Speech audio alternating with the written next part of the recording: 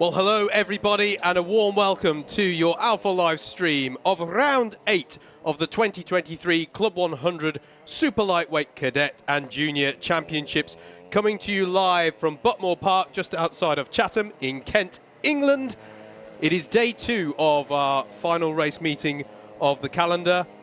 We've got some championships to be decided. My name's Howard Mitchell, alongside Andrew Mather in the comms position today. Welcome him back to the comms position after he took a hiatus for our lightweights yesterday, and yeah, we've got plenty of great action to look forward to. We're both from Double Dash Motorsport Media, and it's our pleasure and privilege to be with you again to be talking you through the action for the last day of racing for our cadets and juniors in 2023 here at the famous circuit. Been here since the 60s.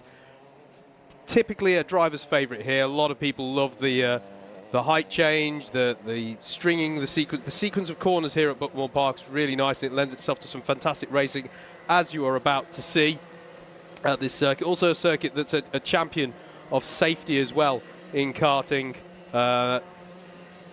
You don't get tyre barriers around this circuit. You use advanced crash barriers, which I've tested myself a few times, and I can vouch for the quality of this circuit. It is a fantastic place for us to be to round out the championship. Those of you who joined us yesterday will note that it's distinctly more overcast than it was yesterday. Yesterday was a crisp, cloudless November day here in the UK, in the southeast of England. Today it's slightly more overcast, and as we head towards the darkness at the end of the day, there is the threat of rain. So to be clear, we might be deciding our championships if they go through to the last races as darkness falls under the floodlights, potentially with inclement conditions here at the circuit. So there's plenty of spice in the mix coming into today to keep things nice and exciting for us. Andrew, if I bring yourself in, sir, how are you today? Welcome to the comms position for Buckmore Park this weekend. Good morning.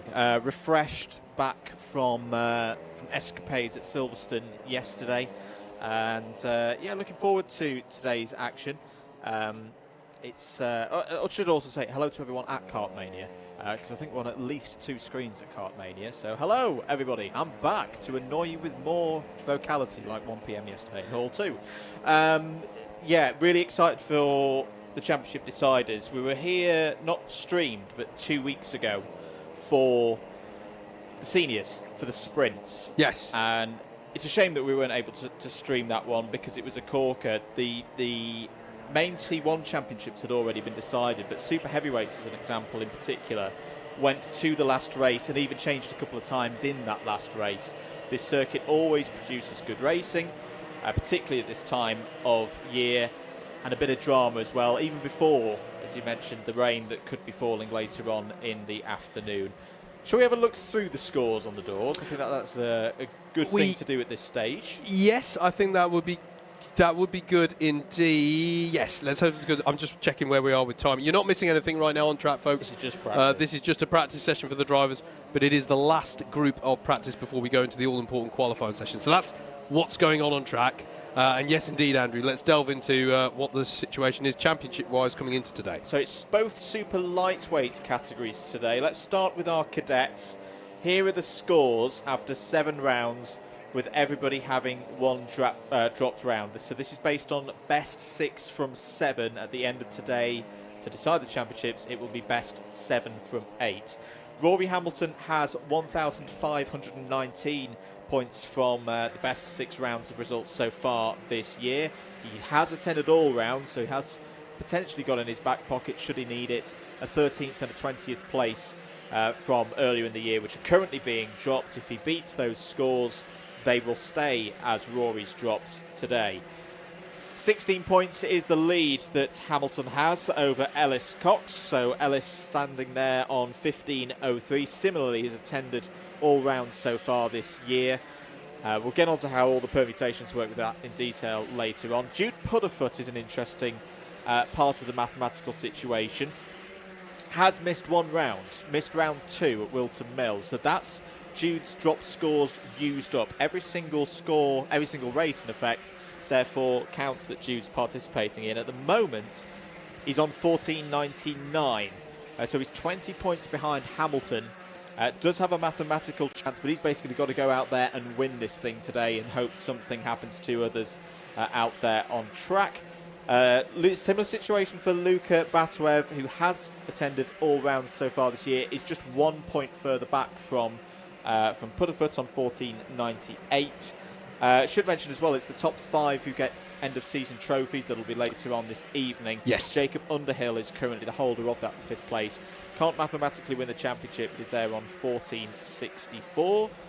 Whilst I change the scores over, this is also the public service announcement for everyone at the circuit. Drivers, please make sure when you go to the awards later on this evening that you remain in your race suits. Johnny Patterson will be there. He will. With his camera, and we'll want to get some nice shots of you for the social media graphics and all of that business without tracksuits and jolly bottoms and jeans and all of that. We want you in the proper race suits or teamwear if you've got it. Let's get on to the juniors. Similar situation in the juniors in terms of number of drivers who have a chance here, but this is the really close one. George Palmer Mobsby has the lead of the championship at the moment based on best 6 from 7 rounds completed. 1,524 points. His lead is 2 points in it over Sam Cole at the moment. That one is the one I feel is going to go down to the wire, to the very last race of the day. And the good news for us as neutrals here in the box and watching at home, the juniors are second in the order. So that will be the last race streamed on Alpha Live for Club 100 in 2023. It's set up to be a corker. Yep. Ryan Shepherd also, we spoke to him this morning. He's relatively calm. He's in a position that I think is quite a nice one to be in as a driver. He is in 3rd place. He's 12 points back, but no pressure. No pressure at all as far as I'm concerned. If he goes out and nails it today and wins the round, great. He's won a round of this championship. If the other drivers, George and Sam, finish 2nd, 3rd, well, he's done all that he can, and he'll finish very well in terms of the championship. But he's there, 15-12 at the moment, so he's 12 back from Palmer Mobsby. Those are your key protagonists, as we say, Howard, for today's action. Yeah, absolutely. So that's the championship situation. That is the last of the practice sessions coming to the pit lane, and that means it's time for us to look ahead to the first of our qualifying groups here today at Buckmore Park, and that is going to be Group A for our Cadet Super Lightweights.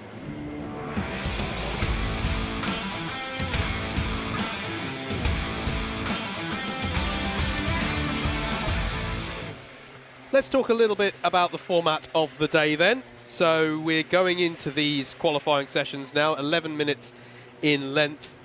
And as a reminder, we've got 2 categories here today, your Super Lightweight Cadets and your Super Lightweight Juniors. If you're tuning in to watch the lightweight version of that, so the without Super on the front, very sorry, that was yesterday. You can go back and watch that in the archives on Alpha Live, so do go and do that. It was a fantastic day's racing here yesterday. But today is about the Super Lightweights. And each of those categories are going to have 3 qualifying sessions, denoted as Groups A, B and C. We've got up to 60 drivers. I think we've got the full 60 card entry in both categories. So we've got 60 drivers in each category, and they are going to be put into qualifying groups of equal size. Your allocation to both session and the kart that you use within that session is totally random.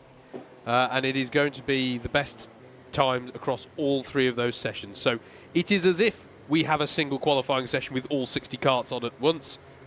We're just separating it out. So if the 3 fastest drivers are all in the same group, they will form the first 3 positions on the grid. If the 4th fastest driver was in a different group, they'll then be 4th, and so on and so forth. So it is across all the sessions, brought together, aggregated at the end to form up our grids for the pre-finals. I'll mention it very briefly. We didn't need to yesterday because it was wall-to-wall sunshine. That does change slightly if it were to start raining during one of the qualifying groups. There's a different format that we use for results then, but we will get to that if it comes to pass. After you've done the qualifying, then the letter of your session, whether it's A, B or C, does start to mean something. Though the qualifying will determine the grids for the pre-finals, the first of 2 races that all drivers will compete in. So by the end of the day, all drivers will compete in a pre-final and a final. just to keep it easy for everyone, those are 11 minutes in length as well. So all sessions today are 11 minutes, whether it be qualifying or a race. The championship points for a pre-final and a final are identical as well. It's 130 points in the championship for the winner in the A tier of those races, and the scoring trickles all the way down, or cascades all the way down through the A-Final, the B-Final, the C-Final. So when we get to the end of these qualifying groups, we will have put our drivers into the groupings. The fastest 18 drivers will go into the A grid. The next 20 fastest drivers will go into the B grid, and then the remaining 22 drivers will go into the C grid. And then we will start cycling through our races with the C pre-finals, then it will be the B pre-finals and the A, and so on and so forth. And then we will repeat again in the finals. If qualifying doesn't go quite how these drivers would liked, maybe they don't end up in the session that they would, on balance, expect to have made it into on pace, then there is a promotion system that operates through the races, but we will get to that in due course once the qualifying has completed. Very well explained. There's not a lot of grip out there, as we would expect at this time of year. We'll go a little bit more into why later on today. Basically, the top end of the circuit, the top half of the circuit, is in complete shade at this time of year. Yes. Sun's low. It will not see any rays on it until 2024. That means that, yes, whilst it's dry, it's not been any rain really here for the last day or so. It's still very slippery up there in terms of grip. So we've seen a couple of drivers struggling with that already in this session, having a few incidents out there. So they've got to be careful with that, because if you do pick up any penalties, I think the number 84 is an example of that, Jensen Barnard.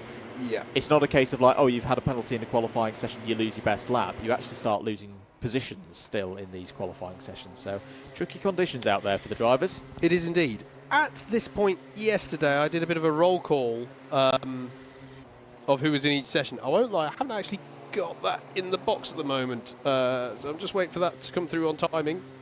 But I have. That's because I've not given you the information. Have you? So Okay. That's my bad. Let's do it by running order of championship positions. Oh, okay. Yep. Aidan Hammond, fifth in the points, depending on how you cut the cake at the moment, is in here. So a driver currently on. So if you count all the points, 'cause there's two ways you can do it at this stage with one round of drops. You either go by put a drop in, or you go with a case of like, well, we're going to end the championship with their 7 best scores out of 8, and they've all done 7 rounds. If you do it by that way, Aidan Hammond's quite well positioned. He's on 1677 at the moment. How's he doing in this session? At the moment, in 8th place. Curious to see how this driver gets on today.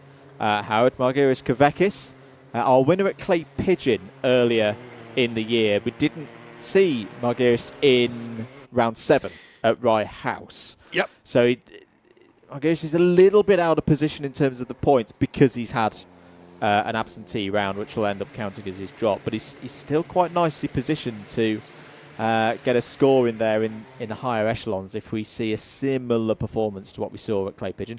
At the moment, he's right up there in 2nd place in this session. Yeah, absolutely. He's showing some good pace at the moment with just under 5 minutes left of this one. Ben Hunt, though, bested his best a few moments ago with a 49.206.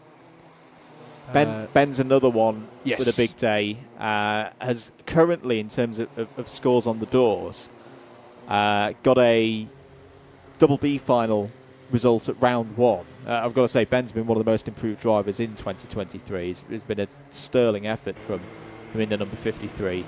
If you can get double A tier, and I like A tier. We said A level last time at Rye House, and I don't like that because it reminds me back to when I was 17. It's a terrible time.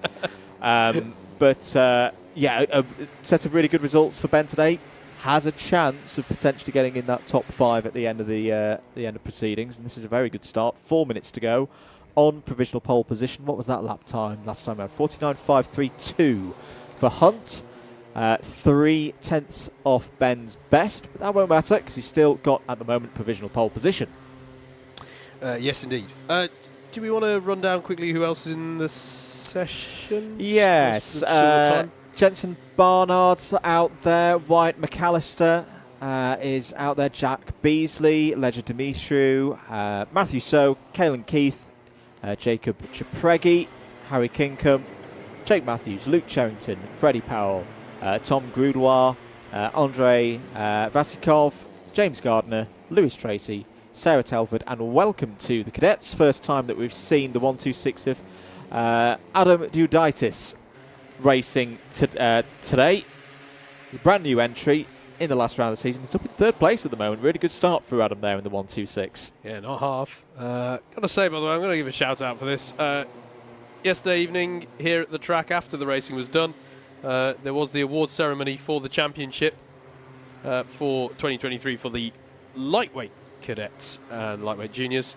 The champion in lightweight cadets is Logan McAllister, and he's not here this weekend. Bit of a treat for winning the championship. He wanted to race, but also the opportunity to go to the Abu Dhabi Grand Prix came up as a bit of an end of season treat. So he went for that. Can't say I blame him. It's decidedly warmer in Abu Dhabi. It is decidedly warmer in Abu Dhabi, but it was a really nice presentation last night. And for our top 5 in the lightweight cadets, and I really appreciated the approach that the McAllisters had taken to receiving the trophy, where Wyatt stood in a very literal sense, because he had literally a printed out mask of his brother's face, which was so that was I like that. I appreciate that resourcefulness. You know, you do some trophy handouts in some championships. Sometimes the drivers are still in the car park. Here, they had a plan. There was a game plan there, and I appreciated the resourcefulness. So, good job there for them. And it was good to have as well. We did have Logan actually called in as well from the UAE. So it was all a very nice presentation. It was good fun. Changes at the top of the order. Kvekis goes to provisional pole position, 49.198. It has just gone purple again through sector number 1. We're into the last 90 seconds of this session. Given from what we've seen so far this year, this is where things will be decided. Remember, we've still got another 2 of these qualifying groups for the cadets to come. There's Jensen Barnard is up to third place, but remember has a penalty from earlier in the session due to contact with one of the drivers through hairpin 1. You can see how much the karts are sliding. There's just no heat in the tarmac at that top end at all at this time of year. So even though it is dry, still a bit of trepidation up there for the drivers. Matthew So, that's a good improvement there from Matthew. Up to third in this session. A driver who has made A-Finals this year, but only in one event at PF International. So this would be a great start for Matthew So. If the number 64 could make a pre-A-Final for the second time here in 2023. Here's your fastest driver on circuit, though. Margiris Kvekis was purple through sector number 2. What is this lap time going to be for the Lithuanian driver? 5.4. He's just going to get across the line and get another one in, and goes quicker. No, doesn't go quicker. Quite just off by half a tenth, but a 41.188 will get another go as well, because Margiris came over the line before the checkered flag was out. Lewis Tracy has improved. He's up to third place on a 49.486. Great run for Lewis Tracy there. It's had run a bit of a part-time programme. Ran at Glanny Gores, got in the A-Final there, and was out in the C-Final last time out at Rye House. Is anyone else improving out there? Coming across the line, there's Jensen Barnard, stays in 5th. Across the line for the number 13 as well, that's Leisure Dimitru inside the top 10. Kvekis has gone purple in sector number 1. Has set good pace in sector number 2 as well. Is there going to be an improvement? No, but it doesn't matter. Kvekis P1 at the end of the first group of the cadets on a 49.138. We've got to move on though, because Group A for the junior super lightweights is out next.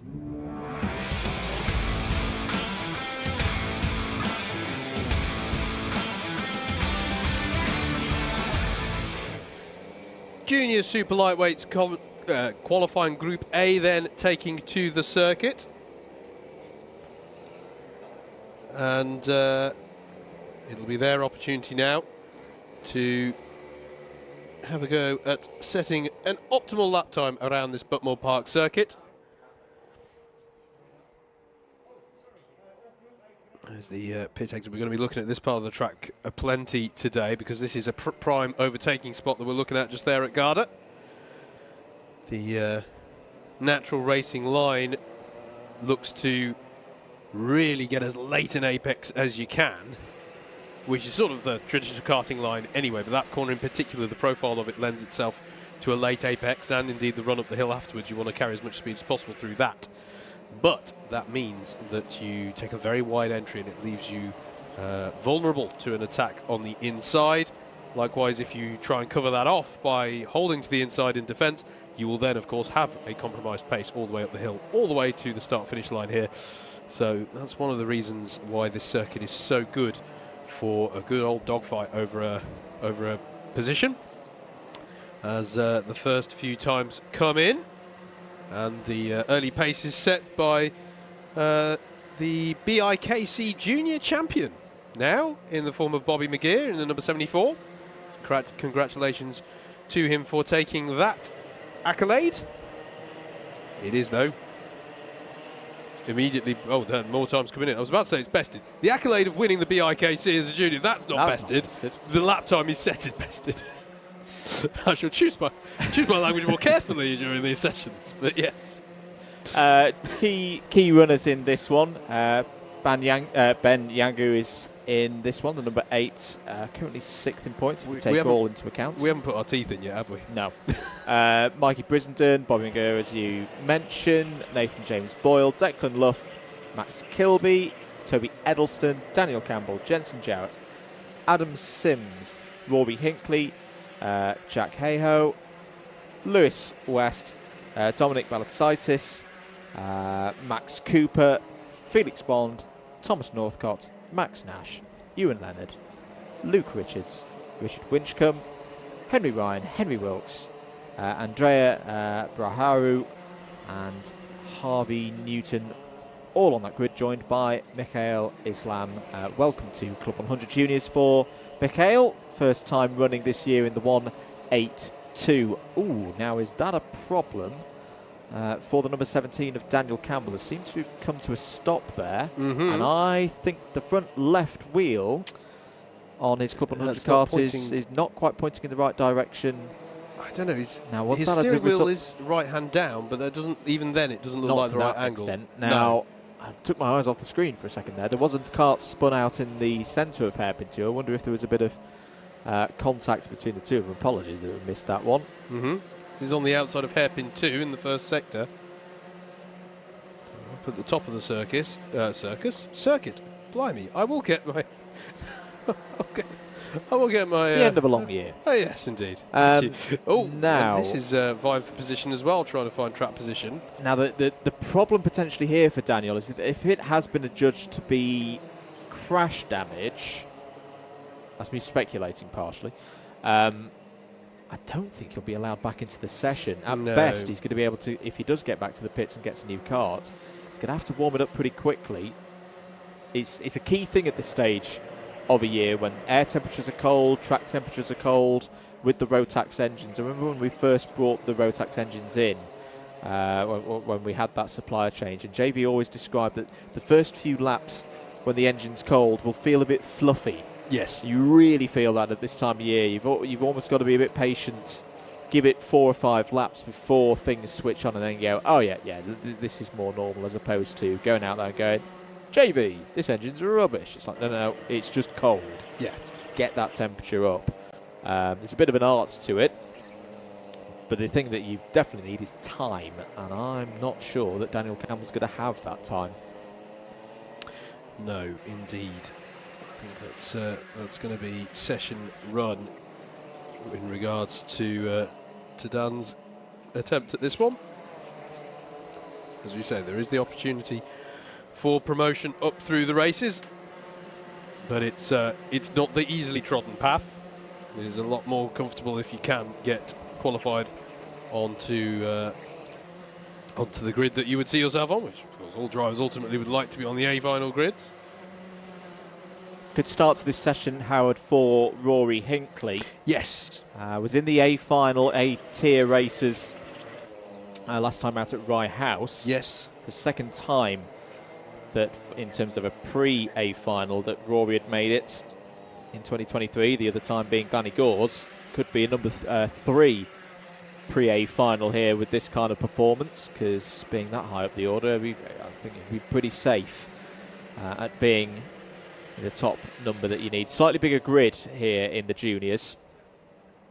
So more drivers get through to the pre-A-Final outright. There is Rory Hinckley in the 105. You can always spot him very easily. The distinctive Dayglow yellow on black, both helmet and suit there.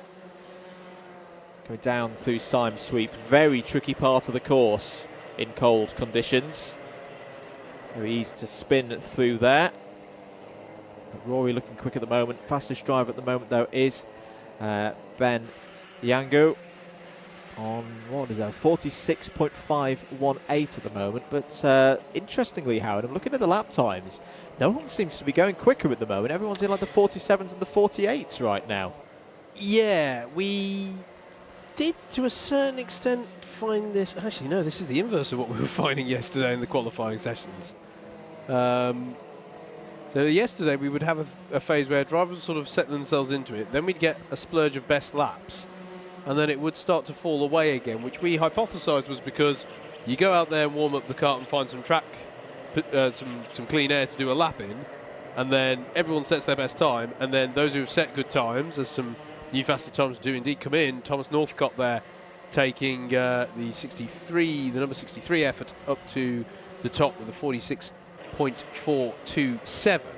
But we hypothesised yesterday that you get to this phase where those who have set better pace have run out of clean air. They start to come up on some drivers who are slower relative to themselves, and then they have to spend a few laps sorting themselves out again for a final push. So I'm kind of seeing that. They've clearly all heard me, because now the timing screen's absolutely lit up with blue and purple sector lap times. Thomas Northcott's time has been beaten by Rory Hinckley. Hinckley to the top of the order then, with 3 minutes remaining on a 46.405. Welcome to the top, Declan Love, 46.532 for a driver who has been almost an ever-present in A-tier races so far this season. Bested though by both Ben Yangu and Max Cooper in quick succession as well, so the lap times are indeed starting to tumble here. Yeah, for Declan Love, just missed out on qualifying for the pre-A final through the qualifying phase last time out at Rye House, so we'll be looking to get that one right here today. Here's a useful combo. Number 87 of Cooper and the 105 of Rory Hinckley. And sometimes that's what you need around here at Buckmore Park in a timed qualifying session. Just need a couple of you together with good pace, but also similar pace, and that can aid both drivers with a bit of bump drafting and all the rest of it. Get a couple more tenths out there. Certainly can. Certainly can. If, by the way, if you're looking for more extensive timing than that which is shown by the timing tower on your left-hand side, there's a bit of housekeeping. If you've got a spare device or monitor free, as you're enjoying the stream today from Alpha Live, we recommend heading over to live.alphatiming.co.uk/club100, or just click on Club 100 on the main page. That's live.alphatiming.co.uk. You don't need the www at the front of that. And it's Alpha Timing, folks, not Alpha Live. It is alphatiming.co.uk. Live.alphatiming.co.uk. You'll see full timing, you'll see penalties as they come in and warnings, and you'll also have the driver tracker on there, which predicts where drivers are around the lap, so you can track a driver if you're tuning in to support them today. Big lap's just gone in from Thomas Northcott, 46.165 to the top of the timesheets. Yangu second, Cooper third, Luff, Brissenden, McGurr, Hinckley, Kilby, Balasitis and Wilkes. That is your top 10 at the moment in this session. There is your fastest driver on circuit, Thomas Northcott. Half-season programme this year. Started his year at Lydd, which was round 4. He's been pretty strong. No result slower than 7th in an A-tier race so far this season. This is the very definition I wasn't fully expecting to use this word today, but I'm gonna. This is our main disruptor, I think, for the championship challenge, because Thomas Northcott is going to be out there today because he's missed. Wasn't at the first 3 rounds. He's already used his drop scores and more. He's not going to be mathematically part of the championship battle, but very much could mix it in there at the front of the order, just going out for a race when he doesn't really care about the championship and what's going on that front. Can I just double check? You and I are commentating on a championship decider. You didn't think you'd use that term. I know, it's ridiculous. We always use that term. Henry Ryan's just got a track limits warning. 5 seconds to go. It's Northcott just gets over the line there with 2 seconds to go. It's got Declan Luff ahead, who's running well in third in the standings at the moment. So this is the crucial moment for these juniors. One more opportunity to get the lap times in. All of these drivers coming across the line now. That will be it. Shake of the head there from Hinckley. Well, it was a bright start to the qualifying session, but will be no higher than 10th after group number 1. Let's look a bit further down the order. Who else is potentially improving towards the end? Toby Elstone comes over the line there in around 17th place. A few improvements up the sharp end as well. Mikey Brissenden improves to 4th. Max Kilby up to 6th as well, with some good lap times at the end there. There is Thomas Northcott across the line, and he doesn't improve. So that, I think, confirms Northcott as our provisional pole sitter. Obviously, 2 more groups to come still, but a good pace in there. A 45.852 becomes the time to beat. Does indeed. Good stuff from the juniors. And keep it locked here on Alpha Live. You're watching live coverage of the final round for 2023 in the Club 100 Cadet and Junior Championships. Andrew Mather and Howard Mitchell on the commentary positions for you today. If you've missed any of the live streams so far this year, this is our last one of the year for anything Club 100 and or BUKC. You can watch it all back here on the Alpha Live YouTube channel at your leisure. You certainly can. Next up here at the track, though, is going to be Group B for our Cadet Super Lightweights.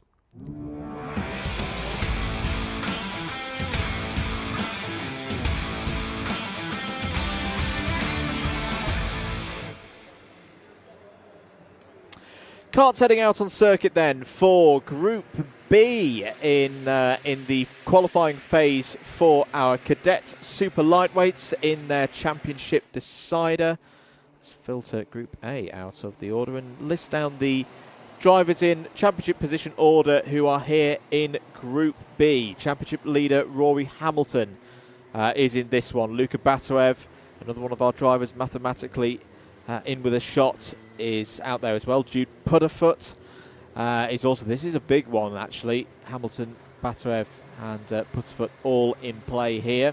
Elliot Griggs, Max Wainwright, Jacob Kent, James Malcolm, Corey Chapman, Jack Horton, Ethan Junior Hall, Juan Armandares Bocanegra, Tristan Whiteside, Caesar Chen, Tate Hart, Ethan Biddle, Charlie France, Casper Davidsons, Sam Morse, Alex Ivanescu, who, when we get to the Paddock Show, gets 2 for the price of 1. Gets interviews from both of us today. And welcome to Xavier Ramsey as well, a new debutant there in the number 92. First time out here in the Club 100 Cadet Championship. I feel like this is a good opportunity, Andrew, for us. We've spoken a little bit at the top of the stream about the championship situation. Yep. And I think it's worthwhile if people are tuning in to see this championship conclusion in particular. It's worth us just talking a little bit about the point system Yes. and how it stays so open until the end, and what you and I might start talking about as we get towards the sharp end of today. So in Club 100 there's a drop score system that gets used. Okay, so 2 rounds worth, or the worst 2 rounds worth of an entire championship run of 8 rounds get deducted from your championship score. In other words, your worst 4 results get dropped, because each round consists of a pre-final and a final. It is the 4 worst scores on the board come the end of the year get dropped. Just to be clear, very good question that was asked by my co-commentator yesterday from John Ratcliffe. That is 4 scores of any type. It's not Yeah. 2 pre-finals and 2 finals. It's 4 of any of your scores. If all of your 4 worst results happened in pre-finals, those are what get dropped. So those get dropped, and there's various reasons why that is. Partially, it's just because life happens. Okay, we're in we have people having to miss rounds out. Life happens for drivers. This at school happens. Exams happen. Family holidays happen. All sorts of things that could occur. It means that you can still have a competitive championship score, as there's a little pirouette there in hairpin 1. So that can happen. You can still have a competitive championship score even if you miss a couple of rounds. It could also be, we're racing at the end of the day. It is motorsport. CLUB100 do a fantastic job of maintaining these karts, but things can happen mechanical to the kart. Things beyond the driver's control. It's rare, but it can happen. It gives you a cushion for that. And also incidents can occur that are beyond your control if you get involved in an incident that you weren't the culprit of. It gives you a barrier for that as well. So various reasons why we have that system in place. What it does mean, though, is that we're concerned with, at this stage of the season, what would your score look like if you won everything outright? Right, that's what keeps people mathematically in with a shout of the championship. But also, you're effectively racing against what you've already banked in the season at this point. So you're looking at you're racing against your former worst self, if you like. Your first target is to do well enough today, such that what you get today counts relative to your other scores, doesn't become one of your drop scores, and thus you are actually building on top of your championship score. Because if you have a terrible day at the races today, and you've already banked a full championship's worth of scores, today won't count. Yeah. And you're going to be relying on how well you've done in the past. So the first thing the drivers are doing are effectively competing against their former worst results of the season to make today count, and then it becomes a question of how does that stack up against what your fellow competitors are doing. So let's run as an example whilst we've still got this middle phase of the session, just to note that Luca Batuev currently fastest ahead of Jude Putterfoot, Max Wainwright and Rory Hamilton. Hamilton's the one I'm going to use as an example. So right now, no races completed so far today. Rory has 1,746 points in total. Yeah. He's looking particularly at a 20th from Wilton Mill round 2. That's Rory's worst score so far this season. So to build on what Howard's just mentioned there, as long as Rory gets 19th or higher in any of the races today, either the pre-race or the trophy race at an A-tier level, he'll start improving his score. If it's 20th or 21st, 22nd, 23rd, or a B-tier race or a C-tier race, that'll be a drop score for certain. But if he can get 19th or higher, he'll start scoring more points than what he's currently got. Means that if Hamilton was to win both races at the A level, at the A tier today, he'd finish on 17.79. Nobody would be able to beat that. Job done. To look at the other max points, Ellis Cox can score as much as 17.63. Luca Batuev can score as much as 17.55. And Jude Putterfoot can score as much as 17.58. So that there's the beat that 20th place from earlier in the season, which Rory probably wasn't very happy about. But there's also, if he can get a score straight away off the bat that is strong enough to start beating everybody else's max score, he could be champion by the time we get to the trophy race. But I think that's... I said this last time with the junior lightweights, didn't I? There's a chance that he could secure the championship in the pre-final, but he's got to go and nail this qualifying to give himself as best an opportunity of winning that pre-final as possible. Right now is in 5th place. I think that'll be enough to get through into the pre-A final, but he'd be in the middle of the pack. Yeah. I do just want to correct one thing. I said it's the 4 worst. It's the 2 worst for juniors. It's your best 14 of 16 results that counts to your championship score. Sorry, I was thinking of senior sprints. Senior sprints, we do get rid of 2 rounds worth. Here we only get rid of 1. everything else we've just said still applies. Yep. You're racing against your former worst results to make today's results count, and then how well does that prove against everyone else? But yeah, what it means is we get this effect at the end of the season where people stay in it mathematically right up until the last. For example, just banging some numbers in the sheet. If Hamilton as championship leader could get a 7th place in either of the 2 A-tier races today, straight away that knocks out Batuev, that knocks out Pudderfoot as well. Yeah. But saying it's one thing, actually doing it out on track is another. 3 minutes to go in this session. James Malcolm's just improved to 8th place in this Group B session. Jude Pudderfoot still fastest. Intriguing day for Jude Pudderfoot, because it's in that situation where, because he wasn't at round 2, every single race counts. Yes. It kind of makes it very easy in terms of the maths for Jude Pudderfoot, because his 2-0 scores are his drops, done, and we move on. He has had some great results so far this year. He had a win at PF International, for example, a few other trips into the top 3 at Clay Pigeon. And he's got quite a bit of room for improvement, mainly because there was an exclusion for multiple incidents at Rye House. Now, you still score in that case. You just score for last place in an A-tier race. Yes. That's kind of like the elephant in the room at the moment for Jude Pudderfoot, that he needs to be able to get another top 5, I think, to really keep himself in play. Yes. Now, it doesn't matter for Jude because, as you say, he's already missed a round, so that by default will count. Exclusions have to count. No. Even okay, they don't. Okay. No, they don't have to. They don't have to count. Okay. Sorry, we've got the collective rules for different championships going round in our heads. No, that's fine. So yeah, so Jude has, but as I say, it has to be applied to Jude as one of the drop scores, that exclusion, because he wasn't at one of the rounds. So that's fixed in, and it's also. Effectively counts as a 26th place in a Trophy A-Final, that exclusion. Oh, bit absolutely. Of a spin in the middle of hairpin so 1. It's we'll talk a lot about what's been banked. We might start to use that term, and that's referring to what have they already got to lean on if today goes badly.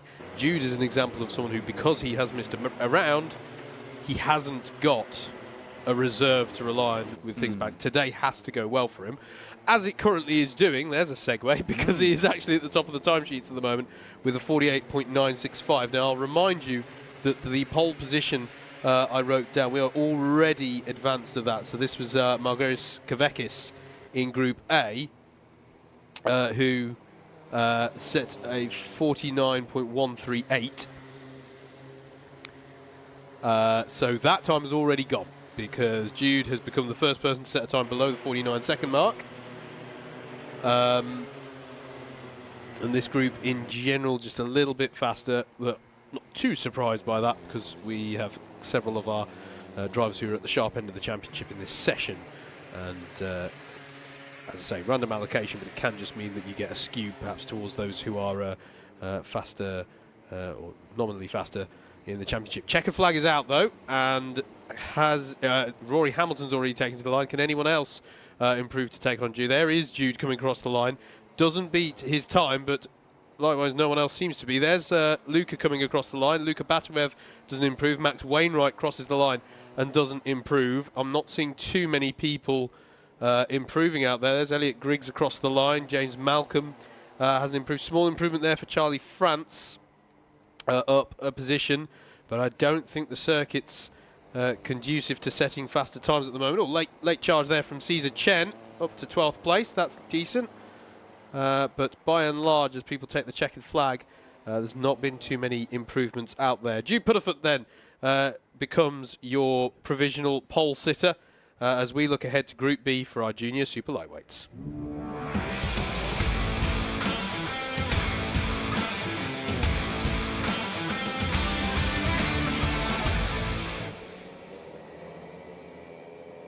Here we go then for Group B qualifying in the juniors. Who have we got to enjoy out on circuit, as someone's got a great vantage point as they take off from Rochester Airport there, just on the other side of the motorway to us here at Buckmore Park.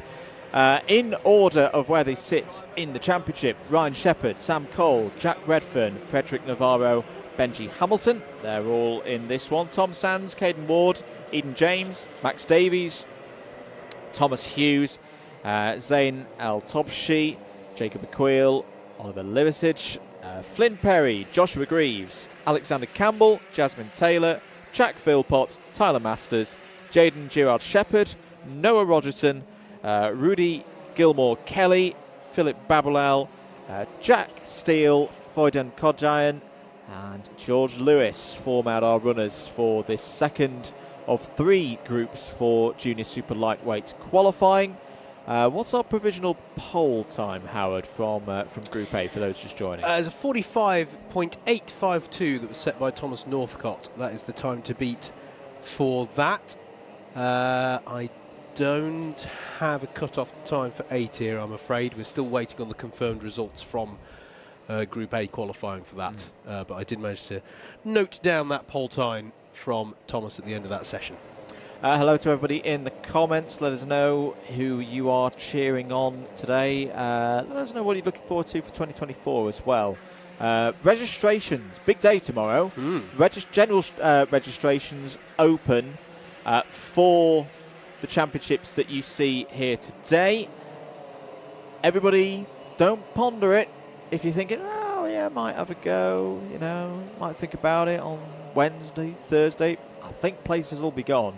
There has already been a priority window for registrations for drivers competing this year, and a lot of the spaces have already been taken up. I haven't got the exact numbers of how many places are left, but here's the important piece of information. 12 o'clock, lunchtime tomorrow, cadets registration will go live. Just the cadets. We're doing it staged this year, so the office team are ready for as quick responses as possible, as opposed to, you know, all championships all go live at once. So 12 o'clock tomorrow, noon, the cadets goes live. 5 o'clock, 5 p.m, 1700, the juniors registration will go live. And as I say, places I think are going to go pretty quick. So don't delay if you want to be on the grid for Club 100 2024. What about the seniors, I hear you ask? The older. What about the seniors? In the background there. Tuesday's the big day for seniors. Sprints and endurance. They go live Tuesday noon, 12 o'clock on the 28th. And similarly to tomorrow, 5 o'clock for the SP60 and the Experience Championships. They will go live as well. And similar story. A lot of return drivers already for 2024. Places will go fast. Also going fast out there, this driver here, Ryan Shepherd, number 21. Second place in this session at the moment. One of our championship contenders. On the outside, you would say. But, again, that can be a bit of a freeing position for a driver. And you've just got to go out there and do as good a job as possible. Sam Cole currently fastest. 46.335. Benji Hamilton second. Shepherd now third. Max Davies has had a good start. Philip Babulal's had a good start as well, up to fifth. Joshua Greaves improves. But yeah, all to play for here in the junior super lightweights, particularly getting through to that pre-A final. That's a very important stage for all of these drivers. It's not a given, of course. Remember back to Rye House in this super lightweight competition, where Rory O'Regan, our double winner from yesterday, when he looks back across the course of a very good season, I think he'll look at that qualifying session, particularly at Rye House, at this junior level. That's the one where the championship just slipped away because he wasn't able to get through to the pre-A final. Just want to highlight that lap there from Ryan Shepherd. That is a pretty impressive time so early on in the session. That 45.994 is just over a tenth away from the pole time that was set by Thomas Northcott in the first group. So good pace here from Ryan, and this is a driver, Andrew, who you were highlighting. He's just got to go out there and do his best, really.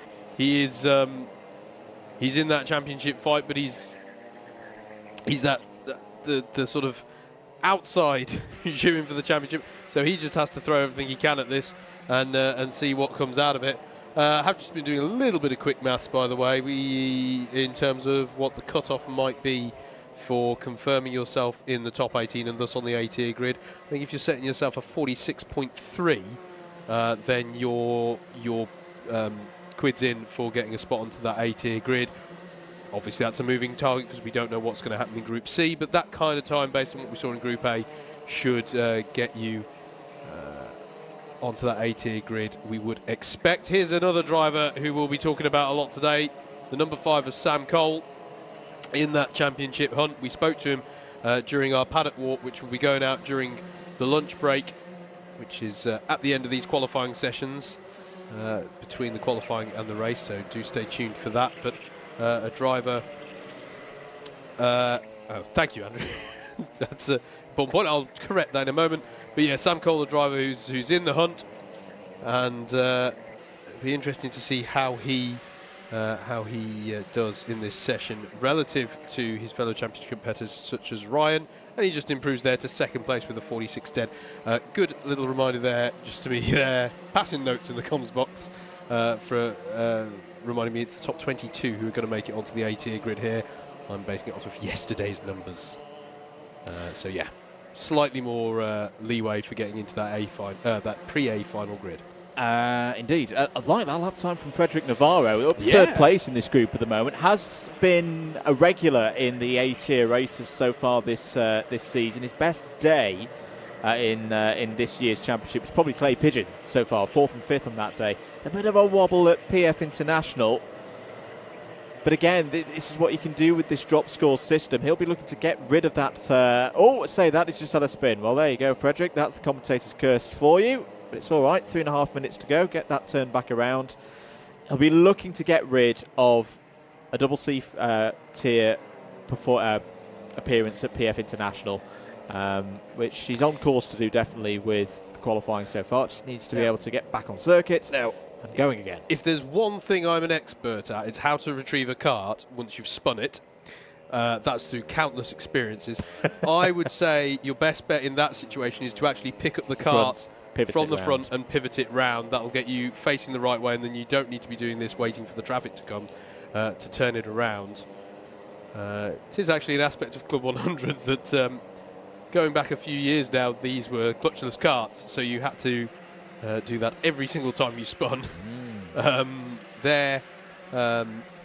had to do that because to turn it around would have involved going around on the rather slippery grass, which is to nobody's liking or benefit, so you had to turn it around. But don't forget, you can pick them up at one end and just pivot them around if you're in a situation like that. Makes it a lot safer. Yeah, I had a few tutorials to the BUKC students with that at a slippery Wilton Mill last weekend. I'm sure they didn't need to employ it. 42,000 steps last weekend. 2.25 minutes to go. A couple of penalties coming in for Rue. That is racing under yellows. It is speeding under yellows. In fact, the reason why it said R is because if it was an S, that could be misconstrued with spinning under yellows. Yes. So that's been a recent change for the penalty nerds amongst us. 2 minutes to go. Shepherd still fastest with that super 45.747. Like a 747, he's absolutely flying along right now. Contact warning for Jasmine Richardson, 110. I had a chat with her earlier in the paddock show, which you'll be able to see during the lunch break here on the stream. Don't have to go anywhere at all. Keep it locked here on Alpha Live. Third place for Max Davies. Yeah. Good lap time there from Max. Looking to get into another A-Final. Is on a run of 6 A-tier races in a row, stretching back to PF International at the moment. Looking good to continue that streak. Oliver Liversidge as well, Howard, has gone up to 6th place there with a decent lap time. Yeah, some good improvements as well. Tom Sands has just improved up 6th to 14th place. Caden Ward as well in the 111 just put in a good time.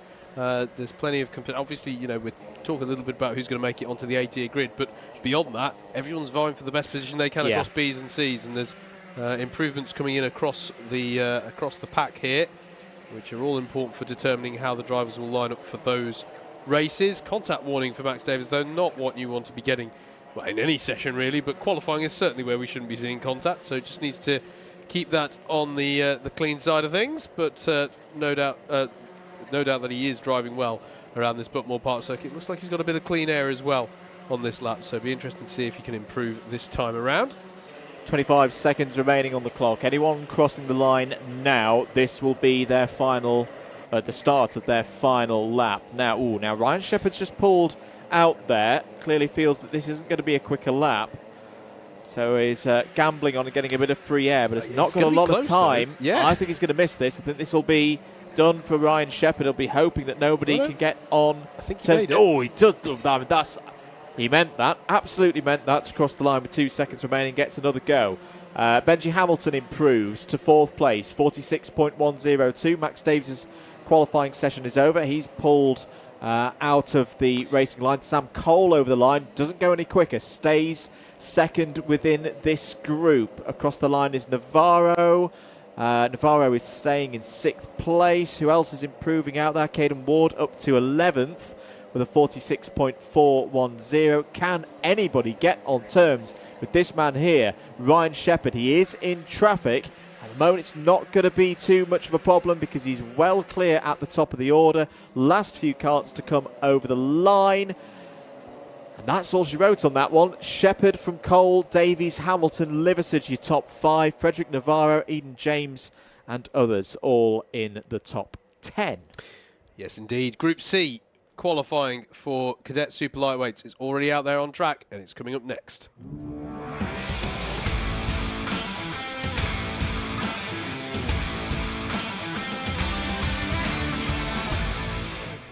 We go into the final qualifying session of the year for our cadet classes, actually. Super Lightweight Cadets out for their last qualifying group for the last round of the season.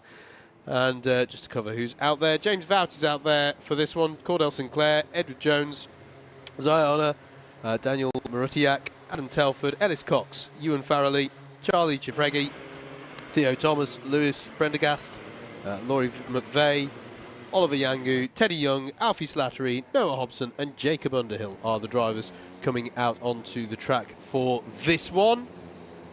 Just to relate that to the championship situation, Ellis Cox in the number 11 is the only driver out there who's in the hunt for the championship outright. Of course, there's plenty of drivers who are vying for other particular targets in the championship. Top 5 get trophies for that come the end of the season. And obviously drivers as well wanted to get into the top 10 as well. Jacob Underhill, one of our drivers who's at the sharp end of this championship. Here's our winner from last time out, the number 43 of Edward Jones. We've had an email. Well, we've had an email, but the inquiries at DDMM sometimes gets a bit clogged with people trying to sell me crypto. But we have had a message on Instagram that I just wanted to read out from Sarah about Edward's season. As I say, took a brilliant victory last time out at Rye House. But he's a driver who lives with autism, so we wanted to highlight that. A fantastic effort from Edward this year. Also has anxiety and OCD as well. Was meant to be racing last season, but wasn't able to fully do so. But has done the whole year this year. I just want to commend the efforts of Edward this year. This is his first time at Buckmore Park, so everyone behind him is maybe not quite expecting the same stratospheric performance that we saw at Rye House, because it's a tricky track to master this first time round. But well done to Edward and everything that he has achieved this year in the Club 100 Cadets, and showing that motorsport is for everyone, and been a really good asset to this paddock. Yes, indeed. I'll give a shout out there because I was talking to his parents earlier today, and they did make clear very happy for us to discuss these things on the stream as well. Corey Chapman, another driver who's a fantastic ambassador for drivers who live with autism. So, yeah, absolutely, showing it is a sport for everybody. And at the end of the day, it's the stopwatch that we care about here. And let's talk a bit. Not just the stopwatch as well, but behind the scenes. Very true, actually, yes. he's probably busy somewhere this weekend because he does a lot of commentary. It's been great this year. In all the different championships that we've done with DDMM as we've expanded things, they've done a bit of work with Adam Weller. Yes. Yeah. Worked with Alpha Live on some of the Geneta coverage, and does a lot of work with people in motorsport paddocks living with autism. Himself one of them, and showing that there's all different aspects that people can get involved with. Yeah, indeed. Let's just do a bit of housekeeping with regards to what drivers are aiming for in here, as we're looking at the number 11 of Ellis Cox, currently running second on the timing sheet. The provisional pole time that's been set, which is yet to be bested by anyone in this group, is Jude Pudderfoot's time from Group B, which was a 48.965. You're going to have to go sub 49 if you want to get onto pole position for the pre-A final. Predicted cut-off for getting into the A grid, and this is a moving target, I remind you, somewhere in the 49.5 region is roughly the cut-off, I reckon, for getting into that session. So not too many drivers in this session below that, but still plenty of time for them to improve. A couple of shout-outs. Hello to Tracy Shepherd. He's cheering on Ryan Shepherd at home. Nicola Frith, who's in the car park. I think they're here in the car trying to thaw out. Yep. Because it's a little bit chilly here today. It is. Yes. I can now hear everybody from yesterday saying it's not as cold as it was yesterday. It's still pretty cold. Yes. Sonia as well. Go Thomas Hughes, the Flying Dutchman. Dominique Inskip Clarkson is tuned in again. Carter's tuned in again, I should say. Lydia, Dylan, Tracy. Good morning, good afternoon now, because we've gone past 12 o'clock, to Milky Cereal, Yusuf bin Sahel. Runner-up. Still love that username. Two weeks ago, runner-up in the C2 class for the lightweights in the sprints, the senior sprints, but also the unofficial recipient of the most penalties in Club 100 Lightweight Sprints 2023. I just thought everyone would be appreciative of that piece of information. I know of someone whose initials are JV who's really not appreciative of that at all. In the last minute, Ellis Cox crossed the line again there, but a lap ago, he bested Jacob Underhill's pace to take himself to the top of the times, a 49.174 from the driver of the 11. We're just looking at Jacob there, the driver with the green helmet, and Ellis here in the all-black helmet and suit combination in the number 11. Hitting some traffic now, though, so it might be difficult for Ellis to improve this time around. Laurie McVeigh as well improved last time through as well, the number 57, up to third place with a 49.3. Should note that statistic was provided to me by one Thomas Layton of Zesty Drink Racing. Right. He was mainly calculating it because the fear was one of his own drivers was top of the league table. Nobody wants to be top of. That's an amazing reason to have discovered it. I was just checking my driver wasn't the biggest bandit in the lightweights. This bandit, and in doing so, I've discovered it's somebody else. Here's Laurie McVeigh, the number 57. Nice suit, sir, there in third place at the moment. A nice little Project One Racing effort there for Laurie. Some really good performances this season. It's another one of our drivers. I think we were talking earlier about disruptors. Here's our disruptor in the cadets. Yes. This is only Laurie's third appearance this season in the cadets, but he's made quite an impression on the previous two. One of the winners in the pre-final at I think that was the wet day at Lid that we did stream here on Alpha Live. 7th place as well, 12th and 9th the other results for Laurie so far this season. Had a good start in this qualifying session, third at the moment on a 49.310. Oh, contact and round for Ellis Cox there. Not sure who the other kart was involved, but just as the driver's trying to find some track. Ironically, that may have given Ellis some good track space. May have, yes. Ironically. That's every cloud. Every cloud, indeed. should mention there are a few penalties that have been issued in this session. Both of them for track limit violations, repeated track limit violations. Those have been given to Cordell Sinclair in the 32 and Daniel Marutiak in the 104. So just to be clear, if those drivers do fire up the timesheets in the latter stages of this qualifying group, they won't be in the position that they register when the checkered flag waves. It will be deducted two positions, I think, from wherever they qualify, and it is impossible for them to get pole position off the back of that. That's why it's important to keep things nice and clean in the qualifying sessions. Yes, indeed. Not like that.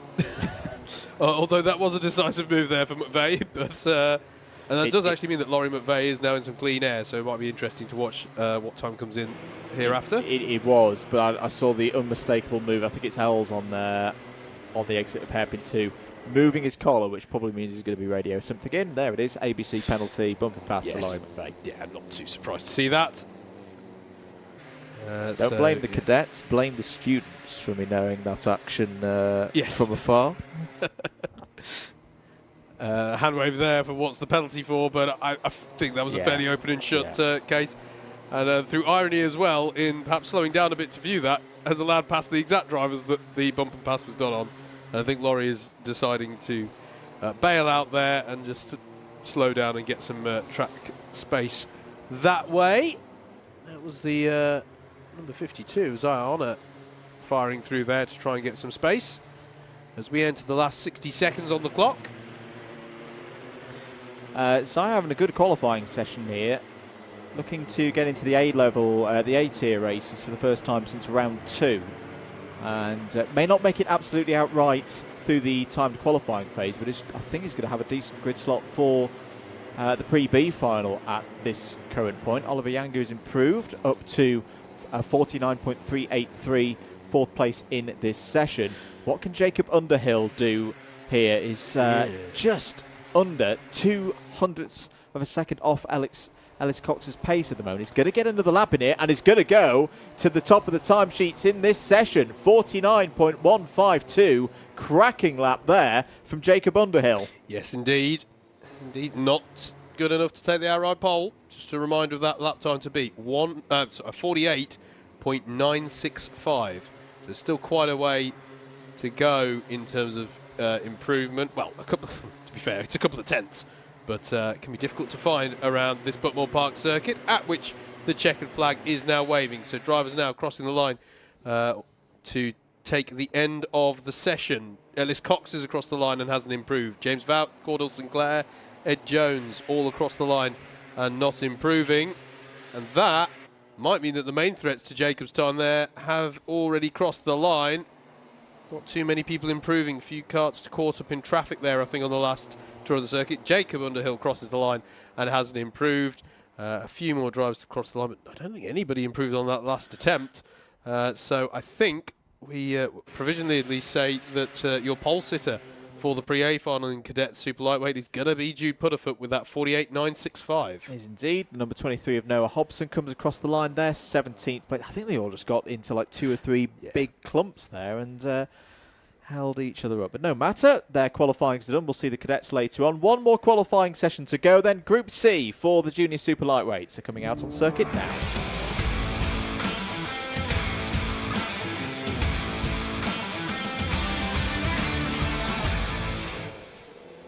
Out on track then, the final qualifying session of the year in Club 100.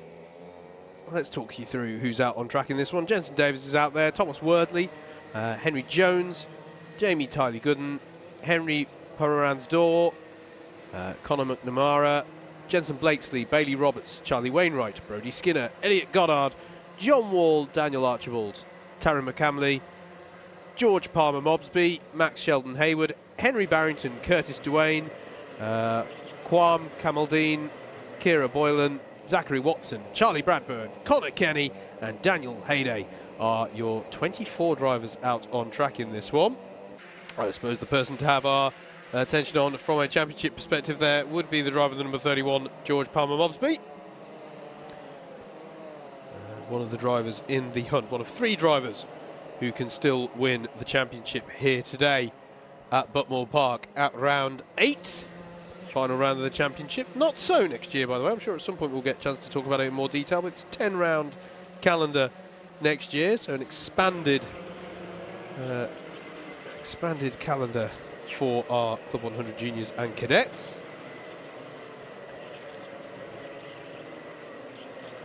As this final group of juniors gets themselves bedded in to this qualifying session here at the track. Your time to beat in the junior super lightweights at the moment for pole is Ryan Shepherd's 45.551, and my rough prediction of what you need to be doing to guarantee yourself a spot on the A-tier grid is somewhere in the 46.3s. I reckon will secure you that position still, albeit obviously that is a moving target depending on how this group's qualifying pace stacks up on average against the other two qualifying groups. You do occasionally see a little bit of track evolution in it, but as I say, frankly, there's multiple factors that contribute to the qualifying groups relative to pace to each other. As I say, because it's randomly allocated, there can just be a natural skew towards more drivers who are at the sharp end of the championship and experience at this particular track, such that you can get a slight difference between the groups, so it's not necessarily all down to the track. Max Sheldon Hayward, the early pace setter with a 46.626 in this session in the 89. We've already got a few clumps of carts here, so I wonder if there might be a bit of vying for space here in the early phases. May well be indeed. 8 minutes to go. Plenty of time for the drivers to find their space out there on circuits. As you say, George Palmer Mobsby. There he is, the number 31. 3 A-tier wins so far this year, including a perfect day at Glanny Gores back at round 3. But he's been on very good form since the summer. Second, first, second and second for the last 4 races for George. Clay Pigeon and Rye House, those 2 rounds pretty much back to back. And ooh, now hang on a minute there. There was a bit of contact through hairpin 1. Now there were numerous black suits with white helmets, all in one area. Now, if we can check, just to see who was involved there, it's the 114 going round. That's Henry Pomeran's door. So Henry going again. 7 minutes to go. George Pomeran's was in the middle of all of that. Henry Jones Jr. goes to the top of the timesheets, 46.242. We think we've got a replay of that. We're going to take a look. Let's have a look at that one again. It was the classic, not a lot of grip on the inside line into hairpin 1. And there was the number 31 who was going through. So you're watching for the 114. That is just going to get... No, it wasn't the 31. It wasn't the 31. So anyone following the championship leader, don't worry there. I don't think there's going to be any kind of penalty to the number 31 in that scenario. Kudos to Rob, the producer, there, because we caught him totally off guard with that one. We did. And he got it sorted for us. There we go. Yeah. Now that makes sense. Max Sheldon Hayward's just come up with an ABC takeout penalty, number 89, which is a very similar set of colours and liveries. Indeed, Jamie Tyler Gooden starts to improve the pace. He goes up to the top of the timesheets, but is immediately bested by Max Sheldon Hayward. The top lap times beginning to drop now, falling below the 46-second mark from Max in that 89 car, but still a way to go. As I say, 45.551 the time to beat for outright pole. Jamie Tyler Gooden actually is in the discussion for top 5. He does have a mathematical scenario where he can get one of the big trophies in the end of season awards, which will be held this evening in the clubhouse here at Buckmore Park. There'll be a few nice pictures, courtesy of John Patterson from the ceremony, and a few graphics in the week as well. Drivers all chipping over one another. I was going to say, that's done very nicely by the group going through turn 1 and turn 2. 3 wide through into Henry's Bend often doesn't end in that kind of positive results. Someone who needs an improvement, Andrew, from a championship perspective is George Palmer Mobsby. Yeah, I'd say so, yeah. I said the cut-off time predicted for getting into the A-tier grid was a 46.3. That is exactly the time of, 46.316 is currently George's best time in this session He does. I don't know if he's in a clump of karts at the moment, but he definitely needs a bit of an improvement there, because all of his championship rivals have got on to, well, as far as we can tell at the moment, unless I don't think there's a configuration of times in this session that can be set such that they wouldn't make it in. Well, yes, actually there is, I suppose, if whole 22 karts beat all of the other times, but it's unlikely. So all of his championship rivals at the moment have secured their spot on the A-tier grid, but right now I'd describe him as on the bubble in that regard. Brody Skinner's had a good run. First time Brody's been back in since PFI. Is currently in 6th place in this session of attempts made in 2023. Brody hasn't missed an A-tier race so far this year. Oh, bit of a spin there down through Symes and Pullmans. Didn't quite catch who it was. Apologies. Yellow flag on Marshall Post 5. 4 minutes to go.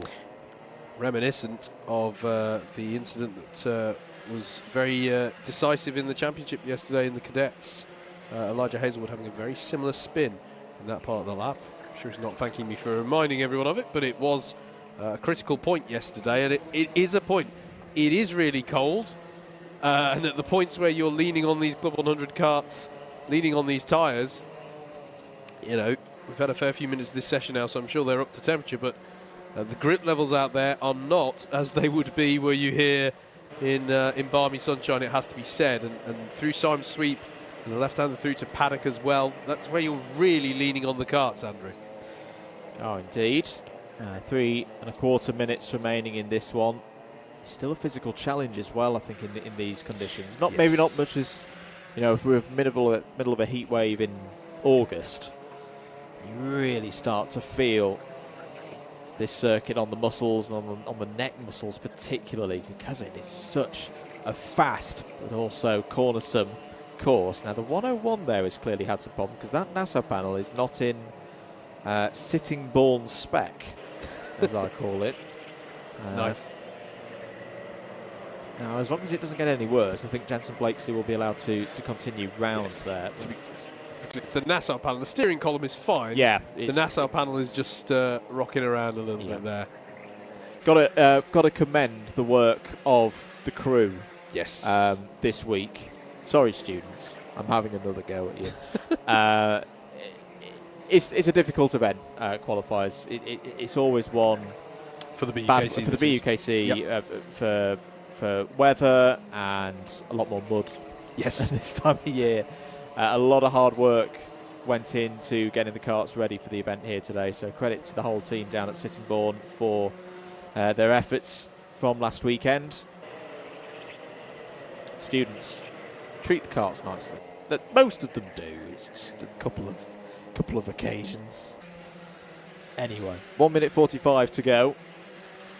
Jamie Tarley-Gooden, still the fastest driver out there at the moment, but still looking pretty good. Yeah, fair few tenths though off the provisional pole lap here, Andrew. This group are struggling. I don't know if it's got slightly colder out there or what, but this group seems to be struggling to find an extra last few tenths to bring them onto terms with their previous two groups. So still room for improvement. No, it was tricky conditions last weekend for the qualifiers. Yes. We had a good amount of rain, so it meant that any mistakes really were punished. Is there a problem there for Jamie Tarley-Gooden? It is. There is. I think he's lost drive. Yeah. I think he's lost drive. Now he's in a decent position. He'll still make the A-tier races. I wonder if I think he's lost the starter. I think he's lost the starter there. And we did have a few. We did have a few drivers have an issue with this yesterday. I have to say, I don't want to call out the drivers, but we did also hear some audio clips where some of our microphones were near to the karts. Drivers sitting on that starter button for several seconds. It's not what the starter motors on these karts are designed to do. It's a quick crank, and if not, give it a rest and then try again in a few seconds' time. It's important not to just sit on that ignition button on these karts. Now, ironically, this might actually save his own lap time, because there will be yellow flags out the bottom end of the circuit. There has been very much a demand from the clerk of the course for no speeding under yellows. True. And there's good sector markings here. The race control will be able to tell if anyone speeds under yellows through sector number 3. And yeah, no one's going quicker. No one's going quicker at the moment. So ironically, Jamie Tyler Gooden holds his own top of the table standing in Group C by not going anywhere. I'm accusing nobody of anything, but this is what Formula One fans call a Monaco qualifying scenario. And you can insert a Nico Rosberg or a Michael Schumacher, or really pick your Monaco qualifying controversy.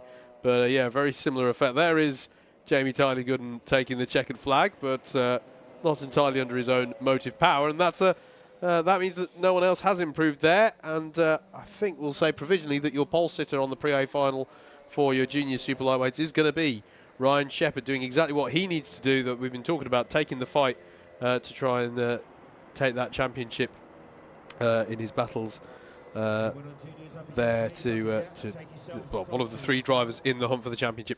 That means we're going to get to the lunch break here at the circuit, but on your Alpha Live stream, we're going to play you the paddock walk that Andrew and I did earlier today, getting some of the drivers and the parents' thoughts in the paddock this morning. So that's there for your enjoyment. We should be back with the live coverage in about 30 to 40 minutes' time. It can vary a little bit here at the circuit. Obviously, if there's opportunities to gain a little bit on the schedule there, then we tend to go with it. But in the meantime, enjoy the paddock walk, and we'll be back to start racing in earnest when you next are with us live here at Buckmore Park.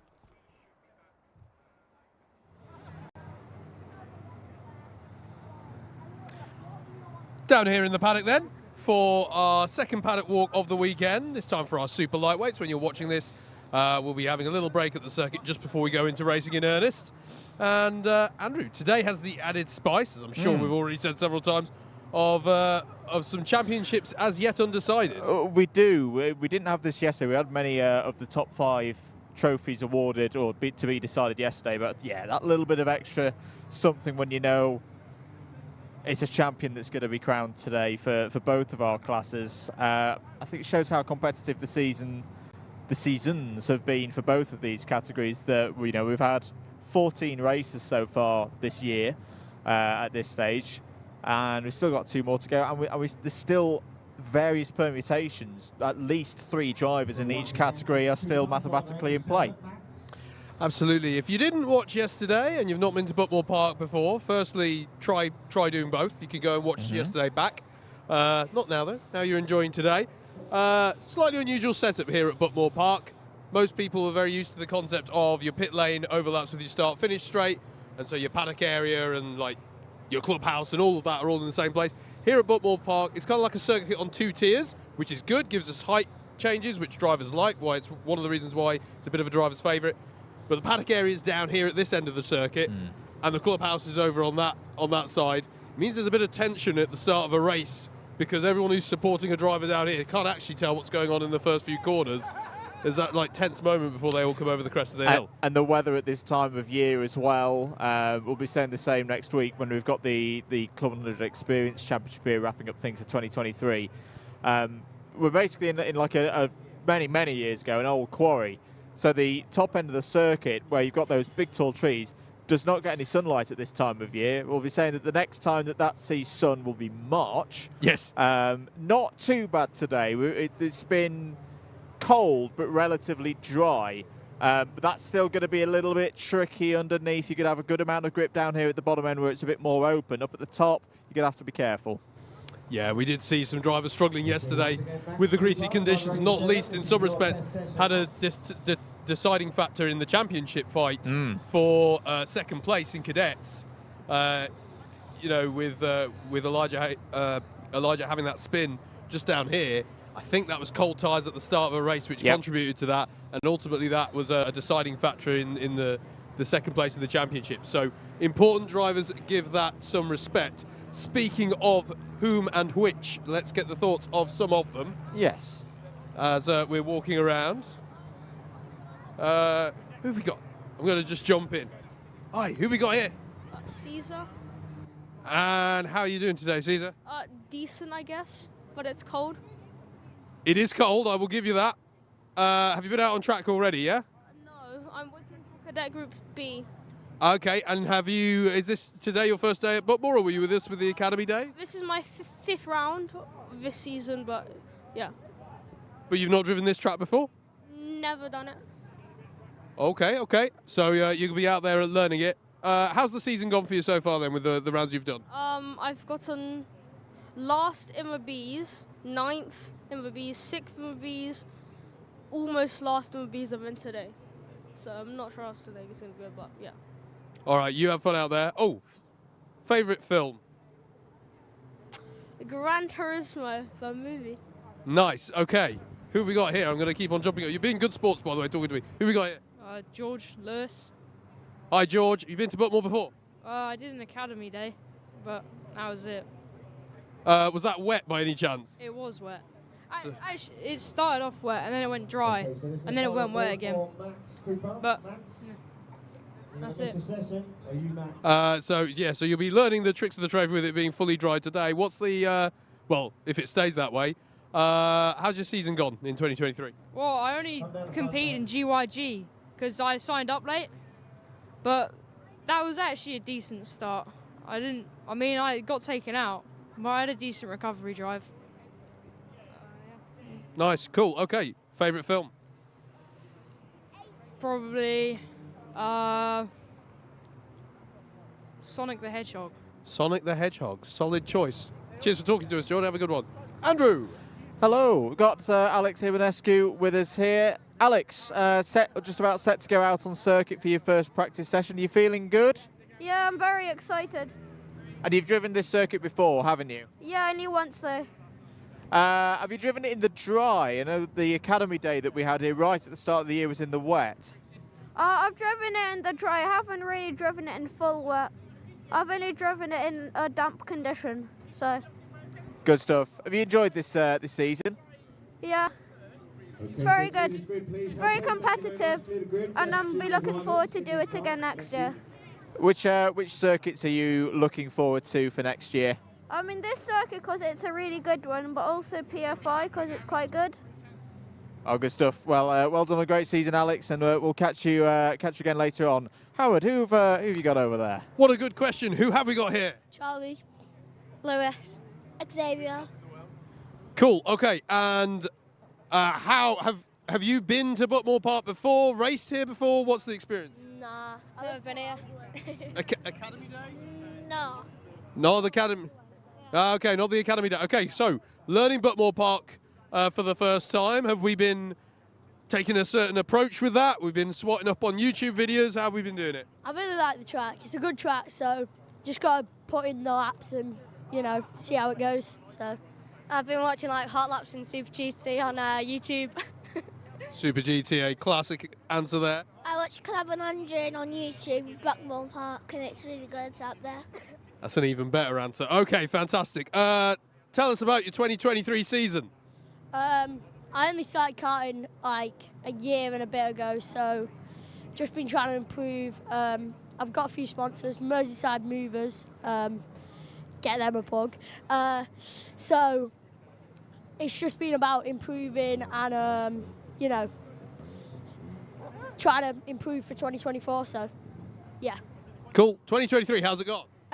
All right. I've just been I mainly been doing like team sport, traffic and team sport like Warrington and then CLUB100. So I've not done like a massive amount this year, but still karting. Cool. And 2023? I haven't done CLUB100, but I'm trying it today. Done TKZ, Daniel Carter, so he's going to be next year, and Cool. And sorry, did you say first time with CLUB100 today? yeah. Awesome stuff. So you're looking forward to getting out there. Did you do the test session earlier? No, So is this you going out there, first time giving it a try? yeah, sure. Awesome stuff. Awesome stuff. Good choice. Right. Favourite track? Right House. Rotterdam, Shangton, Favourite driver? Lewis Hamilton. Lewis Hampton, Consistency there. Favourite film for the last one? Gran Turismo. Gran Turismo. say it again. Favourite film? I'm not sure. It always catches them out, that one. Never mind. Thanks for talking to us. You enjoy your first time out there, yeah? Brilliant stuff.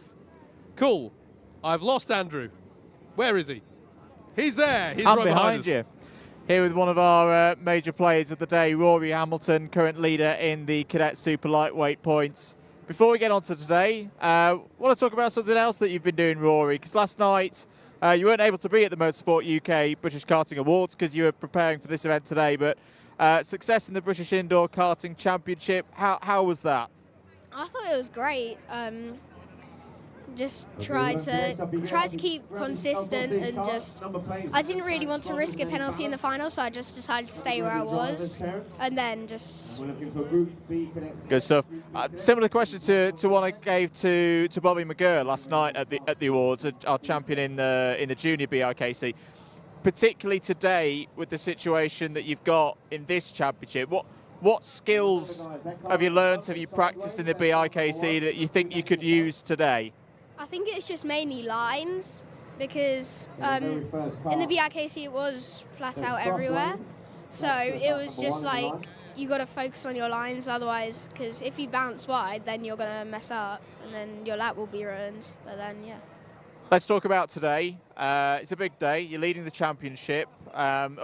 Summarise this season for me up to this point. Round one went quite well. I think it was either third in the pre-final and second in the A-Final.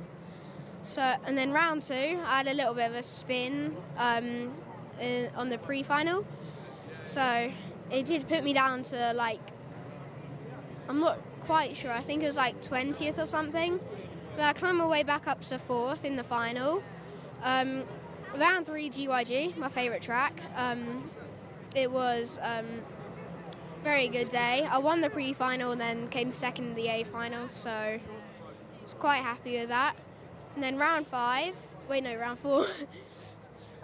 Round four, Lids. I basically did the opposite of what I did at GYG, where I came second in the pre-final, then won the final. Round six, clay pigeon. I'm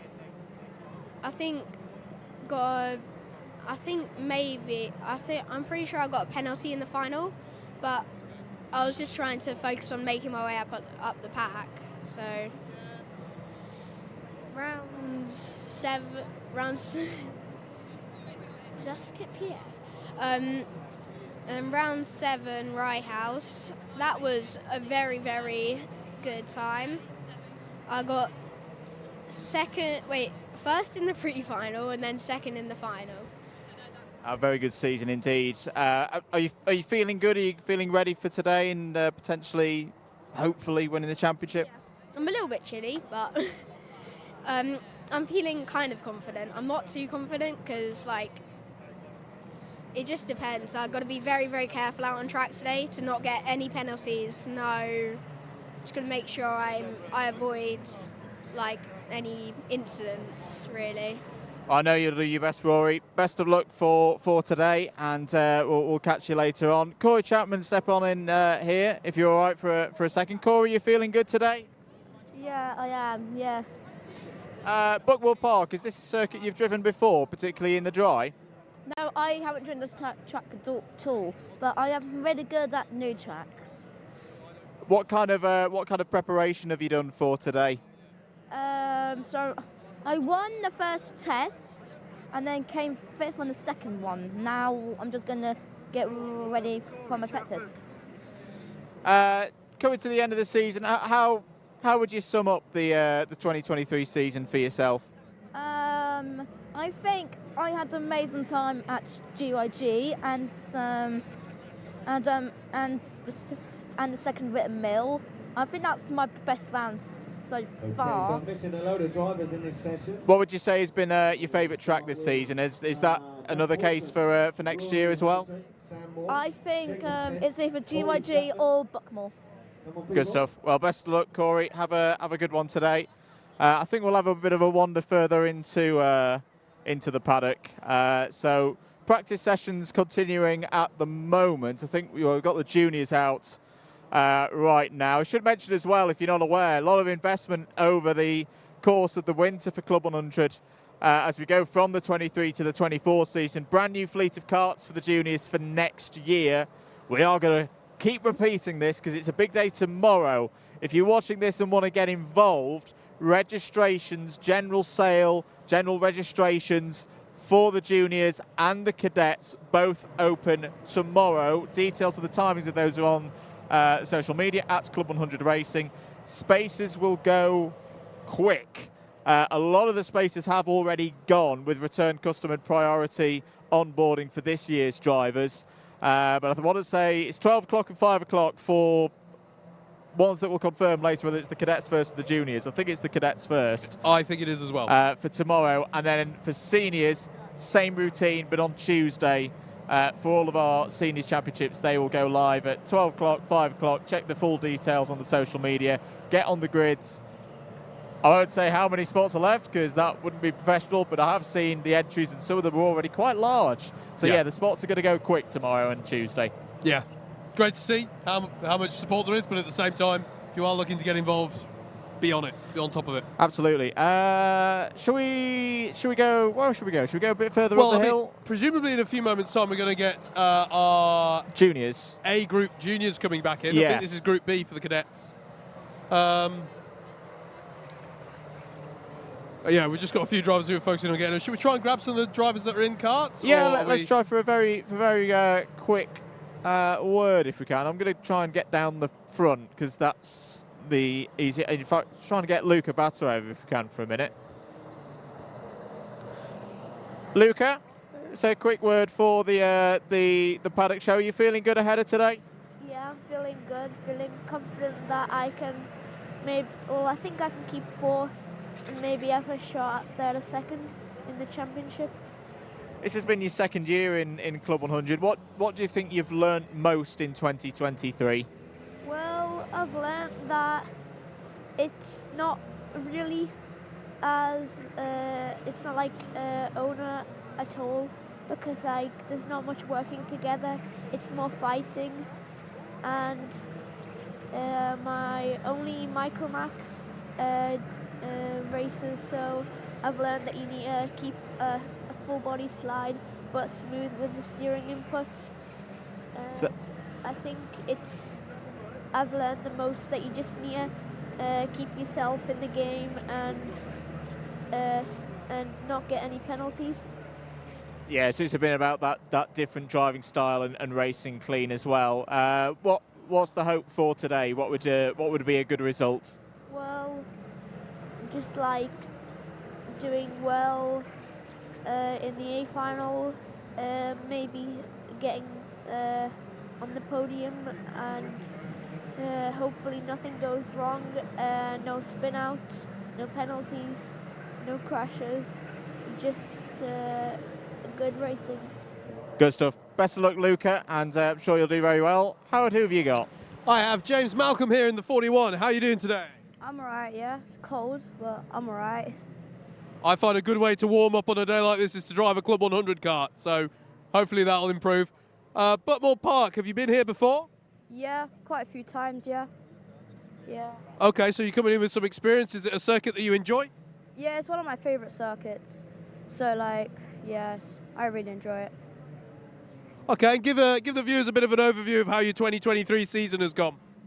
So, I've been here for all the rounds. I've signed up for all the rounds. I've won one. I won PFI. Yep. So it's been an alright season for me. I think I'm running 5th or 6th in the championship. I'm actually not sure. But, yeah, I think it's been a decent season for me. Yeah. So what's your approach today? As you say, you're one of the drivers who are sort of in that sharp end, that battle in the top 10. Have you got an eye on that today? Are you looking at particular drivers, or are you just focusing on what you can do? Well, I'm focusing on my personal performance, see if I can push myself further up in the title race or the championship race.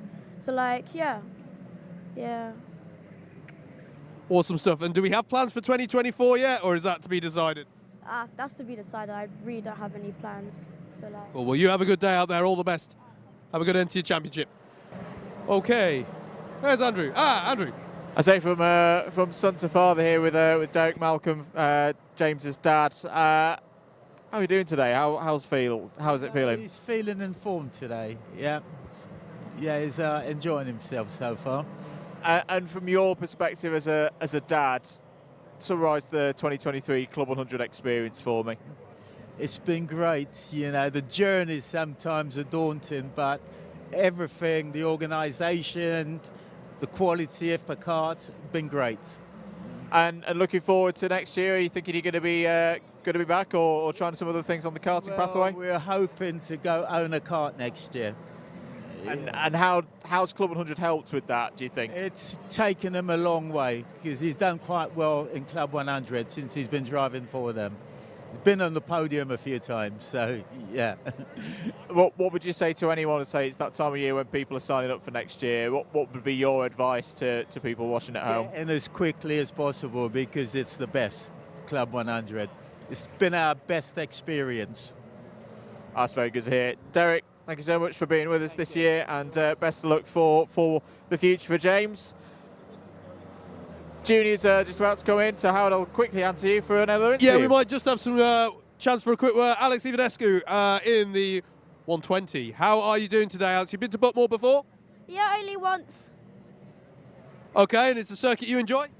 Yeah, I wasn't actually expecting to come here today because I signed up here as a reserve driver, expecting that obviously no one would want to miss Club 100, but some kid apparently did, and luckily I came here to fill their spot, and I'm very grateful for that. Okay, brilliant. It's great to see you out here today. 2023, how's it gone for you? I've only started in the last round because that was the only round that I managed to actually be able to do. But luckily I managed to grab the opportunity to do the entire season next year, and I'm looking forward to it quite a lot. Brilliant stuff. I'll leave you to it. Enjoy it. Brilliant stuff. And that's Group B going out now.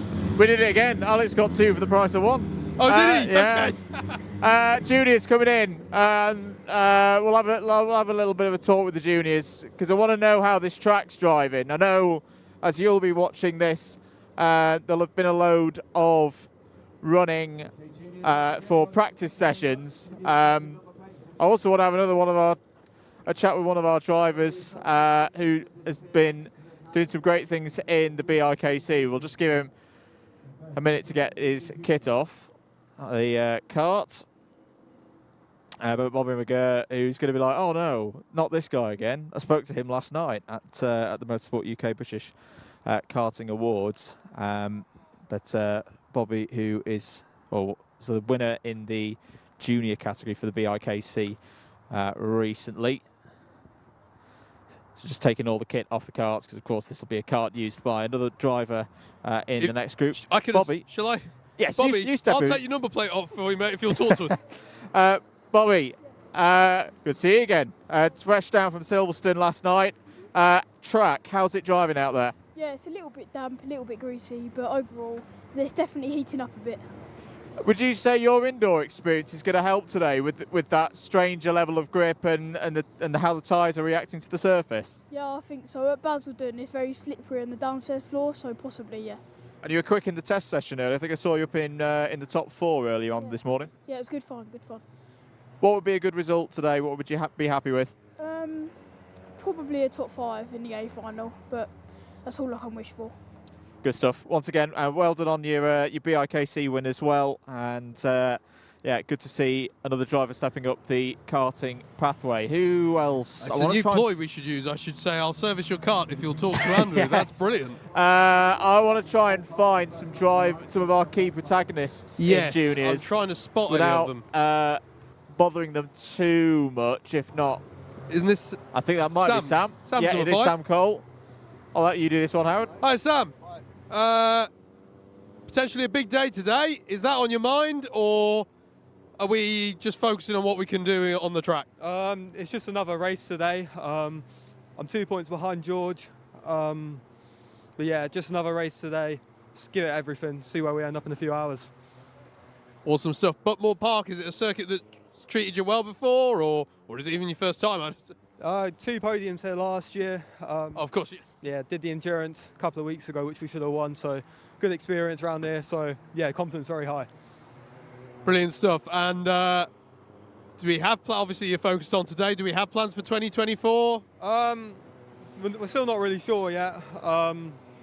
Just having a look around things, looking at CLUB100, looking at other stuff. So yeah, we'll see it over the winter. Awesome stuff. Well, you have a good time out there. All the best. Yeah, Sam, one of the 3 drivers who are mathematically in with a shout. Behind you again. And Andrew's found another. Ryan. Have indeed. Ryan Shepherd, another one of our championship contenders here today. How are we feeling? Cold. Confident though, but I'm still need a miracle to win really because of the point gap, but it's doable. So I just got to do my thing. Does that kind of take the pressure off in a way? I remember seniors last year, Richard Allen was in a similar situation and had an amazing day. Does that kind of relax you a bit, knowing that you've just got to do your thing? Yeah, it does a bit, I guess. Yeah, because it is. If I win and they come second, I still lose. So I've just got to do my thing. Buckmore Park as a circuit. What are thoughts on it? Is it one you enjoy? Yeah, definitely. Yeah. It's a good track. Yeah. And season as a whole, how have you enjoyed the juniors this year? It's such a good championship. Really good. I really recommend it. Yeah, really good. Really good. You be back next year, or you thinking of moving up the karting pathway? I'm not sure yet. Not sure. Maybe. Well, best of luck, Ryan, and we'll see you out there later on today. And Howard, who have you found? Sorry, hello. Who have you found, if anyone? I hadn't. I was looking to see if George was in this session. No, he's the only one we've not ticked off. But not to worry. Let us find someone else to We'll find pick somebody on. else. I'm gonna randomly jump in. Okay. Who do we have in the 1, 2, 3? That's still. Hello, and Buckmore Park, is it a track you've been to before? Yeah. And how has it treated you in the past? Good. Good stuff. 2023, how's it gone for you? Good. It's been really. I really enjoyed it. That's great. And yeah, have you done? I mean, Buckmore Park, you've done it in the dry before, have you? Yeah. Okay, we just asked because some people on the academy day this year it was just wet. But so do you come in today with any particular hopes for today? Top 10 in the A-Final. Yeah. Awesome stuff. Okay, and obviously the focus is on today, but plans for 2024, is that still to be decided? I'm doing a senior one next year. Senior one. Senior sprints. That's what we like to hear. That's what we like to hear. You have a good day's racing, yeah? Cheers. Brilliant stuff. Were we about to nab the parent as well? No, just having a bit of a general chat. So where else should we go? Yeah, so we're just. It's one of those. It's so cold. My brain's starting to freeze. It is that cold, and also, you know, drivers are starting to focus as they get into the kart. So you want to try and respect that. Who do we have in the 76? Josh Greaves. Hi, Josh. How are you doing today? Good, thanks. How about you?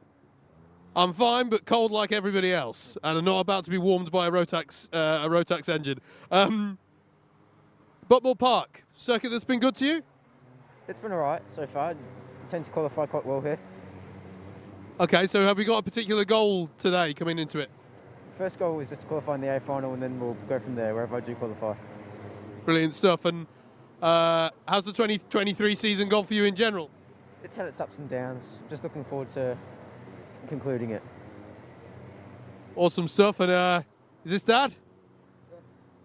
How has it been? I would get a parent's perspective on this. How's the CLUB100 experience been for you in 2023? Yeah, no, look, it's been great again. Got to get around the country a bit this time. So, yeah, it's been good fun. Brilliant stuff. Thank you for being good sports, because I literally just jumped on you. But yeah, cheers. Nice to see you. Awesome stuff. Andrew. Got Jasmine Richardson here, driver of the 110. Jasmine, all set for the practice session. You feeling good? Yeah, I am, thank you. How have you found CLUB100 in 2023? Has it been good? Yeah, it's my first season and I really enjoyed it, and we're doing next season as well. How did you first get involved? What brought you to CLUB100? I used to do like a Daytona arrive and drive, and loads of my friends got involved, and then my dad started talking to their friends, and then we just got involved with it. So in terms of results, what are we looking for? What would you be happy with today?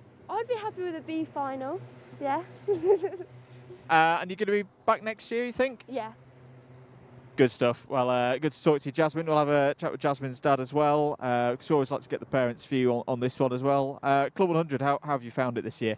I found it really, very good. I've raced with my son on the other kart circuit, and this is very well organised there, this championship. And I feel it's quite even, so it doesn't seem to be one kart that's favoured somebody. It actually seems to be very equal across all the karts, so everybody has an equal opportunity of performing. And going into next year as well with the juniors, that they've got a fresh fleet for 2024 as well. Is that something that excites? Oh, it excites me. I don't know whether it excites my daughter so much, but I imagine she likes going fast. So, and hopefully they'll be faster, better grip, and better streamlining as well to make better racing. What do you think of this circuit as well? So we come to Buckmore Park a lot because it's a good locality for a lot of the customers. Is it one from your perspective as a parent that you like? I've been to about 12 other tracks around the UK racing with my children, and this is a good track. It's you've got different elements to the sector which actually tests the driver's ability from the straights through to the chicanes and the hairpins. So I think it's a good test of their ability. Good stuff. Well, best of luck for today. Thanks for talking to us. And Howard, who have you got? Really, really quick word with Jack Redfern. Jack, you're towards the sharp end of championship standings coming into today. Have you got an eye on that, or are you just focusing on getting some good racing in? Well, I'm fourth, yes, but I've got Mikey and Ben who are quite close behind me, fifth and sixth. So I'd like to bet higher up, but I still need to defend my fourth to get that trophy. Which, yeah. Brilliant stuff. I think we're getting out of time, so I'm going to leave you to focus on it. But you have a good time out there and finish that championship off in style. Thank you. Cool. All right. And that is it. We are out of time for the Paddock Show. Hope you've enjoyed watching it in whichever form, when it's been on the live stream or in the post edits and the uploads later on in the week. I've been Andrew. He's been Howard at _MM. If you enjoyed our bits, and keep it locked here on Alpha Live for more coverage of the cadets and juniors here at Buckmore Park.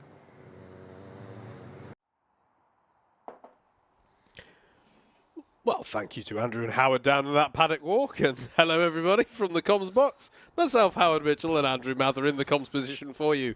You are now back live with coverage here, courtesy of Alpha Live, with commentary provided by Double Dash Motorsport Media. Here on the last day of streamed Club 100 action on the circuit. We might have a little mention in a moment's time of the Club 100 iRacing Championship. Still a little bit of sim racing to come your way, but on the final day of racing in our cadets and juniors for 2023. We're just coming towards the end of the lunch period here at the circuit, and that means that we're going to be looking ahead to getting the racing underway in earnest, and that is going to kick off with our first race of the day, which we'll look ahead to starting now, which is going to be the pre-C final for our super lightweight cadets.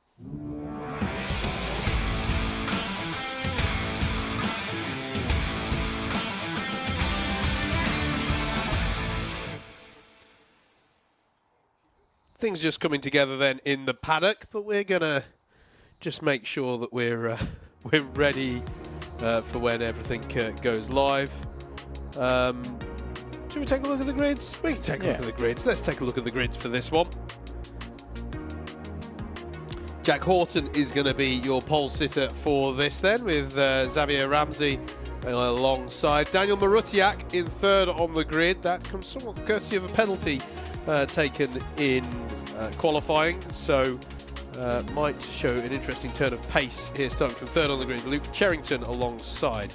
Harry Kinkham and Theo Thomas make up the third row of the grid. Row 4 is where we'll find Tom Grouloir and Wyatt McAllister, and then it'll be Alex Ivanescu and Jacob Cipregi to round out the top 10 of this 18-car grid. Adam Telford is next with James Gardner alongside on row 6, and then row 7 is occupied by Noah Hobson and Ethan Biddle. Andrei Vasiakov and Sarah Telford are on row 8 with Freddie Powell and Juan Amandares Bacanegra to round out the 18 karts that make up this 18-car grid. And a key talking point of this one is going to be the top 2 positions, because it is those who count for the promotion up onto the B grid. Sorry, did I just steal your thunder then, Andrew? Sorry. Yeah, I was going to come in with a nice link of its top 2 to go through. I'm sorry, mate. I just really like I like the word repechage too much. I know you do.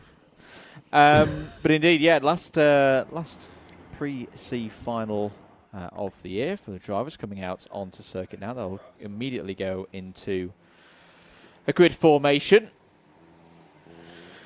11-minute races, but it's important to bear in mind, because this did come in yesterday, that if it's a full start, they do take 2 minutes off the race time. So it can go down from 11 to 9 minutes quite easily, and that, of course, limits the time in which the drivers have to try and get themselves up towards the front. Restart zone, if I'm not mistaken, will be in play up to exit of hairpin 2. Yes, so if there is a reason for a go around in turn 1, Henry's turn 2, hairpin 1 or hairpin 2, numerous karts off the circuit in any form of incident, then we'll go around again. If we get down the time sweep, though, the race will continue, and it'll only be one false start as well. We won't keep going if there's 2, 3, 4. So drivers need to get things right in this one. I've got a little bit of separation with the grid at the moment, so I suspect we'll go round at least one more time. And we did actually see a race yesterday where drivers, I think, if memory serves, we got one race that had both a full start and finished under full course yellow. So that really curtailed the ability of the drivers to go for a move. So full starts and full course yellows can really neutralise drivers' ability to get on up the order, and there will be some drivers in this running order who will need to, will be hoping to be one of those two to jump up. I'd say in some ways I'm just looking down the order for drivers I'd maybe expect to be trying to bounce up. Wyatt McAllister stands out as a driver who possibly hasn't had the qualifying that he would have wanted. Noah Hobson as well. Noah Hobson was a B-Final winner earlier on in the season. Yeah. So I think there's a few drivers who might have an eye on getting one of those crucial 2 golden tickets. We are going to go round again.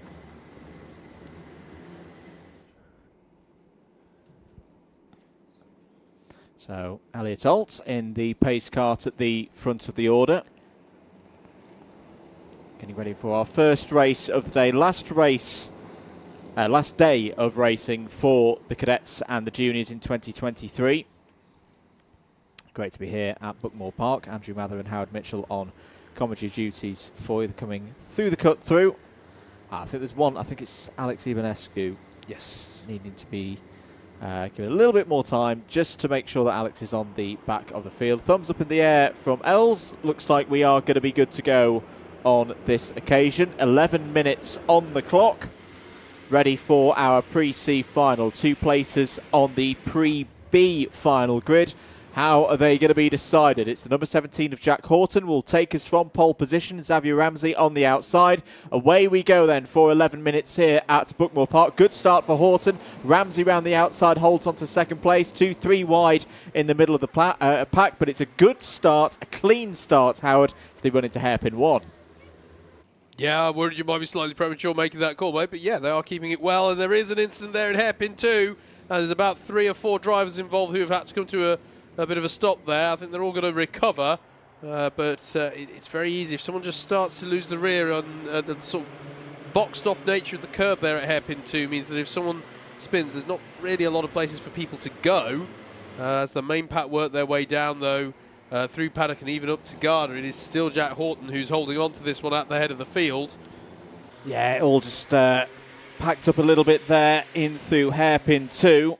I don't think we've got too many drivers off the back of the field. End of lap number 1. Horton, Ramsey, McAllister up to 3rd place. Great start for Wyatt McAllister in the number 19. Theo Thomas, Jacob Chapregi's had a decent start as well, up to 5th. Lane on the open side there. Ramsey trying to go down the inside of Horton for 2nd place. Sorry, Howard. Sorry, just to finish on the housekeeping there, drivers who were involved on that first lap then. Daniel Marutiak dropped well down the order. Harry Kinkham, the big faller from that one, and Adam Telford and James Gardner all towards the back, I'm afraid, off the back of that incident. Yeah, 3 drivers losing 5 or more than 7 positions on that one. But good thing here at Buckmore Park, you can overtake round here. Yep. And particularly if your driver at the front of the field is being a touch defensive, you know, some clean laps you can pull your way back into things here in Buckmore Park. 9 minutes and 15 seconds to go. Horton still leads, Ramsey second. I think Wyatt McAllister was about to say, he was just thinking of a way of getting through and biding his time. Dives down the inside in through the first turn, but runs wide. Good response there from Ramsey to retake the position in through hairpin 1, but McAllister's going to fight back. He's going to try and keep Ramsey tight to the apex. That's beautifully done by Wyatt McAllister. Will have a chance on the inside into the S's. Brilliant racing here, and finally Wyatt McAllister finds his way through. Xavier Ramsey fought that hard, is now going to have to contend with other drivers around him, potentially lose 4th place to Theo Thomas. Yeah. Oh, it's all just going a little bit wrong at the moment for Xavier Ramsey. This is what can happen sometimes at Buckmore Park with a tight race like this. You lose one position, you get off the racing line, you lose your rhythm, and as a result, you find your way going down the order. It's easy for me to say from the comfort of a comms box, but I have to say in some ways I think Xavier Ramsey would almost have done well to let that one go. I agree, going side by side into the S's, keeping your foot into it, there's always a chance that you're going to, even if you don't get actually squeezed, and I don't think Wyatt did squeeze Xavier towards the right-hander in the second part there, but even if you're tight on the inside, there's a little bump on that curb that you saw pushed Ramsey out wide, and actually Jacob Chapregi had to react to, I think it was behind, as there's a switch there. That's for the lead, isn't it? Down, as they come down through Syme Sweep. That is Wyatt McAllister to the lead of the race, but Jack Horton is not going to give that one up without a bit of a fight. Tries to come back at him into Garda, but can't make it stick, and actually that means he'll now be compromised up the hill, and that might give Wyatt the opportunity to pull out a bit of breathing space as they come on to lap number 5. Yeah, so it's now Wyatt McAllister, Jack Horton and Theo Thomas, the top 3. That was wisely done by Wyatt McAllister. He used the unconventional defence of just sling it round the outside, nip your opponent to the apex, knowing that you'll compromise their exit speed. That was well done by the driver in the number 19. Theo Thomas having a good run here. The black suit, the white helmet with the Sim blue flashes. Kart number 67 is right in the mix here for one of those top 2 spots. Daniel Marutiak is one I've got my eye on, Andrew. He was involved in an incident on that first lap, and he started 3rd on this grid because he was given a track limits penalty, as there's another look there from Jack Horton for the lead. But Marutiak would actually have been the pole sitter on this race, based on lap time alone without the penalty in qualifying. So we know he's got good pace relatively in this field. So going to be interesting to see what he can recover to. He's already back up to 10th place after the incident on lap 1.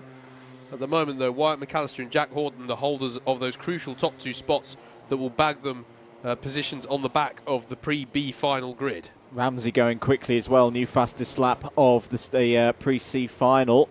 50.843. It's there in 6th place. Young drivers learning their racecraft all the time. I feel like Wyatt McAllister is just starting to raise the pace a bit more, having consolidated this lead into Garda. Very tricky corner. There's various ways you can tackle Garda.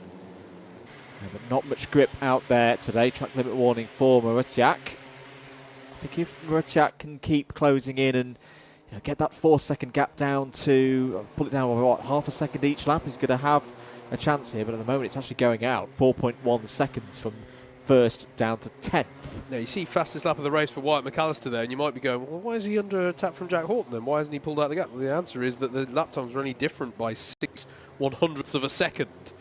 Such is the nature of the pace at the front of the field. So Jack Horton keeping Wyatt very honest here. Theo Thomas too sticking with them, and frankly the likes of Jacob Chapregi, Noah Hobson and Xavier Ramsey in that 4th through 6th group as well, keeping in touch with these 3 at the front. So this is by no stretch of the imagination a done deal at the front of the field. And as I say, there's another 4 drivers as well. Luke Cherrington, Tom Grugar, Ethan Biddle and a recovering Daniel Marutiak. All the top 10 are covered by really not that much, to be honest with you. What is the gap, actually? It's 4 seconds that covers the top 10. As trying to tuck underneath Jack Horton here is Theo Thomas. Jack Horton goes to the inside to cover, half in defence, half in attack against Wyatt McAllister. They always go 3 wide on the exit, and all of that will mean that the 67 of Theo Thomas has got by on Jack Horton there, but Jack Horton, I think, will again fancy a bit of a fight back there. Theo Thomas has got good run off the hairpin too, though, through the S's and down the hill. Is he going to have a think about challenging Wyatt McAllister? To a certain extent, I'd advise against it at this stage. You kind of want to try and work together to bridge a gap, although in fairness to them, the pace of everybody seems to be such that no one really is able to get a bit of a breakaway here. So maybe it is all about an out-and-out fight here. Still just over 4 minutes left on the clock. And if anything, Andrew, it's closing up at the front. It is indeed. I really like that work from Theo Thomas. He put Horton under that bit of pressure. Got him almost in 2 minds of whether do I defend or attack. Oh, but that's a bit of a mistake there from Theo Thomas. Runs wide through Henry's Bend. Jack Horton back down the inside. Retakes second place. Absolutely. And now Jacob Cipregi is all over the back. Fighting back, though, into hairpin 2 goes Theo Thomas. Is he going to have gone too deep? Yes, he is. Jack Horton can get the switch back and will get by again by the time they turn into the S's. Coming down the hill, Jacob Cipregi is the driver with the purple lid and red race suit, and he's now right onto the back of this, and he's joined for company by Noah Hobson in the 23 and Xavier Ramsey in the 92. Runs a little bit wide out of paddock there, but he's still very much a factor at the back of this now 6-kart pack at the head of the field. Only the top 2 go through. Yeah, I think it might be a problem for Ramsey. If that's at least the second time that I've seen the number 92 out beyond drivers left. Do that too many times, you're going to get a track limits penalty. 3 minutes and 10 seconds to go. Big laps, and there it is. Track limits times 3 for Xavier Ramsey. So on this occasion, it's not going to be able to take this pre-C final win. Must remember as well that there is going to be another opportunity for these drivers to get through. Cipregi up alongside Thomas here, through and out of hairpin 2 towards the S's. Good work, good response from Theo Thomas to hold on to that position. Noah Hobson's having a great race here. Is up into the top 5, and a driver who's got experience of racing through these promotion challenges. He's not out of it yet with 2.5 minutes to go. Now that was marginally different to the battle that we saw side by side in the S's involving Xavier Ramsey a few laps ago. For me there, Theo Thomas had enough of his kart still out front to try and hang in around the outside and dominate such that he wasn't, bullied towards the inside, if you like, for the right-hander. But he's still under a lot of pressure here by Jacob Cipregi, from Jacob Cipregi, I should say. Meanwhile, Wyatt McAllister has still got Jack Horton for very close company here. Horton's going to take a slightly later apex there and have good drive off the corner, but I don't know if he can do anything with it as they head down the hill, down through Syme Sweep, which I know for many drivers is one of their favourite corners on the calendar. High speed downhill. Wyatt McAllister's a little bit of a wider line there. Is that going to have any influence towards Paddock? He's going to take a tighter line here into Garda. So Jack Horton causing McAllister to start going somewhat defensive here. As he got a better run up the hill, he did have a better drive off of Garda, and as a result, Wyatt McAllister is going to go defensive into turn 1. Meanwhile, behind them, Cipregi is having a go at Theo Thomas. They're going to be side by side coming out of Henry's Bend and heading towards hairpin 1. Who's boldest on the brakes? That's another good defence from Theo Thomas. But meanwhile, Jack Horton's got briefly ahead of Wyatt McAllister, who's going to swoop back up the inside hairpin 2. It's going to be side by side drag race towards the S's, and Wyatt McAllister manages to hang it around the outside there. And that's bolts Jack Horton, which in turn gives Cipregi an opportunity on Theo Thomas. It's all kicking off here as we've got less than a minute left on the clock now. Now that's slow for Jack Horton, and that's going to allow the 67 of Theo Thomas back through into the promotion spots. And all of this has given Wyatt McAllister a little bit of breathing room, as I presume he will see the last lap board this time around. He will indeed. There's that fight with Horton has brought everybody back into play here. 40 seconds on the clock. Last lap board shown. Cipregi down the inside going for third place. He had a good run 1 lap ago. He's got another one here. He's going to hold on the inside. Here comes the number 23 of Noah Hobson. All of these positions could count towards the grid formation for the C final as well. Back comes Horton through hairpin 2. Retakes 4th place. But Wyatt McAllister, Theo Thomas, they look to be away now. They just need to get through this last lap nice and clean. They're going to proceed on to the pre-B final. Absolutely. A little wide moment for Jack Horton coming off of Paddock Bend. I think he's just got enough in hand for Noah Hobson to not put a move in on him there, as Wyatt McAllister is going to come up the hill and he crosses the line to take the win for the pre-C final in our super lightweight cadets. Theo Thomas will finish second and bags the second spot on the back of the pre-B final. Jacob Cipregi finishes third, with Jack Horton in fourth, Noah Hobson in fifth, Tom Grulwar in sixth, Daniel Marutiak in the end recovered to seventh. Might be one to watch when we get to our C final later on. Still know that he's got good pace. Ethan Biddle in eighth, ninth for Luke Cherrington, and Adam Telford rounds out your top 10. What I thought was a very nice opening salvo of the day for racing action there. Thoroughly entertained by that, and we've got the pre-C final coming up for you next for our super lightweight juniors.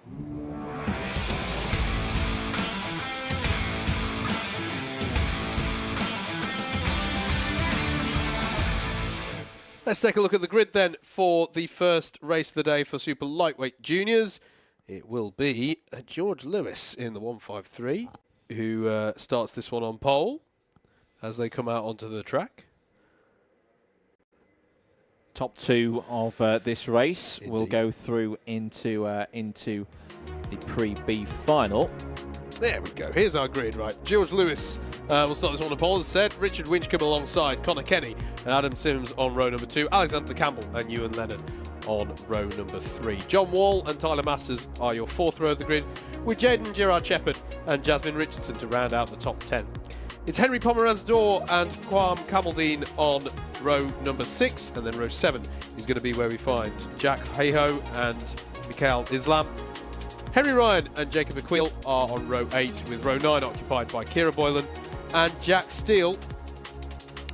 Harvey Newton and Voidan Kajayan are next, with Max Nash and Thomas Wordley on row 11.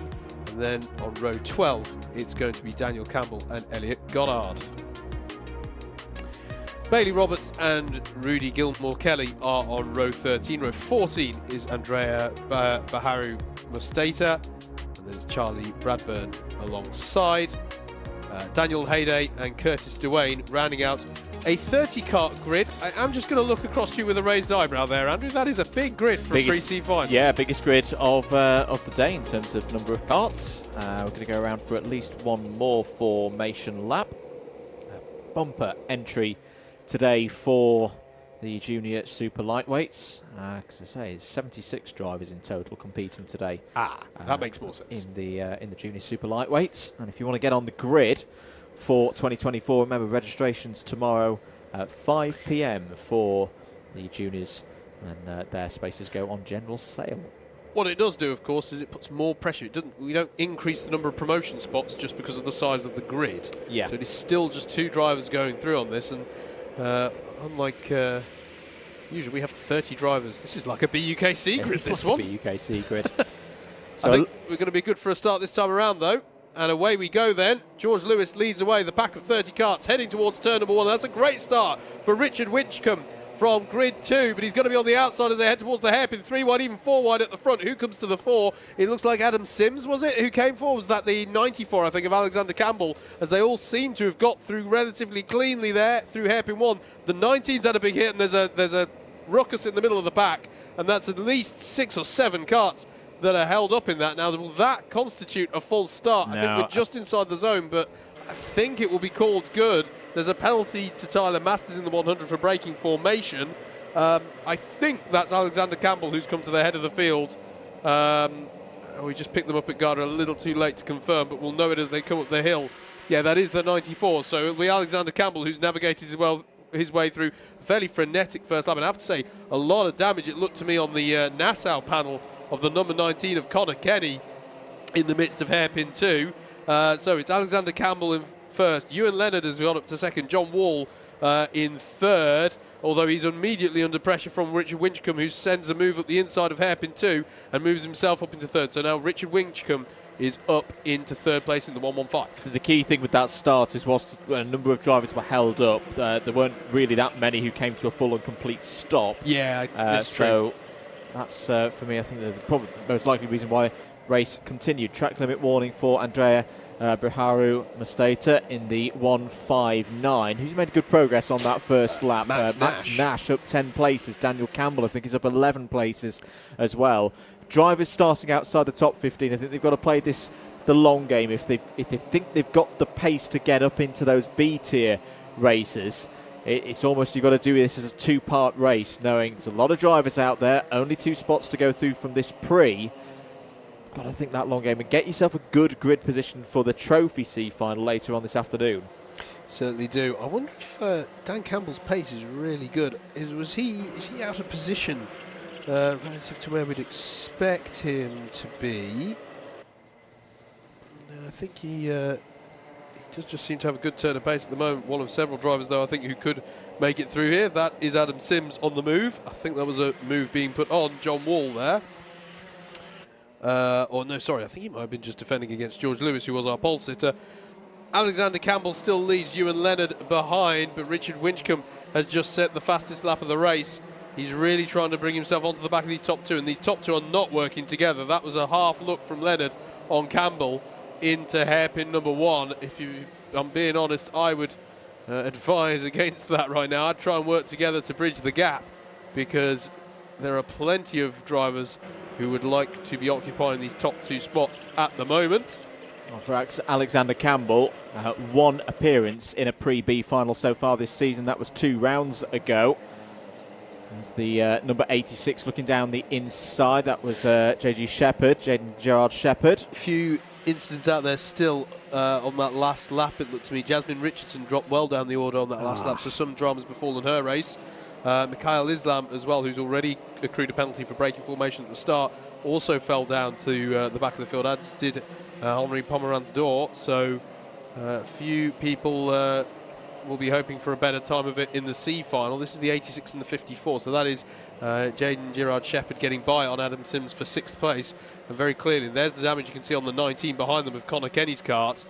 That is not, as Andrew was saying earlier, not Sittingbourne spec on the front of that Club 100 Rotax Evo kart. And Connor Kenny also has the close attentions of Dan Campbell. So there was Gerard Shepherd giving the signal to Adam Sims to work together halfway through that lap, but Adam Sims has himself been attacked by the likes of Kenny and Campbell in that battle in the latter part of the top 10. Still a little look to the inside there from Ewan Leonard, but I don't think he's going to have the luxury much longer, Andrew, of thinking about putting a move in on Campbell, because Richard Winchcombe, who we know has had good pace all the way through this race and has just set another fastest lap of the race, is right with them now, and in fact he's going to have a good run down the hill. He's top 3, breaking away. Winchcombe's going to be fired up here, because last chance to get through to a B-tier level race this season. Hasn't been in every single round. Has done 5 rounds so far this year. Has been in the C-tier races, stayed in the C-tier races in every single one. I'll minorly correct that. It's not quite the last chance to get into a B-tier race. We will do it again. Last but one, yes. Sorry. Fastest lap of the race from Adam Sims then. Plenty of drivers in the top 10 trying to bring themselves back into this one.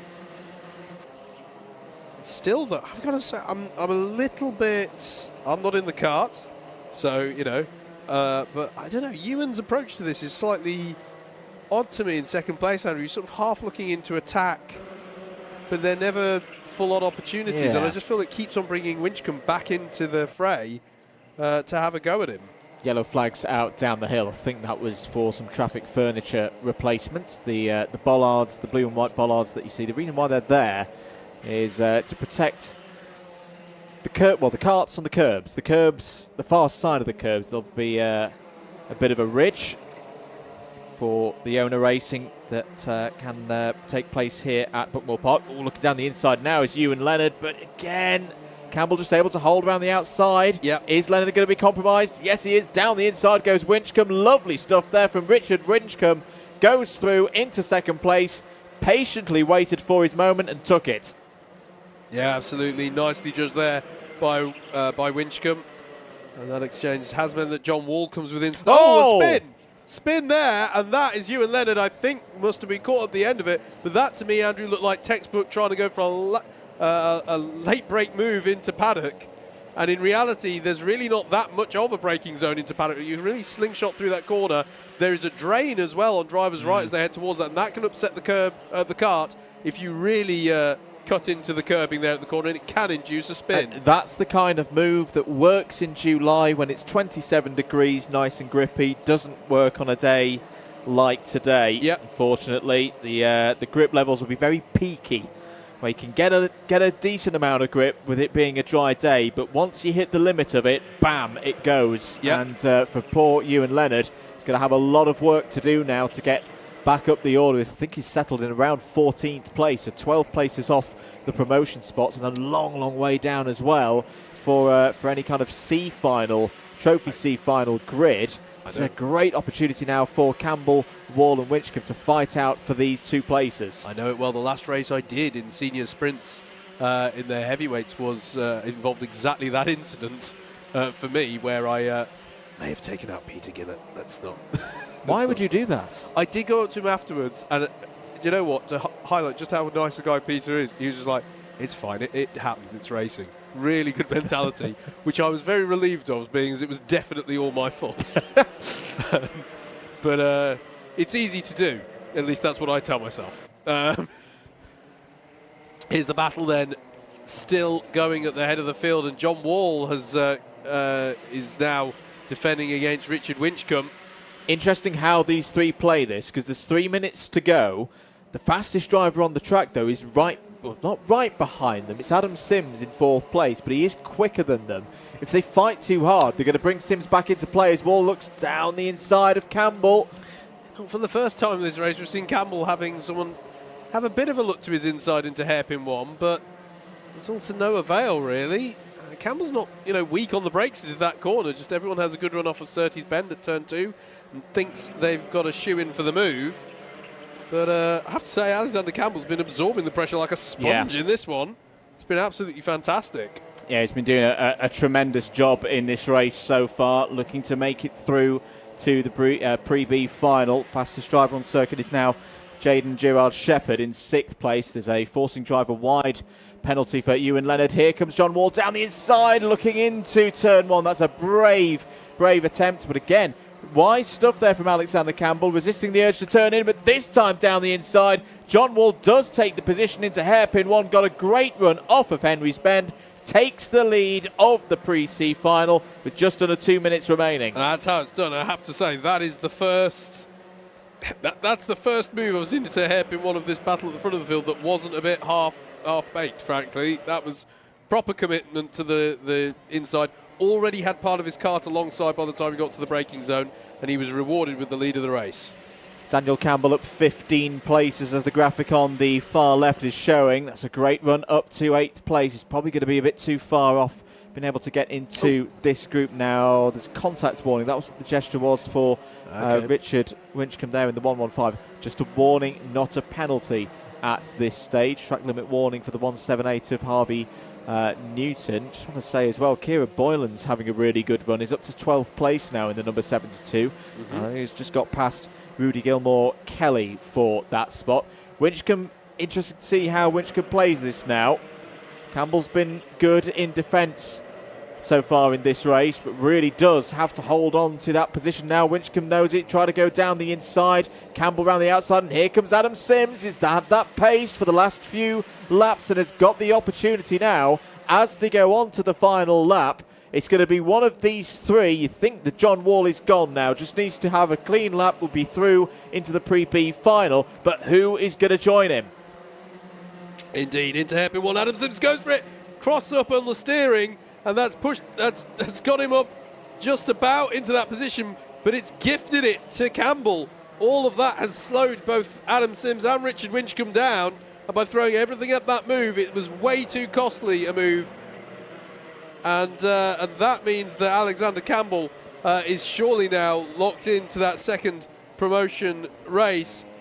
John Wall will just need to bring this one home, and it will be his first time getting into the B-tier races. If he can bring this one across the line, and bring it across the line, he will. John Wall wins in the pre-C final. Alexander Campbell in second. Adam Sims in third. But at what cost, he may have to ask himself. Richard Winchcombe in fourth. Fifth for Jaden Gerard-Shepherd. George Lewis in sixth. Daniel Campbell, what a race he's had to get himself up to seventh there. Max Nash in eighth. Ninth for Connor Kenny. And then Harvey Newton rounds out your top 10. I'm really looking forward to the C final later, mate, because I think there's a fair few drivers who were working their way up there. That's going to be really interesting. But well done to John Wall and Alexander Campbell. Coming up next is going to be the pre-B final for Super Lightweight Cadet.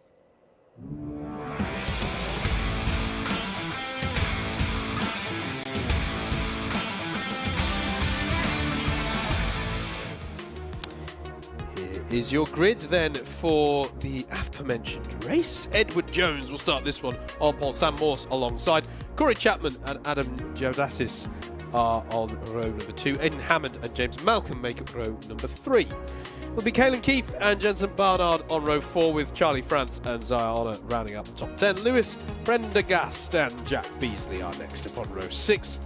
Row 7 is where we find Caesar Chen, and Leja Dimitriou, and then it's Jacob Kent and Charlie Cipregi on row number 8. Jake Matthews and Alfie Slattery on row number 9. Casper Davidson and Ewan Farrelly round out the top 20. And then we find our 2 promotees repechaging up from the pre-C final results. Wyatt McAllister and Jacob Cipregi to round out a 22-car grid. And once again, the top 2 will go through. That's about the 5th time I've stolen Andrew's thunder coming out with that catchphrase. But there we go. Big race this for Aidan Hammond in terms of top 5 end of season championship positions. Yeah, good point. He can improve his score at the moment because he's got a 13th in the pre-B final at PF in play at the moment. So anything better than that will knock that one out. But really, if you want to get one of those top 5 trophies, you've got to have a clean run of A-tier scores through your best 14 of 16, I think. So big one to see here if Aidan Hammonds can work his way up from, I think, the 3rd row of the grid. Where's the pace car? There it is. And so Aidan Hammond starting 5th, which is not a bad spot because you're on the inside, but will need to move up the order into that top 2, get into that pre-A final to really get that run of scores going and try and hold on to this 5th place that he's got at the moment in the championship. So I've never thought the Club 100 needed a Formula 1 style don't fall more than 10 car lengths behind the safety car rule, but that was quite a way back. Pretty close. Yeah. Do hope you're enjoying this coverage. Coming to you courtesy of Alpha Live of the final round of Super Lightweight Cadets and Super Lightweight Juniors for Club 100 for 2023. Double Dash Motorsport Media providing the commentary. We're going to go round again, so I didn't need to crescendo there, but there we go. And once again, we see the dance move. We're going round again. There's got to be an opening for like a karting world dancing dance video. Just mentioning Aidan Hammond, I think we're actually missing Hammond at the moment. I can't see the 100 there unless I need my eyes testing again. No, I'll agree with you there. Aidan Hammond has come across the line, so I think we might be going round again, perhaps. Yeah, I think we're waiting for him to take to the back. Waiting for the 100 to come through and be... I wonder if... Yep, we're going round again. Yeah, I wonder if there's a transponder issue that's had to Could be swapped out there, because we have got a rogue transponder on timing at the moment. So Hammond will make the way through onto the 3rd row of the grid. We'll go around for one more formation lap at least. Here he comes. My go-to topic in these situations, particularly when we've got cadets on track, Andrew, is the psychological aspect of this build-up to a race start. Yeah.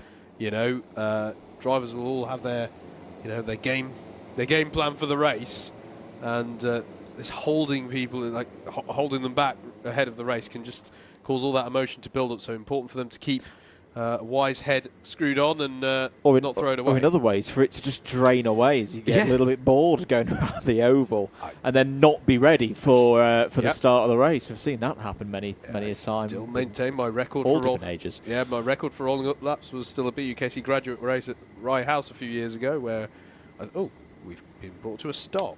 Okay. Okay, that's Engines a bit different. off. Another car going into the pits. So I wonder if there's somebody else with an issue and they just don't want to keep on rolling it round and round, and they'll just get them to restart in a moment's time. So another car perhaps with issues. Maybe still yet that transponder that I'm seeing on timing that's not supposed to be there. So they'll just get that one sorted, and I think they're just seeing fit to pause everyone rather than keep rolling them round. Unlike that BUKC graduate race where I think we hit 5 full starts. Nice. It was quite impressive. I was wondering if they were going to have to stop us to refuel us. Whilst we've got a bit of a pause in proceedings, I think we did this the last time we had the seniors for an off the final round, with the last time we streamed them at Wilton Mill. Calendar for next year. And in fact, now I think back to it, I don't think the calendar was out when we were at Rye House for the last one of cadets and juniors. I don't think it was. No, not quite. So the calendar for next year, if you're not aware, I've pinned it to the top of the Club 100 Instagram, so that's probably the easiest place to go and look at it. But we'll start for 2024, the weekend of the 17th and the 18th of February. Same as this year, we've got a couple of academy days to start us off for the cadets. And they very much run like one of these days that you see today. Just it won't be the championship. It won't be for championship points. It's to get everybody up to speed with the karts, the rules, the regulations, and how a Club 100 day runs. So the first weekend of those will be on the 17th and the 18th of February. So lightweights will be on one day, super lightweights will be on the other day. Yep. And that'll be here at Buckmore Park. And yeah, it'll be great to have as many drivers down for that as possible. Again, and you book in for these the same as you would for a normal championship round. So again, for the general sale of these will go live at noon tomorrow. We've then got another one on the 2nd and the 3rd of March. That's up at Shennington, so just not too far from Silverstone, in the middle of England. So that one will be on the 2nd and the 3rd of March. Then we start the season proper. I should say as well, for new drivers, those academy days will be used as assessments as well to get drivers their race licenses if they're completely brand new to this, running of course on Motorsport UK's KX license. Let's get into the main the championship proper. The first round will be on the weekend of the 23rd and 24th of March. We'll start at Rye House, where we were for streaming the previous time for the cadets and the juniors. Yep. Could be some decent weather at Rye House in March as well. That'll be a good way to start the season. Glannygores, we always like a Glannygores trip on the 20th and the 21st of April. I don't think I'll be able to be at that one because I want to say that's a clash of British Kart Championships, but there we go. You'll be there. That'll be a nice weekend for you in Wales. Indeed. For round number that part 2. Yep. And I think I've just leaked there that we're streaming that one. Oops, I'll get a clip round the back of the ear for that one. Apologies. 11th and 12th of May will be at Wilton Mill, which we know very well, of course. PF International on the weekend of the 26th and 27th of May. That's a bank holiday weekend, so that's actually the Sunday and the Monday, I think. But all the details are on the website. We are rolling again for the Pre-B final. They're going to go and do the full loop. Ella Park, mid-June, 22nd and 23rd of June. Wilton Mill, the 20th and the 21st of July. Llandow, 2 trips to Wales for the cadets and juniors next year. That'll be on the weekend of the 10th and 11th of August. And in these two, which I'm really excited for, Rowra for the 21st and the 22nd of September. Brilliant circuit. Fantastic that we're taking some Club 1 action up to the Lake District. And just to take it north again, to the other side of the north, into the northeast, Warden Lawn, the 26th and 27th of October. And then back here, Buckmore Park for the season finale on the 9th and the 10th of November. Those last two of the new circuits in particular, Rowra and Warden Law, I'm really looking forward to. I think they're going to be great. Yeah, 2 great additions to the calendar. We haven't been to Warden Law with Club 100 before. I don't think, certainly not in the recent history, we've been to Rowra with Club 100. It was a fantastic track. And I have to say, it's a great mix, that calendar.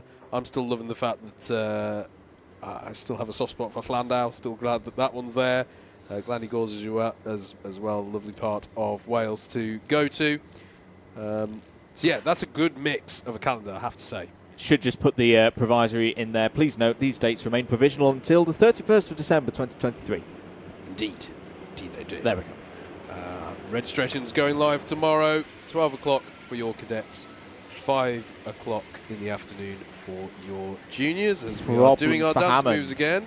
Problems for Aidan Hammond, I think, there. The race that just does not want to get started. Now, technically on timing, that is now showing as a full start, Andrew. Yep. I don't know if, in order to claw time back on the schedule, they're considering honouring that full start, if you like, by taking 2 minutes off the 2 minutes off the clock. I wouldn't be too surprised, because we have had a lot of delay before being able to get this one out there. Obviously, Club 100 try and seek to give everyone the racing, but in the interest of getting the full schedule in, we have had to have had a slightly later start anyway today compared to yesterday, just to do with some rules around noise in the area. So yeah, we might just need to keep one eye on how much time is actually confirmed on the clock once the race gets underway. And we're seeing that dance move again at the bottom of the hill as we wait for those drivers to recover. Hammond into pit lane.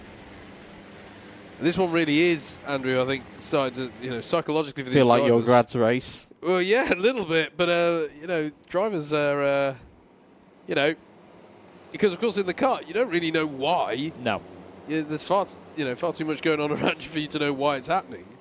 So it sounds simple, but it's not as easy as you think to just hold tight, keep a clear head, and focus on the race.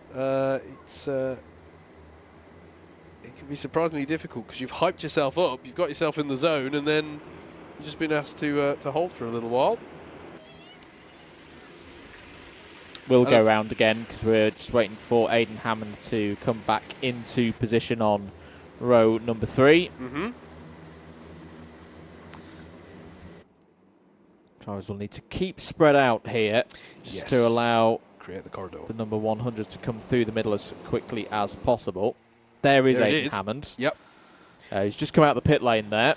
And as you say, Andrew, a crucial race for him in his pursuit of a top 5. Yeah, I mean, you've got a feel for Aidan Hammond here that this is not the way you'd want to get into your pre-B final when you know you've got to make it through really for that championship campaign and getting one of the top 5 trophies at the end of the year.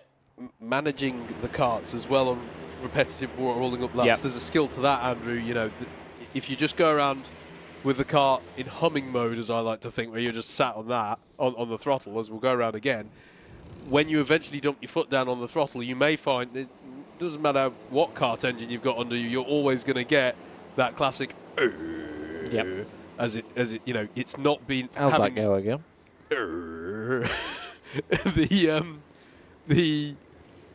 If you've not been feathering that throttle and keeping everything up to temperature and all of that, you can get a little bit of a dull response as you try and raise the engine notes for the first time in 10 minutes at this point. So it's going to be interesting to see how the drivers manage that correctly, as we are looking good finally for a race start. We are indeed. Aidan Hammond is back into position, grid 5, ready for the pre-B final. 11 minutes on the clock. Sam Mawson, Edward Jones on pole on the front row. Away we go. Good start for Edward Jones, looking to get another race victory in Club 100. I think it was Corey Chapman trying to sneak through the middle there. It's the number 41 actually of James Malcolm into hairpin 1. They all go. Good challenge coming in from Corey Chapman in the blue suit with the green details on the helmet there. And in fact, he's going to take the lead, is Corey Chapman. There's one kart off towards the back of the field. I think it might be Zaire Honor, the number 52, who was in the top 10 and is going to be relegated to the bottom of the order. Might be Caelan Keith. It was one of the karts ending with a number 2, if that helps. It is Zaire Honor who's at the back, in the 52. It's a disappointment for Zaire. Is going for second place there is Adam Jodatis. I think that was in the 1-2-6. Relatively clean start, although there was frenetic stuff through the centre S there as they come round to finish the first lap. It is Corey Chapman in the lead, Edward Jones in second, James Malcolm's round at the top 3. Aidan Hammond has held inside the top 5 there. Big lap this for Corey Chapman. He's got a bit of a gap over those behind. If he can keep his eyes forward. And, almost by having that gap at the front, encourage second, third, fourth, fifth to all fight over that, thinking it's a lost cause. I have to say, I'm happy to see that there are 11 minutes on the clock. Club 100 honouring the fact that it wasn't anyone's particular fault, the delay, so we are going to get the full race run. Down through the hill, plenty of battling going on there. That's in the lower part of the top 10. I think that's the likes of Caelan Keith, Charlie France and Jack Beasley. Is going to the inside at Garda there is James Malcolm, and that seizes second place off of Ed Jones and takes himself up into the second of those promotion spots. Crucial move there potentially for the driver of the number 41. Indeed. Intrigued to see how Jack Beasley gets on in this race in number 21, because it started the season fantastically. Double winner at round 1 at Wilton Mill. And has had a number of A-finals since then. A bit of a surprise to be there in 7th place. There's a change there for 3rd place. Yep. As Judasis and Jones fighting back for that spot. And this could give Aidan Hammond an opportunity there. The Lewis Hamilton replica helmet, the yellow and the purple. You've got to think, Andrew, that if he is going to give himself a promotion chance, he has to dispense these two karts quite quickly. Yeah. Because otherwise they risk losing touch with the likes of James Malcolm and certainly Corey Chapman up at the front. The defensive line from Giordatis there is further back. That is Jack Beasley, I think, having a look at Caelan Keith into Garda.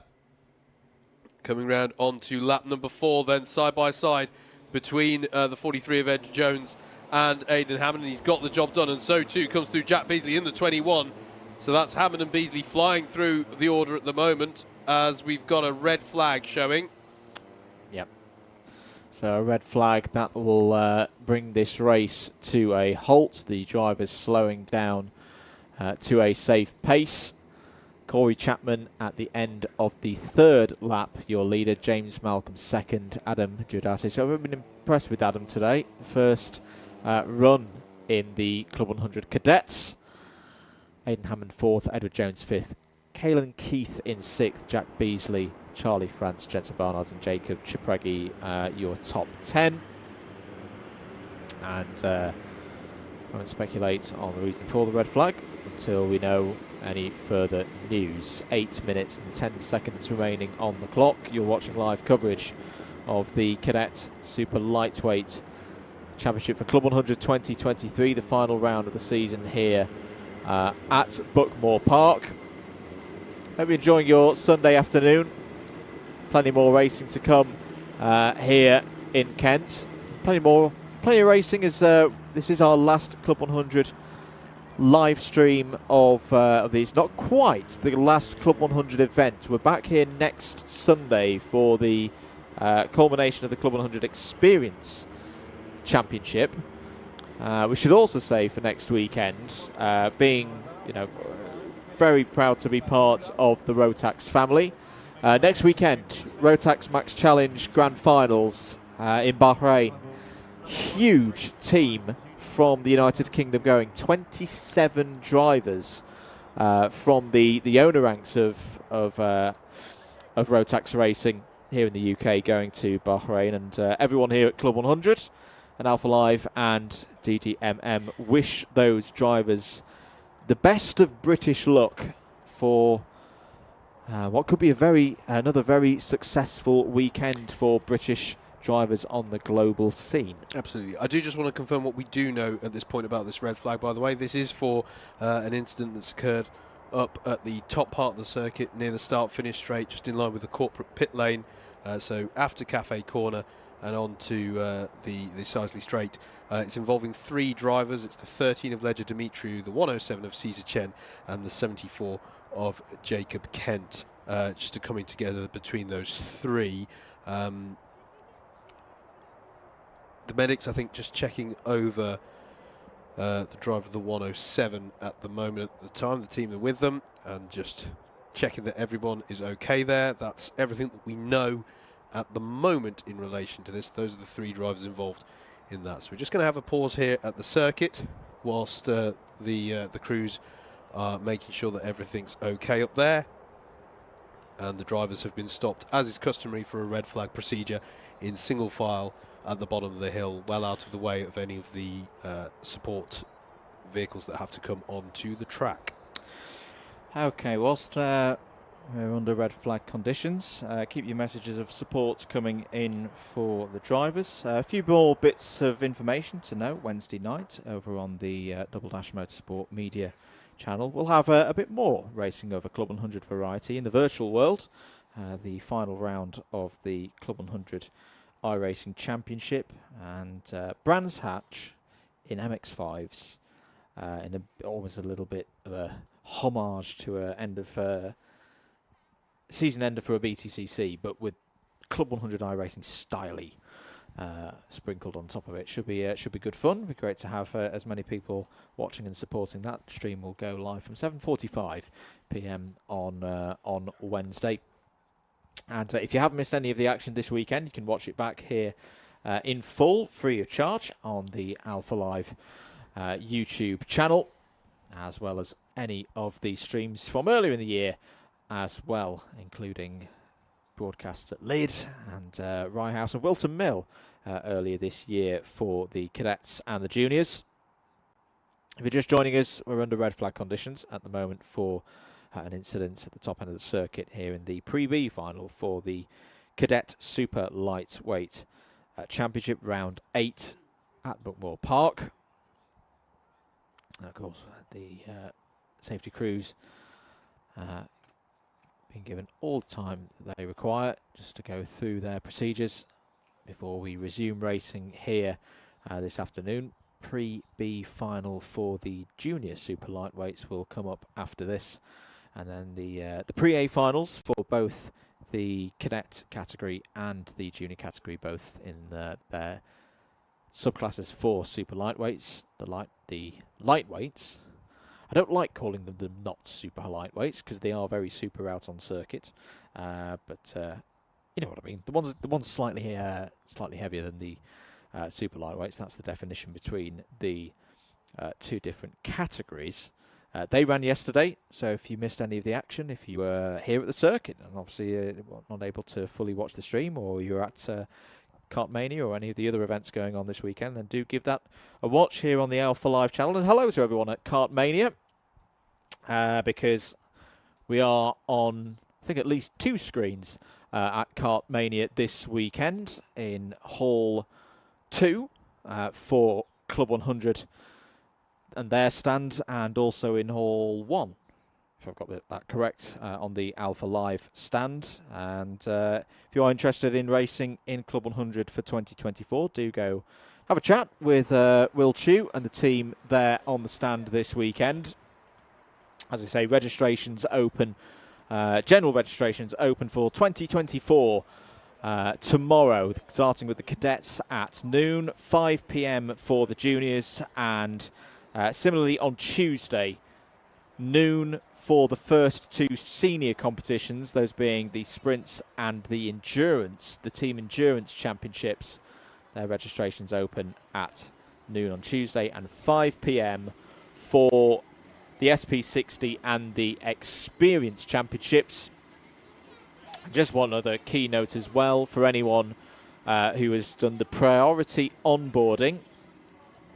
Drivers who've raced for this year, for example, if you have contacted the office, if you have gone through that process of letting the office know which events you want to do for 2024, you do not need to re-register. All of those entries have been processed by the hard-working office team in Sittingbourne. You do not need to do anything tomorrow. Now, if you have had a priority registration email and you have not replied to it, you best get up nice and early, 8 o'clock tomorrow morning. You've still got an opportunity before noon or 5 p.m. hits, respective to which class you're looking at. There is still a little bit of time to take advantage of your priority onboarding if you so wish, but you've got to get it in before those general registrations open. As I say, noon tomorrow for the cadets, 5 p.m. for the juniors. Good news, Howard. We have got carts rolling round the circuit once again for this super lightweight pre-B final. And we're going to see what the next stage of the procedure is as to whether the race will be restarted or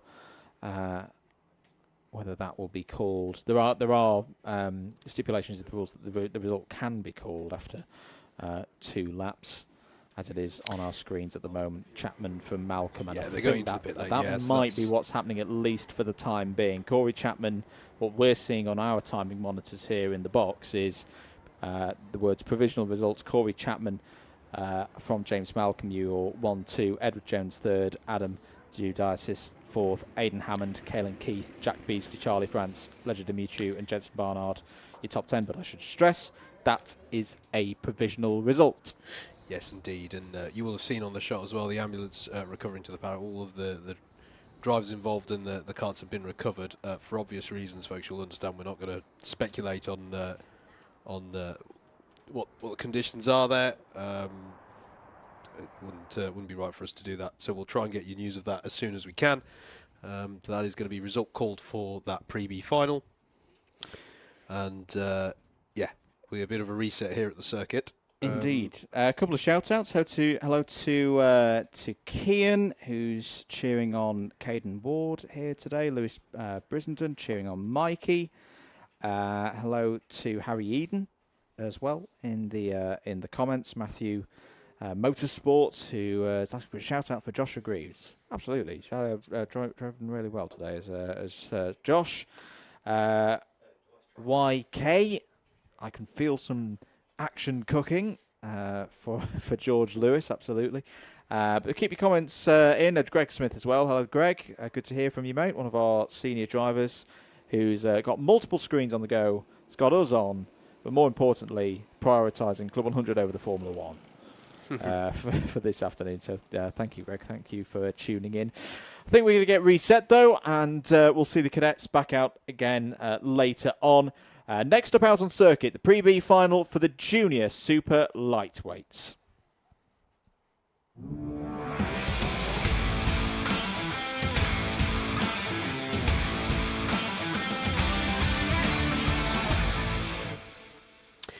Here's your grid then for the Pre-B final in our junior super lightweights. Another 11-minute race. For this one, it'll be Daniel Archibald who starts this one on pole position. Philip Babulel alongside Noah Rogerson and Bobby McGeer make up row number 2. And then it's Lewis West and Rory Hinckley on row number 3.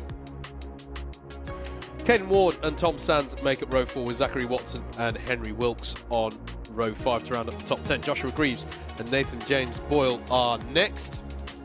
And then it's going to be Conor McNamara and Felix Bond on row 7. Taryn McCamley and Jack Redfern round out the top 16. Arbitrary point for me to pick on the grid, but there you go. Row 8, row 9 is occupied by Jensen Davis and Jensen Jowett. And then rounding out the top 20 on row number 10 is going to be Toby Elston and Charlie Wainwright, Flynn Perry and Zane El Tobshi on row 11, Thomas Hughes and Luke Richards on row 12. To round out those who had pre-qualified for this one, and your promotees from the pre-final, just to confirm that. Has not yet been confirmed through to the box. I think they're just determining that one in race control at the moment. Obviously, updating timing hasn't been the primary concern for all at the circuit for the last 10-20 minutes or so. So we'll just wait for that one to get confirmed before they head out. Indeed. Keep it locked here on Alpha Live. More racing coming for you today. Junior Super Lightweight Pre-B final up next, of course. Okay. And just receiving news as well, which is the best of news that we like to hear, that all drivers are okay. And racing to start again soon. That's news that has just been brought to us here in the commentary box. Slippery surface flags out as well, Howard. Now, does that mean there's a little bit of precipitation potentially in the air here at Buckmore Park? It was forecast for the middle part of the afternoon, but if it is, it's not very heavy. Now, if this is anything like Wilton Mill last weekend for BUKC qualifiers, this in some ways is like the worst of conditions, where it's in two mines. We're in a very different part of the country, of course. Yes, no, it's definitely raining. Few spots there on the camera lens. Thank you, guys. Okay. When it's in its mixed state of it doesn't know whether it wants to just be dry and cold in November or a little bit drizzly, that's when you really start to see it. The drivers who know how to deal with the grip really come to the fore, as opposed to it's a deluge and everybody knows, yep, it's very wet out there, we're just going to have to deal with this. Yeah, indeed, and it's difficult circumstances in a way for it to happen as well, off the back of a very unusual race there. Good though it is, I have to say, let's just reiterate that point. We've just received news that all the drivers fundamentally okay off the back of that incident, which is fine. Just to remember the drivers who were there was some concern for there were Caesar Chen, Ledger Demetriou, and Jacob Kent were the three drivers involved in that incident in the Super Lightweight Cadet Pre-B final. As I say, we just received that news that they're fundamentally okay. The medical crews have recovered all back to the paddock and just giving them a check over. But fantastic news for us to receive in the box. And shout out as well to the Alpha Live crew who've been scrambling to get us some information on that. So thank you for that. But yes, rain now hitting the circuit here at Buckmore Park, which is probably going to give the Alpha crew something else to scramble about, to be honest with you, as rain bags may have to come out to keep the show on the road. And just a small pause here whilst we wait to get drivers out on the circuit for this pre-B final for junior super lightweight. What this does give us a bit of opportunity to talk about, though, is some big drivers in this pre-B final. True, yes. Going by just total points, no drops applied. Yep. Jack Redfern's in this B final. Yep, caught my eye on that final, grid. who has not missed an A-tier race all season. Yeah. He's been an ever-present at every single round so far.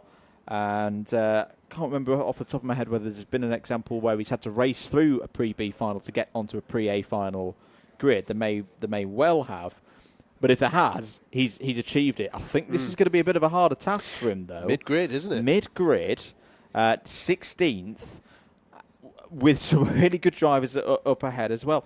Zachary Watson goes similarly into that pile. He's got a run of pre-A and Trophy A races that goes all the way back to round 2. That could end here if Watson doesn't make the top 2. I think Ben Yangu's made it through. He's not on this grid. Same with Mikey Briz and Bobby McGeer as well. I think we may have been a little bit annoyed. He was lightning quick in the additional paid practice session earlier on this morning, and for the first part of qualifying looked really, really good, but just didn't quite get a lap together in the latter stages. Finds himself 4th on the grid. We're naming these drivers because these are all drivers who could mathematically be in the top 5 and get one of the big trophies, the end-of-season trophies at the end of today. Tyler Gooden has made it through to the pre-A. Max Sheldon Haywood has also made it through despite his penalty, and so has Benji Hamilton. So straight away, you've got 3 drivers there, both in contention for those top 5 places that are really a big focus of today. There's only 2 slots to go through, so one of them is going to miss an opportunity for a big haul of points in the pre-A final later up this afternoon. Absolutely. The whistle has blown, and that means that the grid is coming out onto the track for this one. I'm not sure if they've had time to don rain suits or wetsuits for this. I have to say, as they come out on track, it doesn't look very much like it. I think they were held in the pit lane for quite a while, and this might... I can't quite tell if it's still raining or whether it's held off for a second. I think it's very, very slight. Now, Conor McNamara had a spin there. As long as he can get back in position, he will be fine to retake that spot. So kind of lucky in a way that's happened on literally just rolling out of the pit lane. But you can see the change in track surface now. Yeah. It's almost like a very fine dew, and that will be a factor as we get later on into the day. We saw this last weekend at Wilton Mill for the BUKC qualifiers that we've only got another hour and a half maybe of daylight conditions. The temperature's going to start dropping now at the circuit. There's a good amount of moisture in the air. That will all start falling onto the circuit and making things even trickier for the drivers out there. We've not even talked yet about the drivers further up the order: Daniel Archibald, Philip Babalal and Noah Rogerson. They're nicely positioned for these starts. We're going to go around for at least one more formation lap. Daniel Archibald hasn't been in a A-tier race since PFI. So missed out at Clay Pigeon, missed out at Rye House as well. This is a good opportunity for Daniel to get back into the big races. It's actually the PFI appearance, the only time that Daniel Archibald has made it through to an A-tier race in 2023. He's been improving all the time. The C races earlier on in the year. Philip Babalal, plenty of experience in the 135. It's one of our drivers on a partial programme this year. But of that partial programme, one time qualifying through to the pre-A final, which was back at Lyd. So waiting for things to get going then. Nathan James Boyle is showing as in pit lane.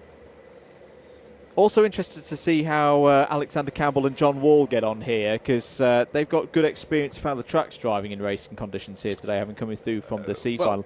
And that's apart from the fact that it's wet. It is wet now, and it's exactly one of those. It's exactly this kind of race where you can see C-finalists charging through the order just because they're a little bit more comfortable with the conditions. Yeah, absolutely. If this is maybe your first time watching Club 100, by the way, you might be thinking, well, if it's a bit damp, is there the option of wet tyres? Nope. No, there isn't. Slick tyres all the way in Club 100. It is not practical nor cost-effective for us to try and change over the tyres when we're at the whim and will of the weather. It makes much more sense for people to learn the craft of wet weather driving on slicks. How does that work, you may ask? Well, you can expect pretty chronic understeer on turn-in. You need to use the throttle. Almost imagine it like an outboard motor. You're not going to start turning unless you start putting a bit of power down. And then when the kart starts to grip up and begins to power you out the corner, you can expect some chronic oversteer. Not sure if we're quite, well, we're not at full wet points here, but it is still a little bit damp. Bit of a voyage into the unknown then for our pre-B finalists in the super lightweight juniors. I'm delighted to say we're back racing again. 11 minutes on the clock. Away we go with Daniel Archibald in the 25, but it's a storming start from the 135 of Philip Babulal. How's the grip through 1 and 2, the slipperiest part of the circuit traditionally? People taking some very wide lines to find the grip. Thankfully, the wider line does give you the grip. And squirreling around into hairpin number 1 we go. And we have got a spinner there. Was that Bobby McGear from quite high up in the pack? So disappointment for him. We've got another spinner as well in the mid-pack. And yeah, it's so greasy on the surface at the moment. There's a driver there doing a full 360 on the way down to hairpin number 2. I think it is Philip Babula, though, who's come to the fore in the 135 as everyone squirms around to try and find grip in these super greasy conditions at Buckmore Park. Yeah, it's survival at the moment on this first lap of the race. Just keep it pointing in the correct direction. Coming down through Paddock for the first time then, it is Philip Babulal leading this race. Daniel Archibald in second. I think Noah Rogerson's still in there as well. We've lost Bobby McGurr. We've lost Rory Hinckley as well from the front runners. I think Tyrone McCamley has also had problems. I think that was your blue-suited spinner on the exit of hairpin number 1. Field getting strung out already as everybody's fighting for grip, and round there, oh, very close moment coming out of the centre chicane. Trying to work out, I think that might have been the 103 of Jensen Jarrett going for a spin round there. Yeah, indeed. This is tough stuff. And bear in mind as well, in these conditions, corners, yeah, he's so greasy. You've got to be so careful as you apply the power. And frankly, I'm not quite sure. We did have a bit of wet conditions on the Academy Day here early in the year, but we don't know all that much in the way of wet conditions. And frankly, this is subtly different to full wet conditions for me, Andrew. This is just greasy. Yeah. This is not like standing water kind of conditions. It's actually almost a separate discipline in these conditions. Tyre temperature is so key. And you think because we've had a bit of a delay, these karts have sat in the paddock for a very long time. It's a game of risk. Yeah. Because the only way to get the tyre temperature up at the moment is push the tyres. Yes. But if you push the tyres on whilst they're cold, you're risking going round and losing a load of positions. And you can see them coming through centre there. Daniel Archibald had the right idea. A bit of a power slide. If you can hold it and get your kart engine a little bit more full-throated, it is actually, if you can hang on to it, it does actually pay dividends because the kart starts to warm up and it starts to come to you. So if you're seeing some power slides out there, it's not just them doing style over substance. That is the way to go. The wet line as well there. You can go so deep into these hairpins to find the grip. The grip is on the outside of the corner. It's where there's less rubber laid down because it's not where people ordinarily go. And that means the surface is more abrasive and that will allow you to grip up. Think of when you've got, any handle on an umbrella or something when they put the little studs in it so you've got grip in the wet. It's that, essentially. You want to be on the more abrasive surface so that your kart tyres can find that grip and power you out of the corner. And it's the fronts that'll be really struggling at the moment at the end of a long weekend of racing. Tom Sands is going along quite nicely. 5th place at the moment, fastest driver on circuit. ABC takeout penalty for the number 50 of Henry Wilkes. 7.5 minutes remaining in this one. Babulal continues to lead. Archibald there in 2nd place. But I think Tom Sands is closing in here. There was a bit of a fight going on there between Lewis West and Zachary Watson. Watson, one of those drivers who needs to get through here for that top 5 charge for the point standings in this, the last round of the year. Trouble. Well, actually, no. It's the two ways of looking at this. He can't find a way past Lewis West ahead. Not so good. But West is the fastest driver on circuit, but he spins. Spins too much through hairpin one. Pirouettes around, and all the hard work is gone. And if you hadn't have gone for the move, that would have worked, because it was the fact that we went to the inside and onto the slippier half of the track that meant that didn't pay off. If he wasn't going for the move, it would have gripped up on the outer half of the circuit going around, on the outer half of the track going around that corner, and he would have survived it. I mean, he's got back going again now, but that's the nature of it. There is a wet line. It might look like everyone's screwing around not knowing quite where to go, but there is a conventional wet line, and if you deviate from it, you won't be able to do these power slides in quite the same way to enjoy the grip. This is brilliant stuff by Babalal and Archibald at the front, to be honest, demonstrating how it goes. Zachary Watson starting to find his feet as well. Someone else who's starting to come on the move as well. Jack Redfern made up 3 places last lap, up to 6th. Some of the drivers at the front are beginning to master these conditions. In fact, all the drivers are beginning to come to terms with these conditions. It's just a case of, who comes up to it quick enough, but without pushing so hard that they start to suffer. And if it has stopped raining, particularly at the bottom half of the circuit, there will be a sudden point where the line grips up. Less of that here at the top half of the circuit, because it's under the tree cover, it's under the shade. It takes such a long time to dry out, and you can see Archibald's trying to get on the more conventional dry line, but he's finding just at the point where you hit the apex of the corner and you try and put your foot down, there's just no grip, and he can't find a way through. Yeah, I thought he had a good drive there out of the S's, but it just, the grip giveth and it taketh away when you start to try and venture onto that inside line. So long as you're doing it carefully, though, it doesn't tend to be too bad, but you can expect to come under pressure, the likes of which is being applied onto Archibald by Zachary Watson, who, having taken the more conventional wet line for the last few corners, finds himself in a position to challenge. Now, will he have better drive here? If he can get it right through Senna, he might have a run up the hill and on towards the start-finish straight, Andrew. And he does indeed. He's alongside at Cafe Corner. How does that one come out in the wash? The other side of that when we pick them up at start-finish. Babalal still leading, but no, Watson has actually fallen a bit off the back of Daniel Archibald. And Tom Sands, worth bearing in mind, of course, corners that ordinarily are flat or near flat in these conditions are suddenly a big deal. Cafe being a fine example of it. Usually it's just, point it through. Here it can be all sorts of scary as you start to try the grip coming onto the Sisley Straight. And track limits are still in play here. It doesn't matter that it's wet. There may be a little bit of discrepancy given as wide. There goes Babalal. That's going to be an opportunity for Archibald down the inside. Side by side through the S's. Where's Watson in all of this? Because surely he's catching Tom Sands as well. Jack Redfern's on the move. 3.5 seconds off. Started down in 16th place in this race. Another driver trying to fight for those top 5 trophies here this year and needs to find a way through this pre-B-final. There is your top 4. You just had a sight of the front bumper of Redfern there. Tom Sands goes too deep, but has he actually found a little bit of grip there? He's going to be able to hold on to 4th place alongside Redfern. This is crazy stuff with 4 minutes remaining. It's right on the knife edge here at Buckmore Park. Babalal still leads, Archibald second, Watson. Redfern has got through. Big move there for Jack Redfern. He's 1.4 seconds quicker than the race leader. Yeah, starting to make it work. I have to say the risk factor for spinning under yellow penalties as well is massive in this, because if a driver spins and you might have to go off the line that you've tried and tested for the last few laps to avoid, that in of itself can lead to a spin. That penalty doesn't get changed either, as again Babalal is very wide on the exit, but actually that's the opportunity for Zachary Watson to pull alongside Daniel Archibald. There's a bit of pod-to-pod contact there as they squirm around around for the grip. No malice in that. They just didn't have any drive, or different tyres were gripping off at different points. And it just caused a bit of a shoulder check between the two of them. It stays as they were, but Jack Redfern in that 15 car is really coming onto the scene now.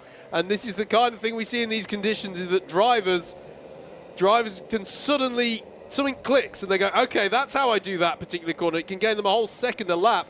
The only thing is, to use the old adage, catching is one thing, passing is another. Jack Redfern now is going to have to start going off of the ideal line to get by. Philip Babalal on his part-time program. Oh, Redfern's through. So Redfern goes through past Zachary Watson. Remember, both of these drivers trying to fight through to the pre-A final to keep their realistic top 5 chances in the championship alive. alive. The driver in second place, Daniel Archibald, hasn't made an A-tier race so far this year, and he's made that mistake in hairpin one. Has he lost it all? He's diving back down the inside, but he's got no grip. Either side overtaking there. Watson goes back through on Redfern. What a sequence of corners. Zachary Watson is back into the top 2.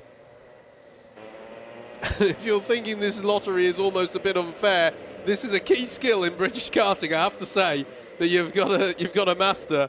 These drivers are taking on the challenge with aplomb here. Very impressed with Philip Babalal, who's absorbing that pressure at the front. But what a sequence for Zachary Watson, as that's Redfern out wide there. A little bit of contact there, which he's not 100% happy with, but that does see. Oh no, they're back alongside. Archibald versus Redfern through Cafe Corner, but who can find the grip? It's going to be out on right up wide, and it's going to be into the wall there for the 25 of Archibald. And that was it was difficult for us to see with the angle that we had, but the steering's gone on that car, and that is disaster there for Daniel Archibald. You've got a feel for him there. I don't think, Andrew, that it was difficult going side by side there because they were both squirming around for grip. The exit of Cafe in particular is slippery.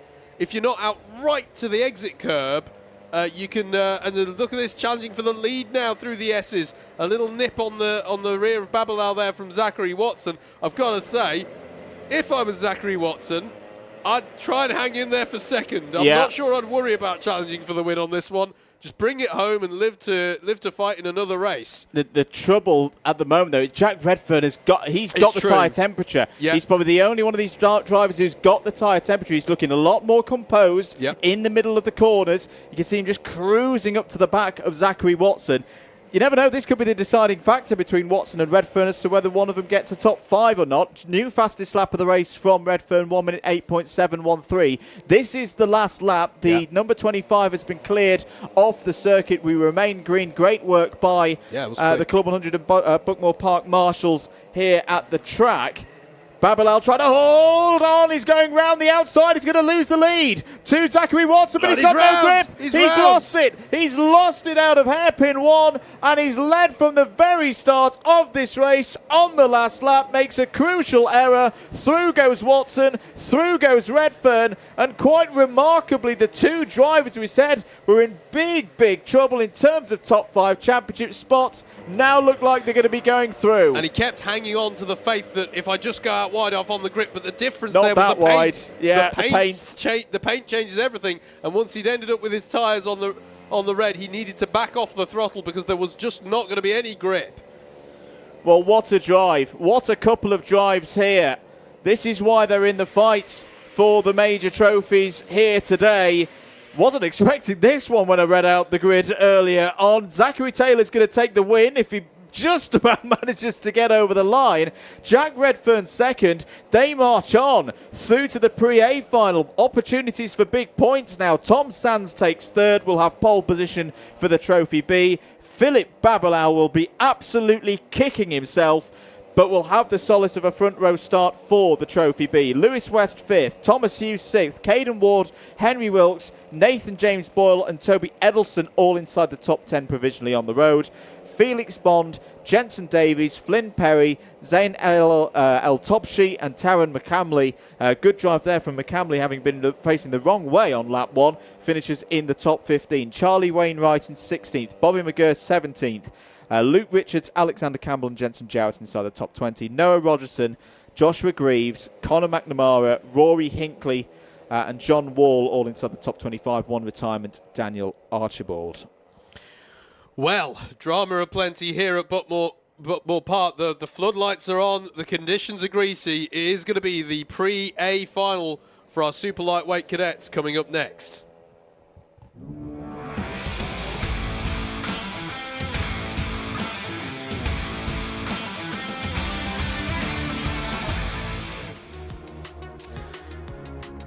Getting ready then for the Cadet Super Lightweight Pre-A Final. Karts heading out on circuit. Let's have a look at the grid for this one. Jude Putterfoot has pole position. Luca Batuev alongside on the front row. Championship leader Rory Hamilton starts this one from row 2. He can knock a number of drivers out of contention for the championship in this race by finishing 7th or higher. Margiris Kavekis joins him on the second row. Jacob Underhill and Ellis Cox will go from row number 3. On the 4th row of the grid, we find Ben Hunt and Max Wainwright, Oliver Yangu and James Vouts complete the top 10. Tate Hart and Laurie McVeigh will start on row number 6. Elliot Griggs and Lewis Tracy have work to do from row 7. Caudle Sinclair and Teddy Young form up the 8th row of the grid. Matthew So was impressive in qualifying, will be on row 9 alongside Ethan Junior Hall. On the 10th row of this grid for the Cadet Super Lightweights, we will find our winners from the Pre-B Final. A Pre-B Final that was curtailed earlier. It is going to be James Malcolm and Corey Chapman who will join the back of this field. Well, could you ask for more drama, frankly? It's greasy conditions. The 4 drivers who mathematically could win the championship feature in the top 6 positions on the grid. They're almost in inverse championship order, actually. Jude Putterfoot, as in terms of the points they have banked coming into today, small exception being that Rory Hamilton's ahead of Ellis Cox on this grid, but still, this is high stakes, certainly for the championship.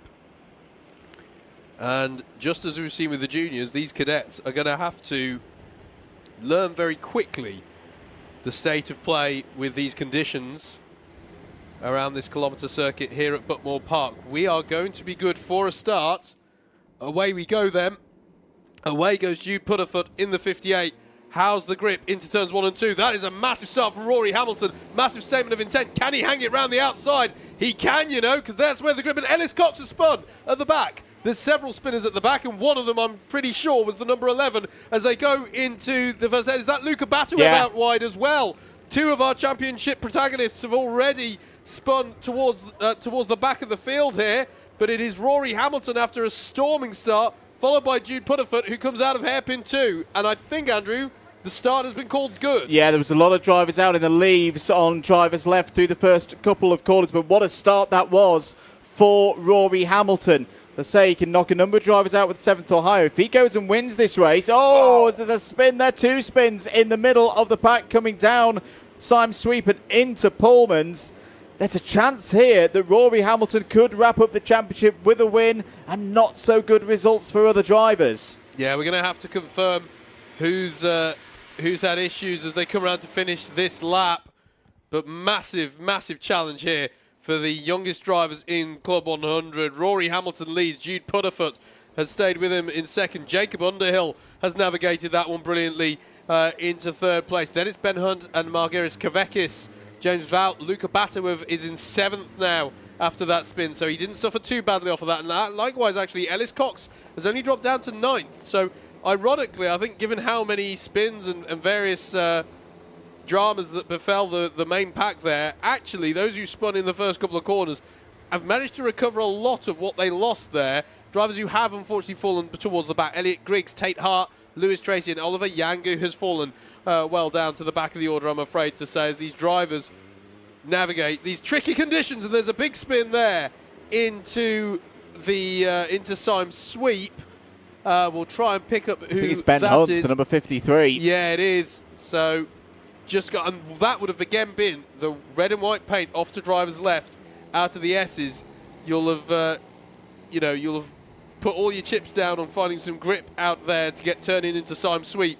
And if you go too far onto the red paint there, you just won't get the turn in, and you'll be spinning out wide, as you saw there. Fastest lap of the race, not too surprising, I suppose, after lap 2, but Rory Hamilton with a 108.402. Nobody else is in the 108s out there at the moment. He certainly is navigating this one brilliantly, is the driver of the number 10. Who's got, I believe, today the support of, I think, Mars Harrison has hung around after yesterday's lightweights to give his support to the Hamiltons. So he'll be cheering him along from the paddock, I'm sure. Squirreling out of hairpin 2 there, that was Corey Chapman coming under pressure from a recovering Ben Hunt. Now, Ben should probably have decent pace. He just had that one spin, but otherwise was beginning to get to grips with the conditions as much as one can get to grips with anything in these conditions a few laps ago. So expect to see Ben Hunt maybe recovering a little bit, although all the time all the drivers are learning, of course. And Corey's been able to hang him back, hold him back so far. This is the 50 of Corey Chapman versus the 53 of Ben Hunt. Ben Hunt tries to take an inside line, but the usual rules of the game to try and pull a move don't apply in these conditions. So, point scenario as things stand on the provisional live scores. If the race result was to finish like this, Rory Hamilton would move in terms of... Oh, Luka Batuev's out! Luka Batuev is out of this race, out of contention. He'll get going again, but a long, long way down the order, and that may well be his chances of winning the championship going. He's going to be at least 14th, now 17th. I think it's down at Paddock Corner that he's had that off, and Luka Batuev in the tricky conditions. Oh, he's going to slip down to 20th place in this race. We'll do the maths. That means he just slips further back. He's down to 17:41. So let's focus on what Hamilton has in hand and what everybody else can achieve. Hamilton with this result would be on 1,766 points counting. That's with dropped scores being applied. That is his best 14 scores from 15 races. Ellis Cox would have a max achievable of 1753. Batuev 1743. For Pudderfoot, even with second in this race, it'd be 1756. At the moment, Hamilton is in championship winning position. We've got to keep an eye on it here, though, Andrew. We've had two successive fastest laps of the race from Jude Pudderfoot, who's just dipped down into the 107s, the first driver to do so. He is responding and taking the fight back to Rory Hamilton at the head of the field.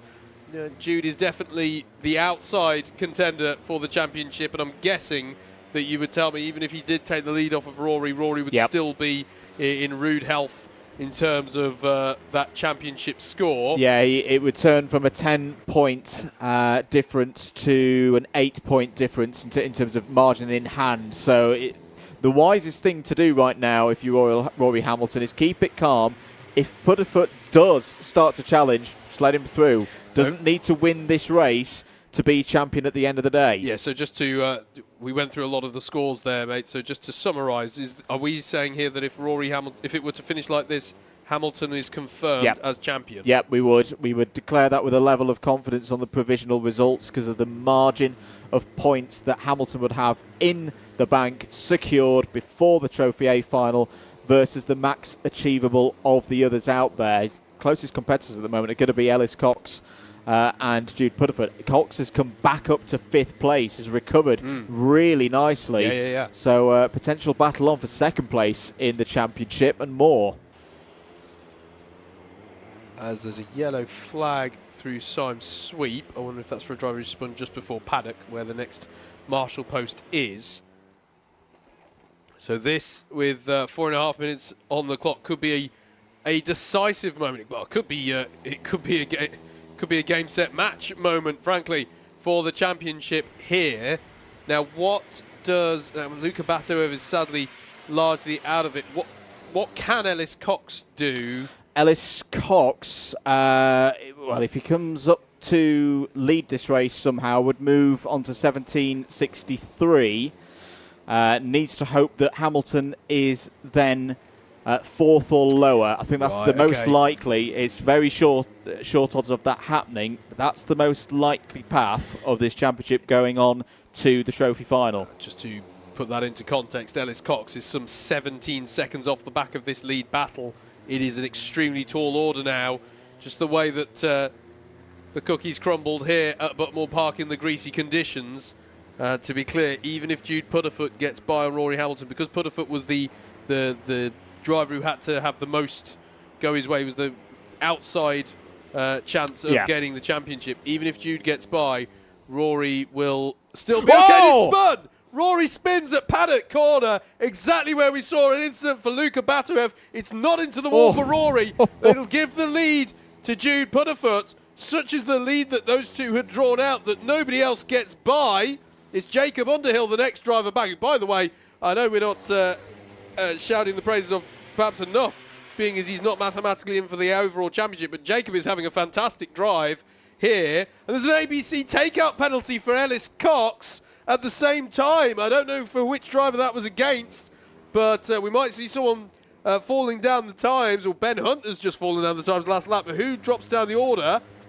It might be Kavekis, you know. We'll wait to see. Yeah, Kavekis is dropping down the order, and Ellis Cox has been issued with a bump and pass, an ABC takeout penalty. He's taken out another competitor with contact. So Ellis Cox will lose 6 positions off the back of that. So Rory Hamilton has a spin, drops down only to 2nd, and Ellis Cox anyway has something that neutralises his challenge to Rory Hamilton.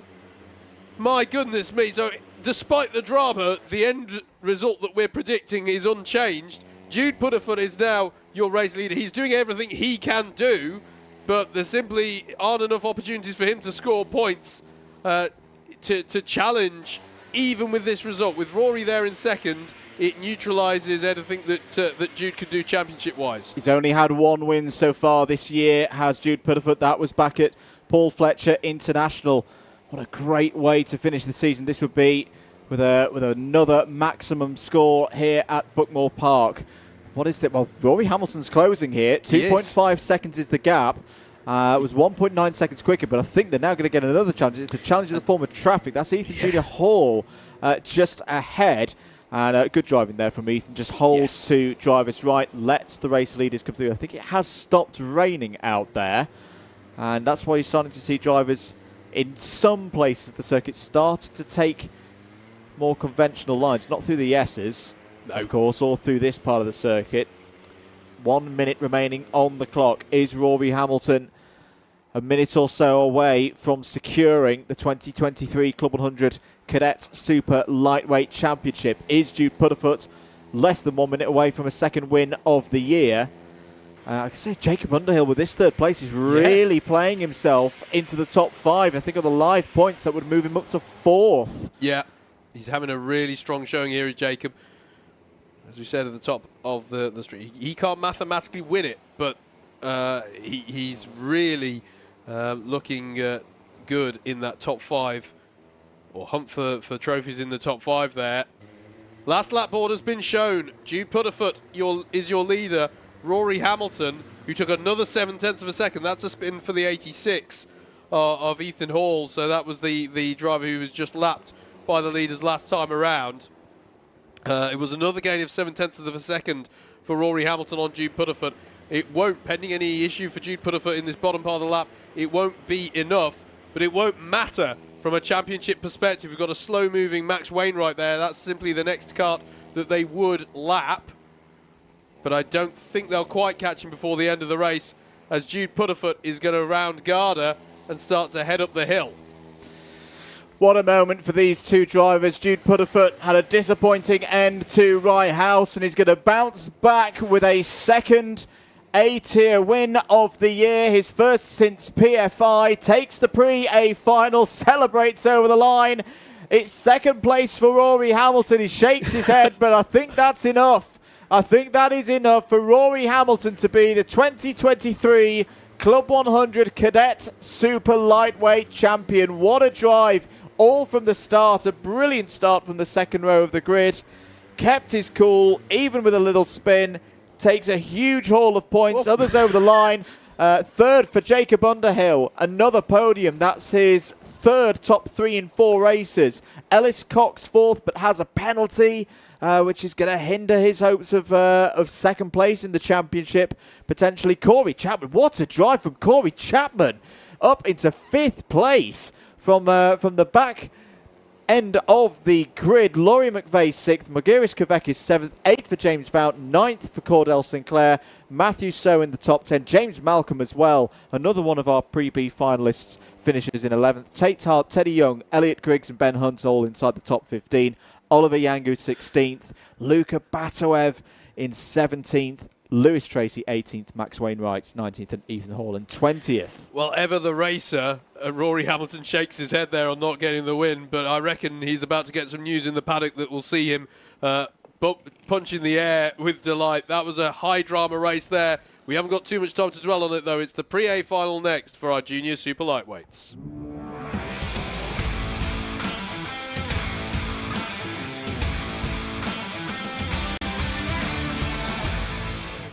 Here's your grid then for our Pre-A final. Ryan Shepherd will start this one on pole position with Sam Cole in second place alongside him.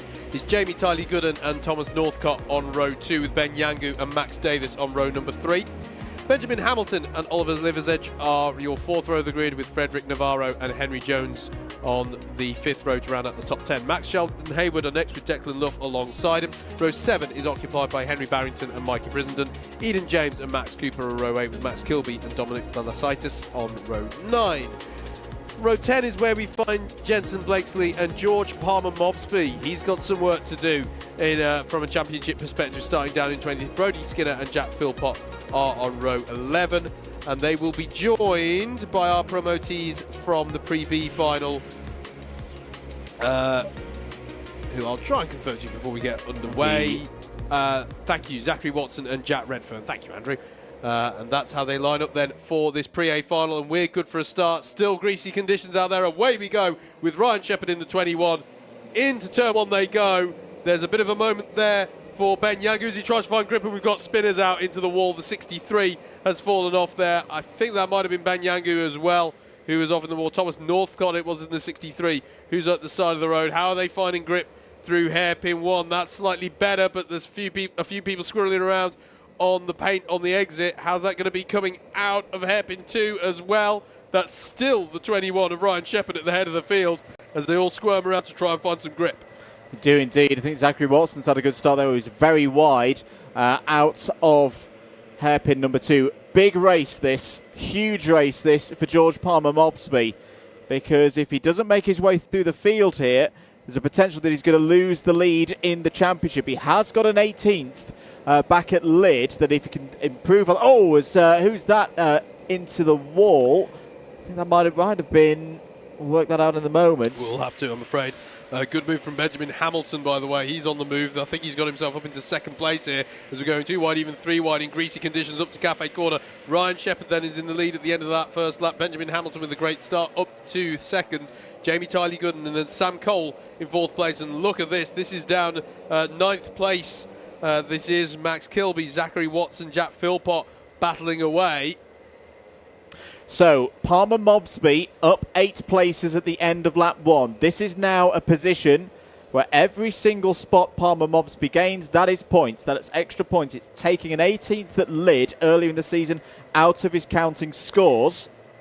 Can I just highlight, by the way, that the case of someone getting promoted from an earlier slippery race, as there's a penalty for Zachary Watson. I was about to sing his praise as a promotee from that from the previous race, getting so far up the order, but he has got a track limit warning.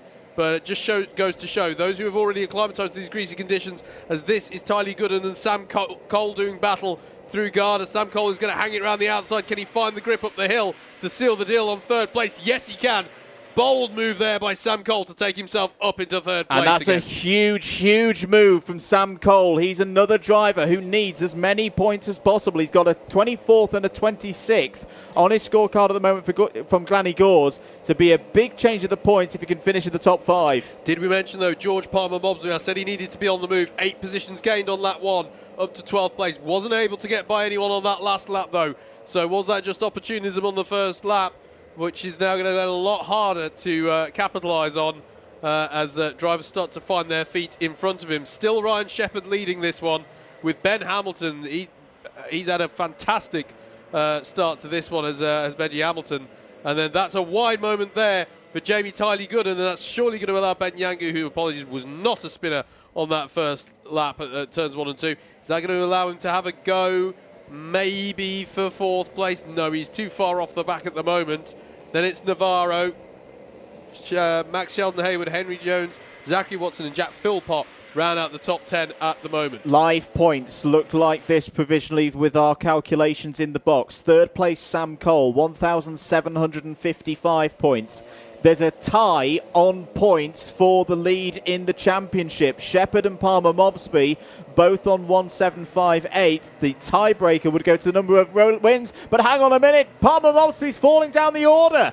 George Palmer Mobsby is falling down the order. He's come over the line in 21st place. It's a repeat again. It's like 2 weeks ago in the super heavyweights when Bill Taylor was in a good position to win that championship. Buckmore Park strikes again. And now the job really is on for George Palmer Mobsby. He can still pull this back. If he can get to 18th or higher, he'll start improving his score. But he's effectively just lost 6 crucial points in this championship fight. And Ryan Shepherd is doing exactly what he needs to do at the head of this field. High drama again delivered by these greasy conditions here at Buckmore Park. Here is battle in the mid-pack. That's Brody Skinner having a go at Jensen Blakesley. But towards the back here, we're going to look for, it's the 31. There it is of George Palmer Mobsby. Clearly had a little bit of a spin out there, and it's dropped him well back in the order. What can he do to recover this one and turn this in? We've spoke about this earlier on. You're racing against your previous worst results. You're effectively, first and foremost, racing to make these races count. And at the moment, this is going to be a drop. This is going to be a drop. This is going to be his worst race finish in terms of a result this year. It's going to lock in a 14th place. As I say, the Lid weekend was not a good one at all for George Palmer Mobsby. He was 18th and 14th in the wet conditions down on the south coast. He was at the start of the day hoping that he wouldn't be needing to worry about those 2 race results with, 2 top 10s today would have done exactly that. Right now, he's in 21st position. That 14th would be locked in. He wouldn't be able to scrub that one, and he'd have a very difficult starting position on the grid for the Trophy A-Final. Gap for the lead is reducing down. Benji Hamilton reeled in another 10th against Ryan Shepherd last time. What is it this time? This time Ryan Shepherd's responded. New fastest lap of the race, dipping into the 106s, almost into the 105s, a 106.018. He's finding even more pace out there, and as we said, rain has stopped for now at least.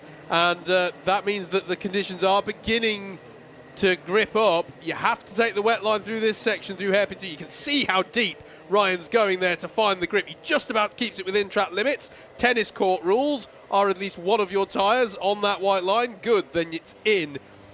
And he's mastering this one at the moment, responding to the pressure being applied by Benji Hamilton behind in the 26. Sam Cole as well, doing well in 3rd place. To Sam Cole keeping himself in contention at the moment with this position. Very much so. Yeah. Very much so. It would be a 3-point gap between Shepherd and Cole going into the final race of the year if it ended like this. We should note as well, Cole's got a bigger margin to stretch into in terms of getting rid of some bad scores from earlier on in the year. We'll keep abreast of that situation. What's critical though for Ryan Shepherd right now, he's got to keep Benji Hamilton behind him. Hamilton is not a factor for the very front of the championship, but himself going for a top 5 spot. This would give him an opportunity in the last race, second on the grid, first on the grid. If he wins that race, he could be nipping by the likes of Yangu and Brissenden and Tylee Gooden for one of those top 5 trophies. So he's got every reason to go for this. This is high stakes drama at Buckmore Park. Meanwhile, George Palmer Mobsby is making a move, but is only up to 20th place. Got a feel for Thomas Northcott, by the way. Had a spin in turns 1 and 2. I think he's just had another incident out there. He's certainly been compromised offline. He's just dropped 7 positions on that last lap, down to 18th place. So he had good pace in qualifying. I'm not sure he's the biggest fan of the conditions that have hit the circuit, because it's made life a lot more difficult for him. He's not able to deploy that speed. Penalty for Oliver Liversedge for track limits, as we say. The rules don't change just because it got slipperier. Got to try and keep it in the lines, as we were seeing Ryan Shepherd pushing it to the limit but not going beyond, and that's the crucial thing here. We're watching Sam Cole, who's running well here, and as Andrew said, definitely bringing himself, or keeping himself very much in contention. For Sam, he just needs to keep a calm head. He's in a position at the moment with these points where he does not need to win this race. He does not need to go charging down the road and attacking Hamilton and Shepherd and risking losing positions. He'd have a good grid position for the final. His maximum possible score at the moment, this would be by winning the final race, will be 1:7.79. Shepherd can only get as far as 1:7.72 by winning this race and winning the Trophy A final later on. What that means is Cole could hold this position. If it was Shepherd, Hamilton, Cole for the next 2 and a bit minutes and in the Trophy final, that could be a route to championship glory for the number 5. Indeed, he came into today as the clubhouse leader, did he not, right? He was second in the championship coming in today. Fair enough. Okay. So, doing well. And look at this now. Benji Hamilton just at 0.4 of a second. He's just, and this is how it goes in these conditions. He's just found some magic trick at maybe one corner. Okay, that's gripping up now. I can take this line through there. You can see him using the apex there to come off of the hairpin too. How does that serve Benji Hamilton coming through the S's? Completely different lines here being used between the top two. How's it going to prove out with 90 seconds left on the clock? From a purely neutral perspective, I think if Hamilton gets by, that's a wide moment there for Sam Cole though. That might give Tylee Gooden a sniff at getting by in the last few moments of this race. Into guard of the top two go. Who else is on the move out there? Zachary Watson still showing that he's finding good grip out there. He has a penalty to be applied, but he's just got back up into the top 10, getting by on Max Kilby and Jensen Blakesley on that last lap. Not too many drivers improving though. This is one of those situations where the battle is less with other drivers and more with pointing in the right direction. New fastest lap of the race. Ryan Shepherd dips into the 105s, responding to this pressure. I mean, all championship permutations aside, this is a fantastic scrap at the front of the field. They may not be, you know, going side by side, but the way these two are pushing each other and responding on a lap by lap basis, Benji Hamilton sets the fastest lap. Then it's Ryan Shepherd. It's absolutely brilliant to watch. Oh. This is the last lap. This is the last lap as well. And I got very excited then, not because it was necessarily the last lap, but that was a wide moment for Hamilton. And behind them as well, Sam Cole under a lot of pressure from Tylee Gooden in the dying moments of this race. But Ryan Shepherd just needs to get it up the hill and over the line to give himself a big boost in his championship campaign. This would be his 3rd win in a row. Took the clean sweep at Rye House and has started the racing day in the best way possible. Takes the Pre-A final. Takes a full complement of 130 points and the fastest lap on the last lap there. Benji Hamilton 2nd, Sam Cole 3rd. A huge 3rd place for Sam Cole. He won't have the championship lead. It'll be 3 points between Shepherd and Cole going into the last race, but Cole has a greater max possible score, which could be very, very important when we get to the last race of the day later on this evening. 4th place for Jamie Tylee Gooden, 5th place for Ben Yangu. Great drive from Frederick Navarro. Having a really strong run is Frederick Navarro. That's one of his best results of the year so far. 7th place for Henry Jones, 8th for Jack Philpott, Zachary Watson 9th but has track limit penalties, 10th for Max Sheldon Hayward, Jensen Blakesley, Max Kilby, Oliver Liversidge, Brody Skinner and Thomas Northcott all inside the top 15. Mikey Brisenden 16th. That's not a good moment for a driver in the fight for the top 5. But I think the other big news story there, George Palmer Mobsby, that's a drop score. That is a drop score. It's his worst result of the year so far, and he will have to start in that position for the Trophy A final. Still plenty of drama coming your way here at Buckmore Park. Already the grid is out for the C final for the cadets.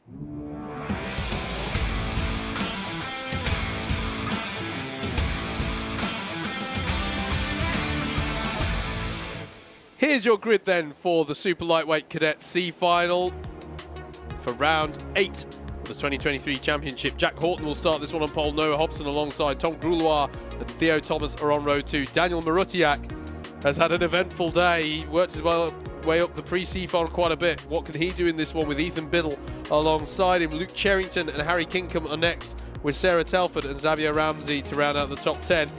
Alex Ibanescu and Freddie Powell are on row 6, and then it's on row 7 that we'll find James Gardner and Adam Telford.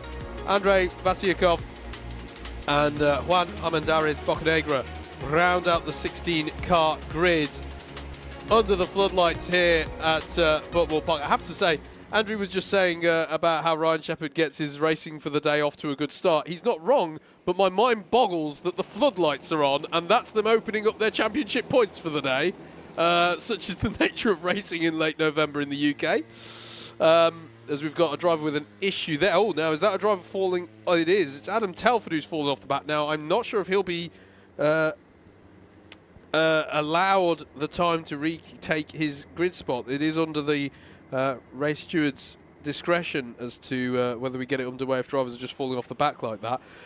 Have to say as well, this is the first C grid, the first C tier race in these tricky, challenging, greasy conditions, and that does mean that for our drivers who maybe on balance have less experience, this could be a real challenge. It could be, yeah, and it's one where I think, we're green flag and running. Noah Hobson takes us to the front of the order. Good start as well for Theo Thomas going through the middle there.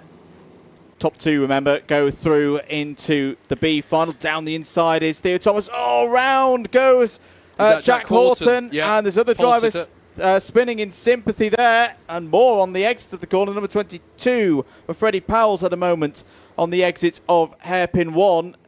Yeah, this is one of those races where a driver, round there goes, was that the number 94 of Andrei Vasikov, who'd worked his way up a long way. The number 61's gone round of Adam Telford. And this is what we're saying. If you keep it on the road in this race, it's quite possible that you're going to get in the top two. Yeah, absolutely. This is how you and I kind of got started with all this, mate. This is original BUKC rookie race territory. Just keep it on the tarmac. Keep it on the island. And you'll get a top 10. It's the general rule here.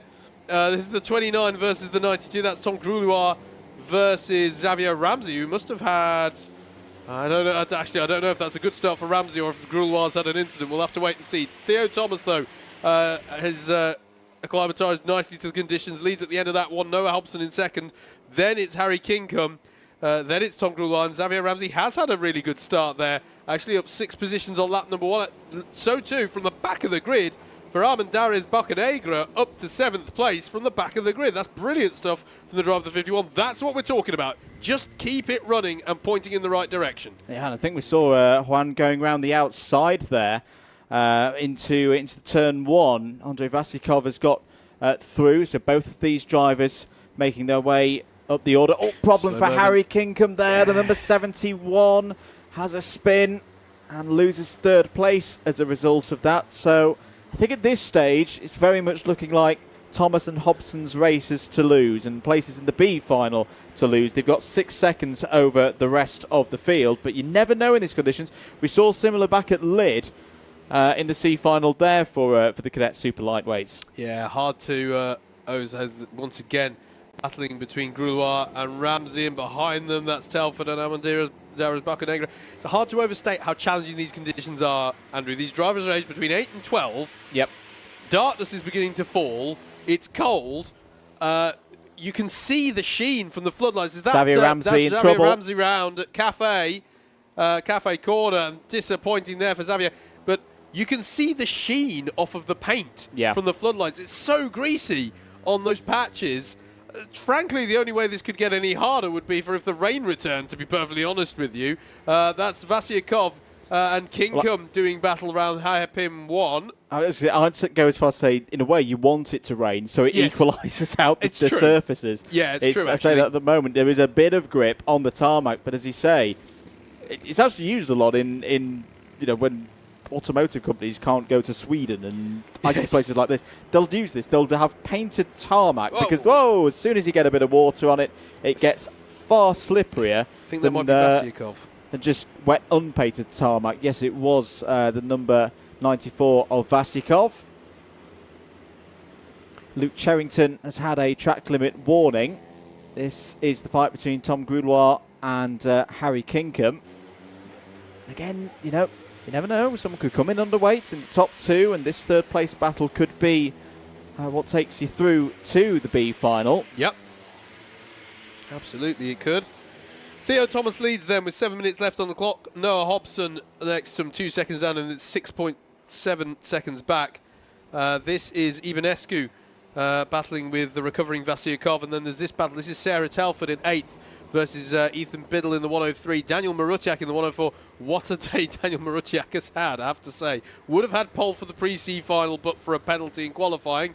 Then had an incident, if I seem to recall, in that pre-C final. Now he's having to test his mettle in these difficult conditions. And there's a synchronized pirouette there.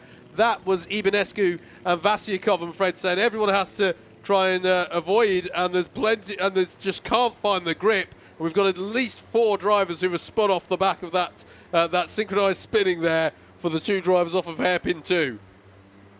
I don't think I've seen a shot in 2023. We've done a fair amount of commentary in 2023 with so many karts going in so many different directions. Yes.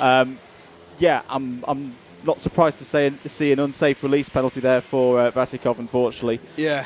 I'm actually quite impressed that whoever was doing the observing there was able to spot that there was an unsafe release there, because there was so much going on. I mean, that was pretty close to the analogy of spinning several plates at once there, trying to keep track of what was going on there. But as we say, cannot underline enough how challenging these conditions are. You and I have both raced in these conditions. I'm actually reminded, Andrew, of a race that I think both you and I were in the we did a Sodi kart race with some friends of ours back at Wilton Mill a few years ago, where it was just so greasy that it was just like, I don't know what position I'm in anymore, frankly.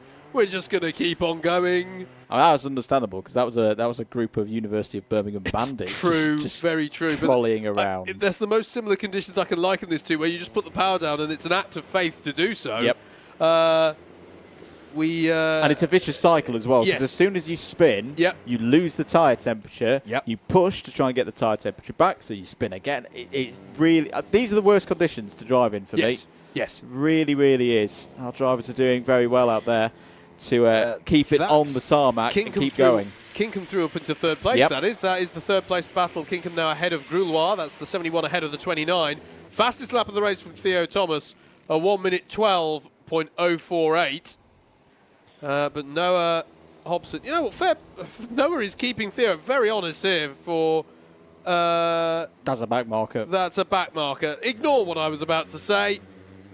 Both of the yes, top it is. Sorry, two, yes. Both of the top 2 at the moment. They haven't missed a B-final in their attempts so far this year, so they're on to complete their runs all round there. Half spin for Tom Groulois in 4th place. I think will actually keep 4th place. Freddie Powell's works his way back up to 5th. Yes. Really good driving from Freddie. Had a bit of trouble in the early part of the race. But he's keeping things running nicely. I think he's even our biggest mover, up 7 places from where Freddie started in this race. There is the number 30 of James Gardner being very kind to the other drivers, just pulling over to let the leaders through. As now, hang on a minute, this is for 2nd place. This is completely changed. Harry Kinkham is going to challenge Noah Hobson here. He's got through. Has gone through. Now, I wonder, has Hobson had a spin? And they say lost tyre temperature, because Harry Kinkham, who was some 6-7 seconds behind a few laps ago, has rapidly closed in, overtaken, and gone into 2nd place. Great driving from the driver there in the number 71. Absolutely, that is fantastic stuff from Kinkham, and now he just needs to keep it controlled and measured all the way to the end here, and he should have the job done. I can't think there's any prospect, as good as his pace is, of closing the gap to Theo Thomas. And no gaps can change a lot in inclement conditions, but there's 3 minutes. The gap is 12 seconds. It would take a spin for Theo Thomas, which is not outside the realms of possibility. Let's face it. Pretty much everybody is at risk of being, subjecting themselves to that in these conditions. It just takes one wide moment, one wheel too far onto the paint for it to all go a bit south. That is Xavier Ramsey ahead. That's a lap down, Xavier is, unfortunately, and it'll be galling for Ramsey, because he was driving very well in the opening laps of this one. New fastest lap of the race for Theo Thomas. A 1:11.394, only driver to have dipped below the 1:12 mark in this race. Is the track getting just that little bit quicker? Noah Hobson has just done a personal best of 1 minute 13.069, so seems to have the temps back in the Dunlop rubber. That could be a big factor in the last 2 minutes of this race. There is your race leader, Theo Thomas. making his way through, looking very calm, Howard, at the moment, looking in control, quick, but not looking like he's absolutely on the ragged edge. That's a good sign. Yeah, absolutely. I think just nice and controlled is the order of the day at this stage.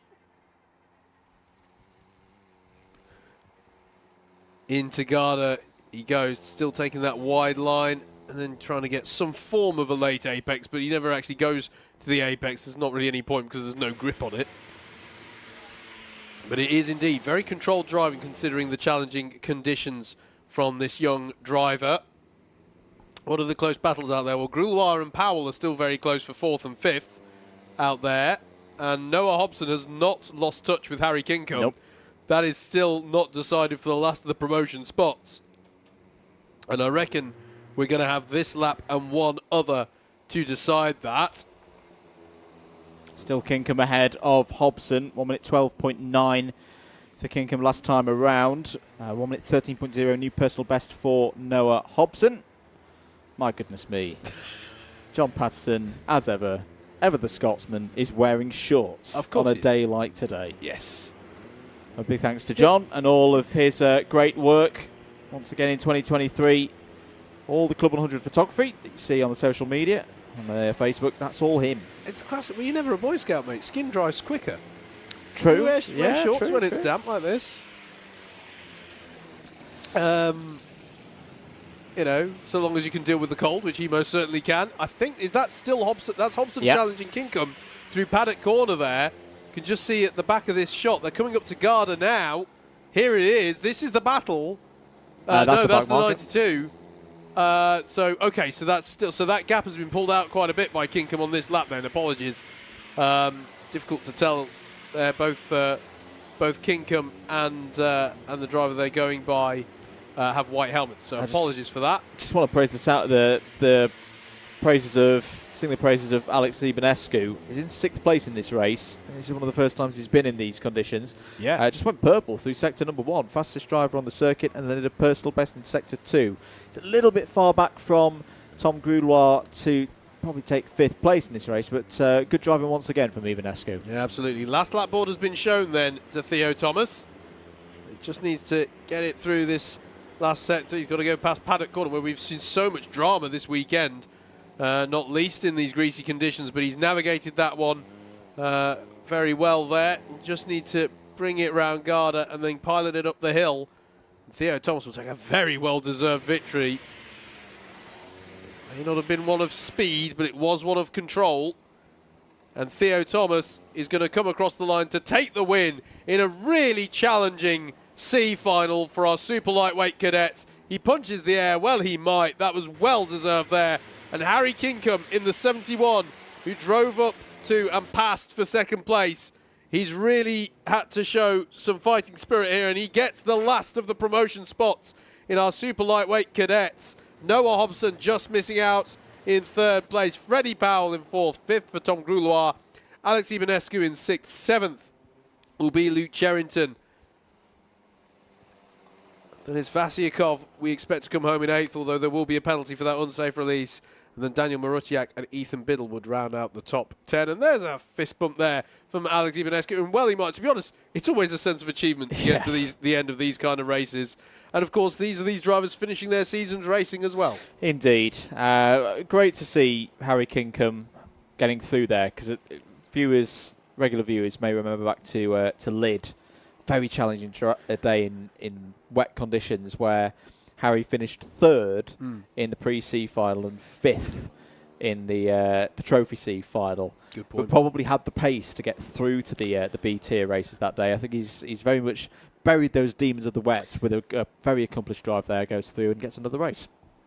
So a C final grid in these greasy conditions can be quite dramatic. How about a C final grid of 28 drivers? That's what's coming up for you next here at Buckmore Park.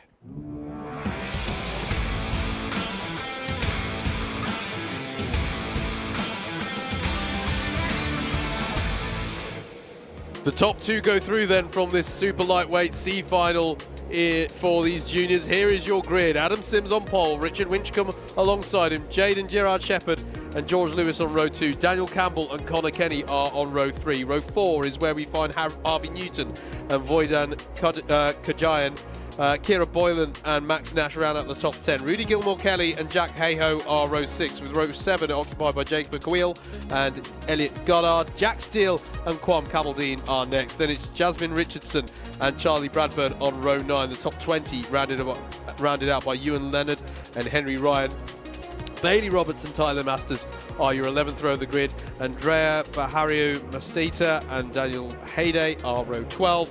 Row 30 is Mikhail Islam and Thomas Worsley. Then it's Henri Pomeranz-Dor and Curtis Dewayne to round out the 28 kart grid that are about to take on the greasy Buckmore Park conditions under the lights here for the final round of the championship in 2023.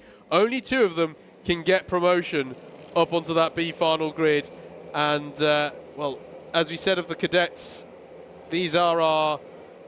On balance, are lesser experienced drivers, or drivers who are still, you know, cutting their teeth, as it were.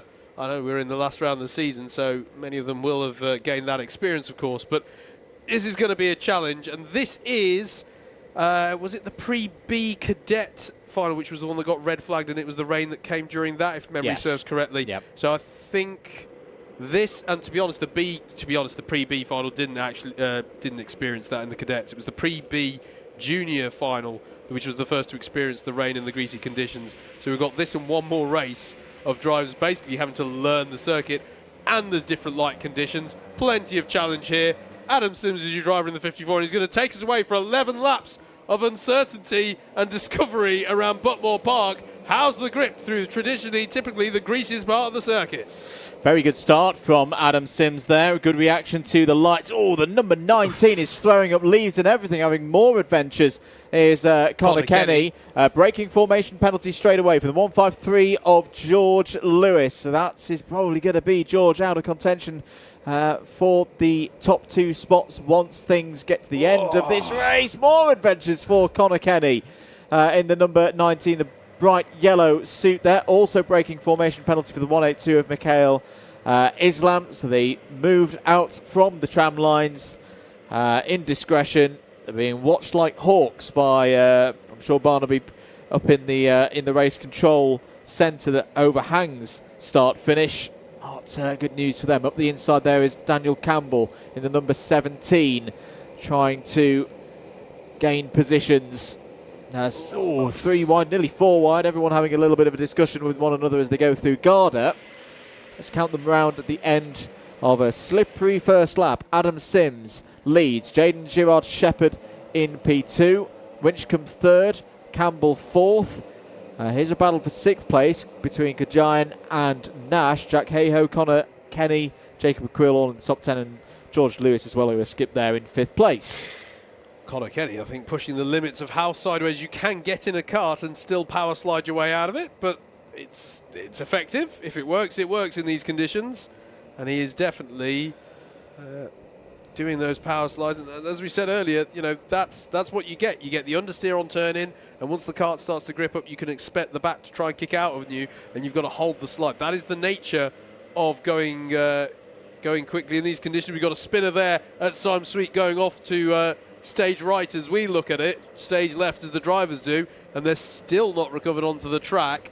We might look to see who that is. It was from relatively high up in the order, and that looks like it may have been George Lewis, I think, in the 153, or it might have been Harvey Newton, to be honest with you. A bit difficult to tell in these conditions.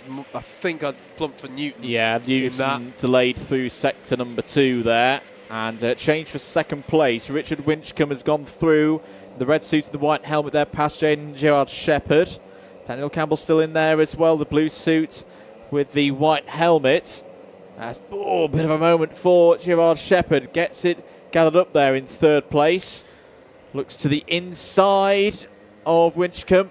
Again, that inside line, there's just no grip there at all in these conditions. Yeah, what happens is you try and get the switch back, right? Yeah. You go, okay, I'm going to tuck in here and get the late apex, and then you get to said apex, and there's no grip, and suddenly you panic because you're drifting out towards where your competitor is. And that's what leads, and then suddenly everyone's just having a drag race down the straight, and you have to work it out. Next one, race leader! Adam Sims squirreling around for grip on the exit of Paddock, and that's going to allow Winchcombe through. Drama for our race leader. He's managed to gather it up well, though, and he immediately reverts back to the technique. You know, it's important not to lose confidence when that happens. Just keep pushing, but that was a scary moment there for Adam Sims. Yep. Behind them, Gerard Shepherd and Dan Campbell doing battle into turn 1. That's going to get extremely tight for Campbell on the inside, and he has to duck out of that one for now to basically keep his opportunities alive in future corners. Yeah, that was well judged by Daniel Campbell just to withdraw there. There's going to be more opportunities here in the 7 minutes remaining on the clock.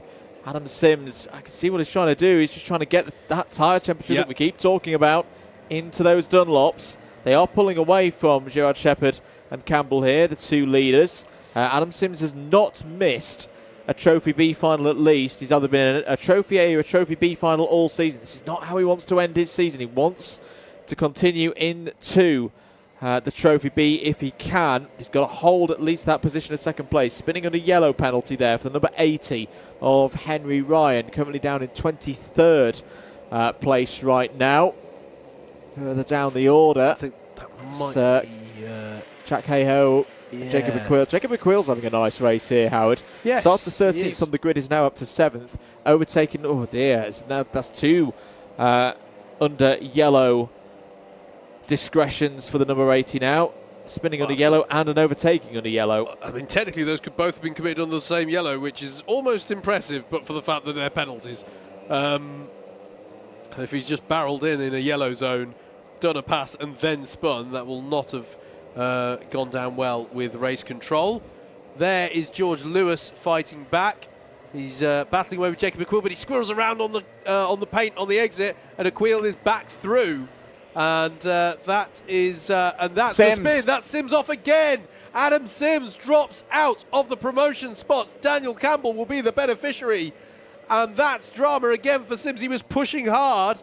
And in fairness to him, he's got the temperature to get immediately back past Gerard Shepherd. To be fair to him, we were saying this is kind of what you have to do. You have to try and push. It's sort of, you heard the phrase go big or go home. It's go big or go cold on the tyres, frankly. He's doing his best. But it's so difficult in these conditions. And Adam says, who's that off as well?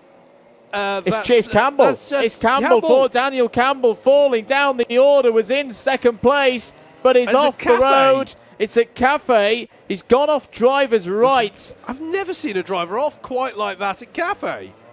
Well, I'm going to have to use the phrase, Andrew. We've got this ridiculous situation where we'd like to find out who gets promoted, but no one seems to want to come through to do it.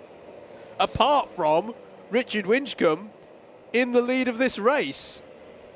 Absolutely remarkable. I think Gerard Shepherd will now be confirmed in second place. Frankly, we're waiting for anyone to come through and finish a lap.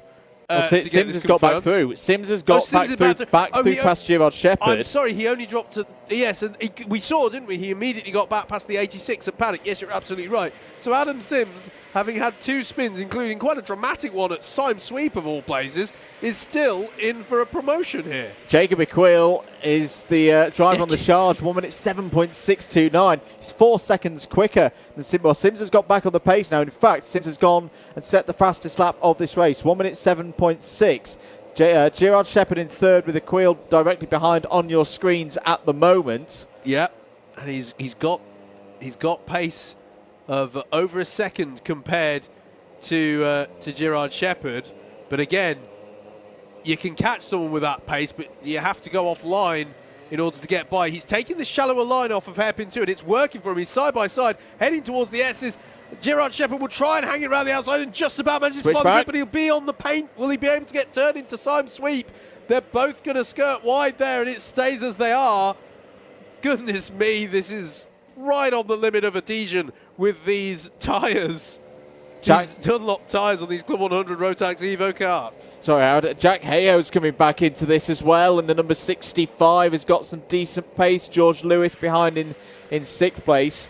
Daniel Campbell has got going again. He's down in 23rd place and is now the fastest driver in the field, but a long way down. And Richard change for the lead. Yeah, Richard Winchcombe. We haven't seen him for the last few laps. he's lost 5 seconds. He's lost 5 seconds. He's had a problem, and it's now lost the lead of this race. Through past Curtis Dwayne, they go there in the number 53. Well, this is a real roller coaster for Adam Sims now. He's spun twice, lost the lead, gone down to 4th or 5th. Round goes Dwayne.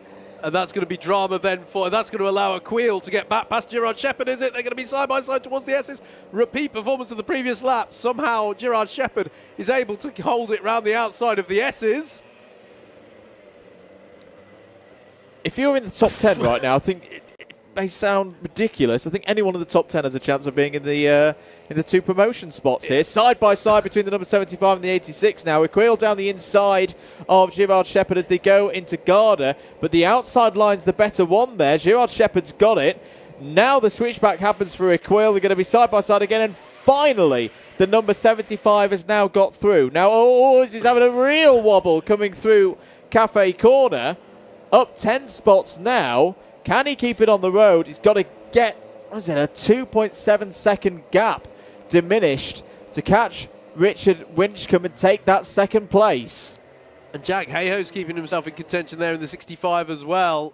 There he is. Is he going to actually have a look at Gerard Shepherd on this lap? As you say, Andrew, really it feels like so many people are in contention. George Lewis, Max Nash and Connor Kenny. Connor Kenny's quite an easy reference point for you to see how they're catching, because he's got the bright high-vis yellow race suit or rain suit over the top of his race suit that you'll see in the back of some of these shots. This is for the lead of the race, though.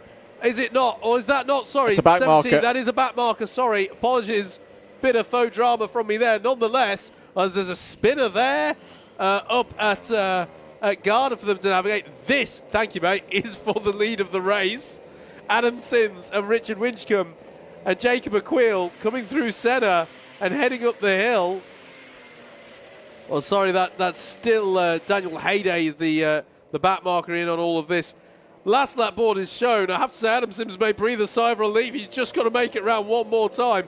But Richard Winchcombe is coming in to apply pressure. And if they make even the slightest piece of contact, they are going to put each other into a spin here.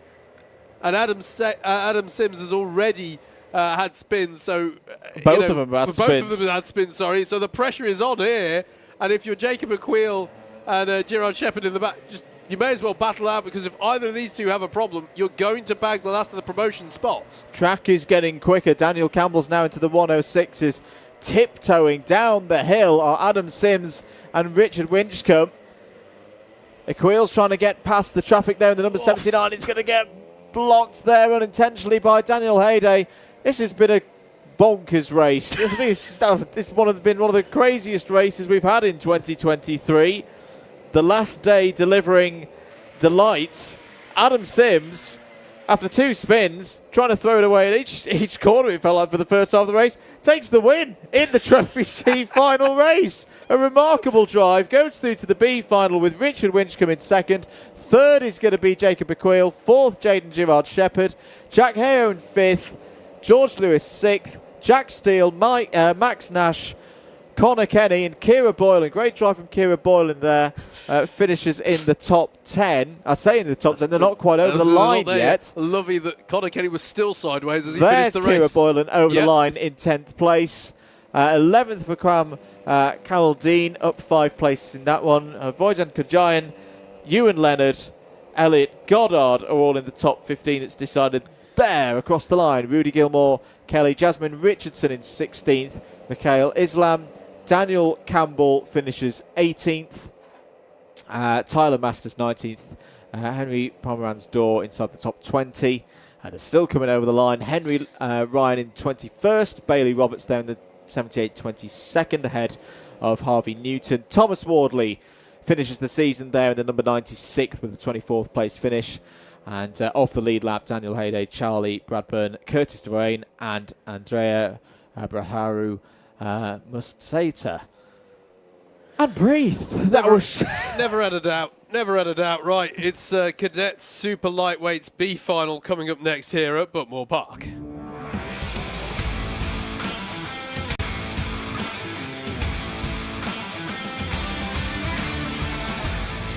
Right, the drivers now out on circuit have officially done a sum total of 2 racing laps so far today. and they will now have to learn this track. Edward Jones and Adam Jaudatis are on the front row. Aidan Hammond and Caelan Keith are on row 2. Jack Beasley and Charlie France are your third row of the grid. Ledger Dimitriou is due to line up 7th. It would be interesting to see with one of the drivers who was involved in the red flag incident earlier. Hopefully we'll see him take to the track. Jensen Barnard alongside Jacob Cipregi and Charlie Cipregi making an all Cipregi 5th row there to round up the top 10. Sam Morse and Lewis Prendergast are on row 6. Row 7 is where we will find Alfie Slattery and Jake Matthews. Wyatt McAllister and Caesar Chen are on row 8. Casper Davidson and Ewan Farrelly are on row 9. Your 10th row of the grid, Jacob Kent and Zaya Honor. And I'm going to just double check across the line with the transponders. I think, yes, our promotees, sorry, yes, Theo Thomas and Harry Kinkham, indeed, mate. I think that everyone who was involved in that red flag incident earlier, other than I think Caesar Chen, has been able to come out for this one. So good to see that our drivers have been able to return to the circuit. Are we good for a start this time around? Yes, we are. Under the lights here, then away we go with Edward Jones leading them into the unknown. What a start, though, on the inside from Aidan Hammond, and he needs a good race here as we've got some drivers out wide, spinning out there at turn 1. Sam Morse, one of them, involved as we go into hairpin 1. We've got another spinner, though, that's going to curl into the inside and bring a load of other drivers to a stop in the darkness here through hairpin 2. I think Charlie France has come to the head of the field. We've got spinners plenty at hairpin 2 as well. We're going to have to check who this is on timing. Well, I think enough drivers are facing the right way to mean that the start will be called good. And the challenge is going to be for the drivers to keep trying to find the grip in the lower part of the circuit. Theo Thomas was one of the spinners there on the first lap. Caelan Keith has also not come through. Well, has now come through sector number 1, some 17 seconds further behind. So a driver that you said, Andrew, is crucial for them to get through from a championship perspective. Aidan Hammond to the head of the field here in the early stages. Well, has to get through, because if there's no A-Final today, this is going to be a drop score, and Aidan Hammond will finish on something like 16.85 and be outside the top 5, unfortunately. Okay, drivers who have fallen towards the back here, big droppers on the first lap. Edward Jones, our pole sitter. Jake Matthews in the 73. Jacob Cipregi in the 81. Ewan Farrelly in the 12. Charlie France and Caelan Keith all have dropped to the back of the field, I'm afraid, with that. Big movers on the first lap. Casper Davidson up 10 places to 6th place in that number 39 kart. Brilliant stuff, and he's one of the drivers in this pack that's battling away. Wyatt McAllister on the move. He's made up a load of positions as well on that first lap. 9 positions that Wyatt made up.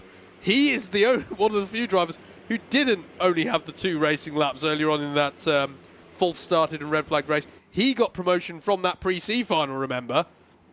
So how's he going to fare in these conditions? This is the battle for second place. That is Jack Beasley, who's also on the move, going past Lewis Prendergast there in Garda. Jack Beasley's done a really good job to get some grip. He's throwing the kart in early into a lot of these corners, and it's giving him benefits right now. A number of positions gained that last time. He's up to second place. He's up to second place in all of this. Yeah, got by on Prendergast down at Garda. 5 places on that last lap for a driver who's got form, has been in the A-Finals numerous times so far this year. Super work from the number 21. Can now concentrate on trying to catch Aidan Hammond. Aidan Hammond leads by 3.9 seconds here, and then there's this pack of karts that Jack Beasley has just navigated through. Lewis Prendergast, Wyatt McAllister, Jensen Barnard, and there is a spin. That was that Jensen Barnard who's just gone round, so he's now not in 5th place. Sam Morse will inherit that. Casper Davidson a part of this pack as well. Lewis Prendergast in the 38, starting to come under pressure from behind from Wyatt McAllister and from Sam Morse as they come through Paddock corner. So the 38 is Prendergast. Wyatt McAllister there goes to a slight move to the inside. Half in attack, half in defence, and there, trying to find the grip there. That's Casper Davidson arriving on the scene in dramatic fashion into Garda. Lewis Prendergast looking for a best result since the very first round of the season. 3 seconds taking out the lead. Wow. Gap that last lap by Jack Beasley. This young man has got has got an understanding of these conditions, unlike any of the other drivers out on track. Down the inside, and I think is it the case that the track is basically starting to dry out in crucial areas, and Jack has identified them. He knows he's got to take this wide wet line through hairpin 2, although has to be a little bit careful of track limits there, but manages to hold the grip over the paint. So Jack Beasley to the lead, Aidan Hammond in second. It's important Hammond doesn't, has got a track limit warning. Yeah, for exactly. He needs to be careful here. And then still, I think this is Prendergast holding off the pressure. And I think Sam Morse might have got past on Wyatt McAllister. I think the 118 is now the car behind. Yes, it is. So Wyatt McAllister has lost out of position there and needs to be careful from the pressure from Alfie Slattery and Casper Davidson behind. Trying to go down the inside there was Morse. Trying to go for Prendergast's third place, but a bit tentative. Oh, he's gone around the outside. He's gone around the outside. Brilliant work from Sam Morse.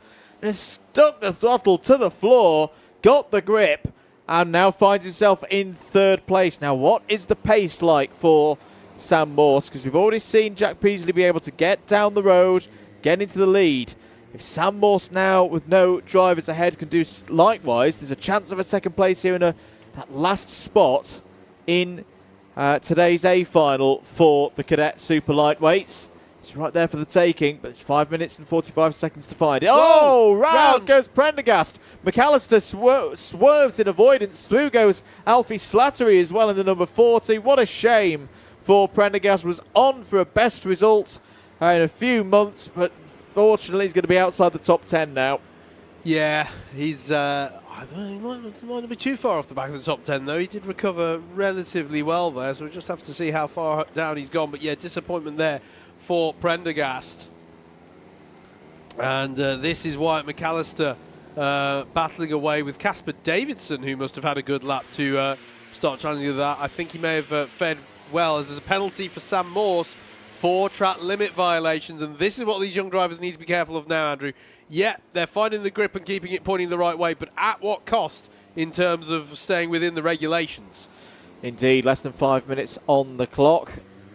Davidson looking for a way past McAllister there. Bit of a snatch on the brakes for Sam Morse. Did well to keep control of that one. Alfie Slattery has gone and set a personal best last time around. There in fourth place, I think, has Davidson got through. Down the inside now is Theo Thomas looking for a way past Wyatt McAllister, but calm driving there from McAllister. Pulls back alongside, retakes sixth place. So yes, Casper Davidson has found a way through into the top 5. So Prendergast recovered to 9th place, so he's in that side, that top 10. Zaire Honor, I'm afraid, has had a spin out there and has dropped down to 19th place. Here still, though, fighting a Theo Thomas and Wyatt McAllister. Wyatt McAllister has to go off a little bit in avoidance, I think, there. Still side by side through Garner, and that's exactly what I talked about, where drivers try and get the cut back, they just suddenly can't find the grip, and they start to lean on the driver on the outside. Wyatt McAllister finds the grip on the exit of Senna and has the position still going up the hill and through Cafe Corner. There's a penalty, though, for the track limit violations, though, for Wyatt McAllister. I'm not sure he's too happy about it, but I think it's a fair cop. We've seen a few cases of going over the lines. We can't start changing the rules just because it's got greasy, I'm afraid, as they're leaning on each other into hairpin 1. That's not to take away from the fact that it is a challenge for these young drivers in these conditions, but it's still got, and that's contact of round for Wyatt McAllister, and he'll be gutted about that. It just takes the lightest of taps in these conditions, but he's not lost too much in terms of positions there. He's just slotted in behind Prendergast there, so he'll, ironically, that's only down 2 positions to 8th, I think. Here's Aidan Hammond in the 100. Good pace at the moment for Aidan. 1 minute 8.4 last time around. And at the moment, that is good enough for going through to the A-Final. Jack Beasley, though. Yeah. Way out front now. I say way out front. Two seconds. 2 seconds. It has come down a little bit. I have to say as well, once again, we have a really impressive pack of 3 drivers who are keeping themselves in contention in that spot for 3rd place. Sam Morse, Alfie Slattery and Casper Davidson have kept it pointing the right way and are currently running quite close together. If they can get to the head of that pack, either one of them, and something befalls Beasley or Hammond, they're right in the pound seats for that promotion. Yeah, got to keep pushing on. You never know what can happen in these conditions at the end of the year. There has been a black flag for the number 67 of Theo Thomas. So, unfortunately for Theo, that will be the end of racing today, or at least may just be held in and for 30 seconds or so and then allowed back on circuit. But there's only 2 minutes of this race to go. That's definitely going to move forward to the A-Final with that black flag in play. Here's that battle for third place. Bit of a wide moment for Slattery over onto the curbing, and that's going to allow Casper Davidson to get by. It'll be the inside line for Slattery to try and find grip, but there's going to be more grip on the outside line, and Davidson, I think, should be able to hold on to that, but there's got a good drive, both of them up the hill, but I'm pretty sure that Davidson has come out on top in that battle. That's Davidson up to fourth place, but that battling has allowed Sam Morse to get a bit of breathing space ahead of them in third. Adam Judatis having another really good run. I've got to remember, this is Adam's first go this season in the Cadets. Maybe a driver thinking towards 2024. Sixth place in the B-Final at the moment, and a new personal best last time around. 1 minute 10.636 for driving the 126. I've been impressed with Adam today. Hope we see Adam back for more racing next year. I've got to say, just speaking of 2024, one more time we'll mention the registrations go live tomorrow. This is a challenge you're witnessing right now, but if you relish that challenge, then definitely consider registering for 2024. It is going to be so much fun. And these drivers, you know, this is what it's about, right? These young drivers are learning the craft, cutting their teeth in this sport, and this is one of the things that you've got to deal with karting in the United Kingdom. Last lap board has been shown then to Jack Beasley in the 21. Has indeed. This has been a properly professional performance for Jack Beasley. Season started out with a double win at Wilton Mill. Fell away a little bit in the middle of the season. A couple of B-finals along the way. Missed PFI. And then has been in the A-finals through Clay Pigeon and Rye House. I think we'll be very pleased with this drive in the B-final here at Buckmore Park. Won't be the end of his season, of course. We'll carry on to the A-final. Has a quick check over the shoulders. Got a comfortable lead. 4.2 seconds ahead of Aidan Hammond. Hammond will keep the chances of a top 5 alive, but I'm afraid it's out of his control now in terms of the points. But Jack Beasley up the hill in the dark, coming around the final couple of corners, comfortably wins the B-final here at Buckmore Park and takes the fastest lap of the race to boot on a 1 minute 7.0. Joining Jack in the A-final will be Aidan Hammond. Second place there for the 100. And we'll be pleased to move forward after a difficult day up to this point. Sam Morse will be third. No, well, it's Casper Davison. Just gets third on the line there ahead of Alfie Slattery. Fifth for Sam Morse. And well done over the line in a moment will be Jensen Barnard in sixth place. Seventh for Wyatt McAllister. Eighth for Lewis Prendergast. Ninth for Chapregi. Oh, I think there's been a problem for Juditis right at the end. Has fallen down outside the top 10. There is Adam Juditis across the line in 14th. So Wyatt McAllister 7th, Prendergast 8th, Charlie Chapregi in 9th, Charlie France in 10th. Edward Jones completes a really good season. Well done to Edward Jones. Finishes 11th in the B-final today. And that's all we've got time for in terms of the that particular group, because heading out on circuit now, it will be the Junior Super Lightweight B-final.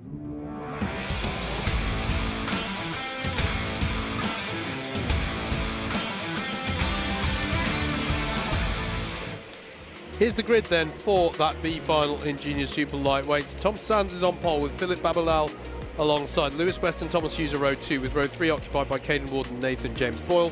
Row 4 is going to be Toby Edelston and Felix Bond. Jensen Davis and Flynn Perry round out the top 10. Zayn El Topshi and Henry Wilkes are next, with Taryn McCamley and Charlie Wainwright on row 7. Row 8 is Bobby McGeer and Luke Richards. Then it's Alexander Campbell and Jensen Jowett on row 9, with Noah Rogerson and Joshua Greaves to round out the top 20. Conor McNamara is next, with Rory Hinkley alongside him. John Wall and Dan Archibald are next. And I believe I need to check as well the confirmed promotees. Thank you. It's Adam Sims and Richard Winchcombe from the C final.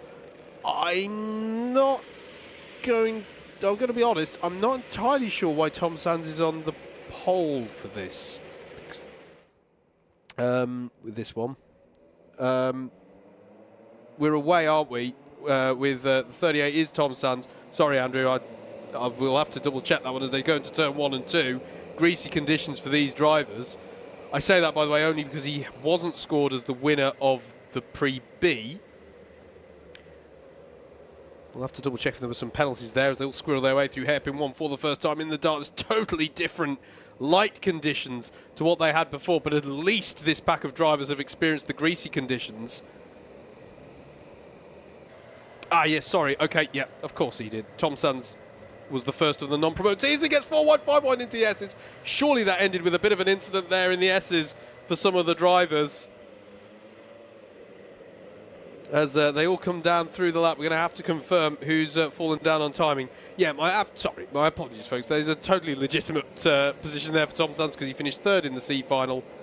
And but it's Philip Babalal who has got himself up into the lead of this one at the front. Bobby McGurr trying to fight his way through there.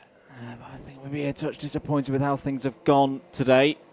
The 2023 BIKC Junior Champion. Well, Philip Babalal led from the first lap of the Pre-B final. Yes, he did, until the latter stages of it, span around and fell down to 4th place. Will not be wanting to make that mistake again here. He's in a good position. Tom Sands behind. Thomas Hughes is going to try and keep them honest here, not let those two leaders get away, because he wants one of their spots on the way through to the A-Final. And it was that last drama for Babalal that confused me. Yeah, sorry, ladies and gentlemen. Back with it now.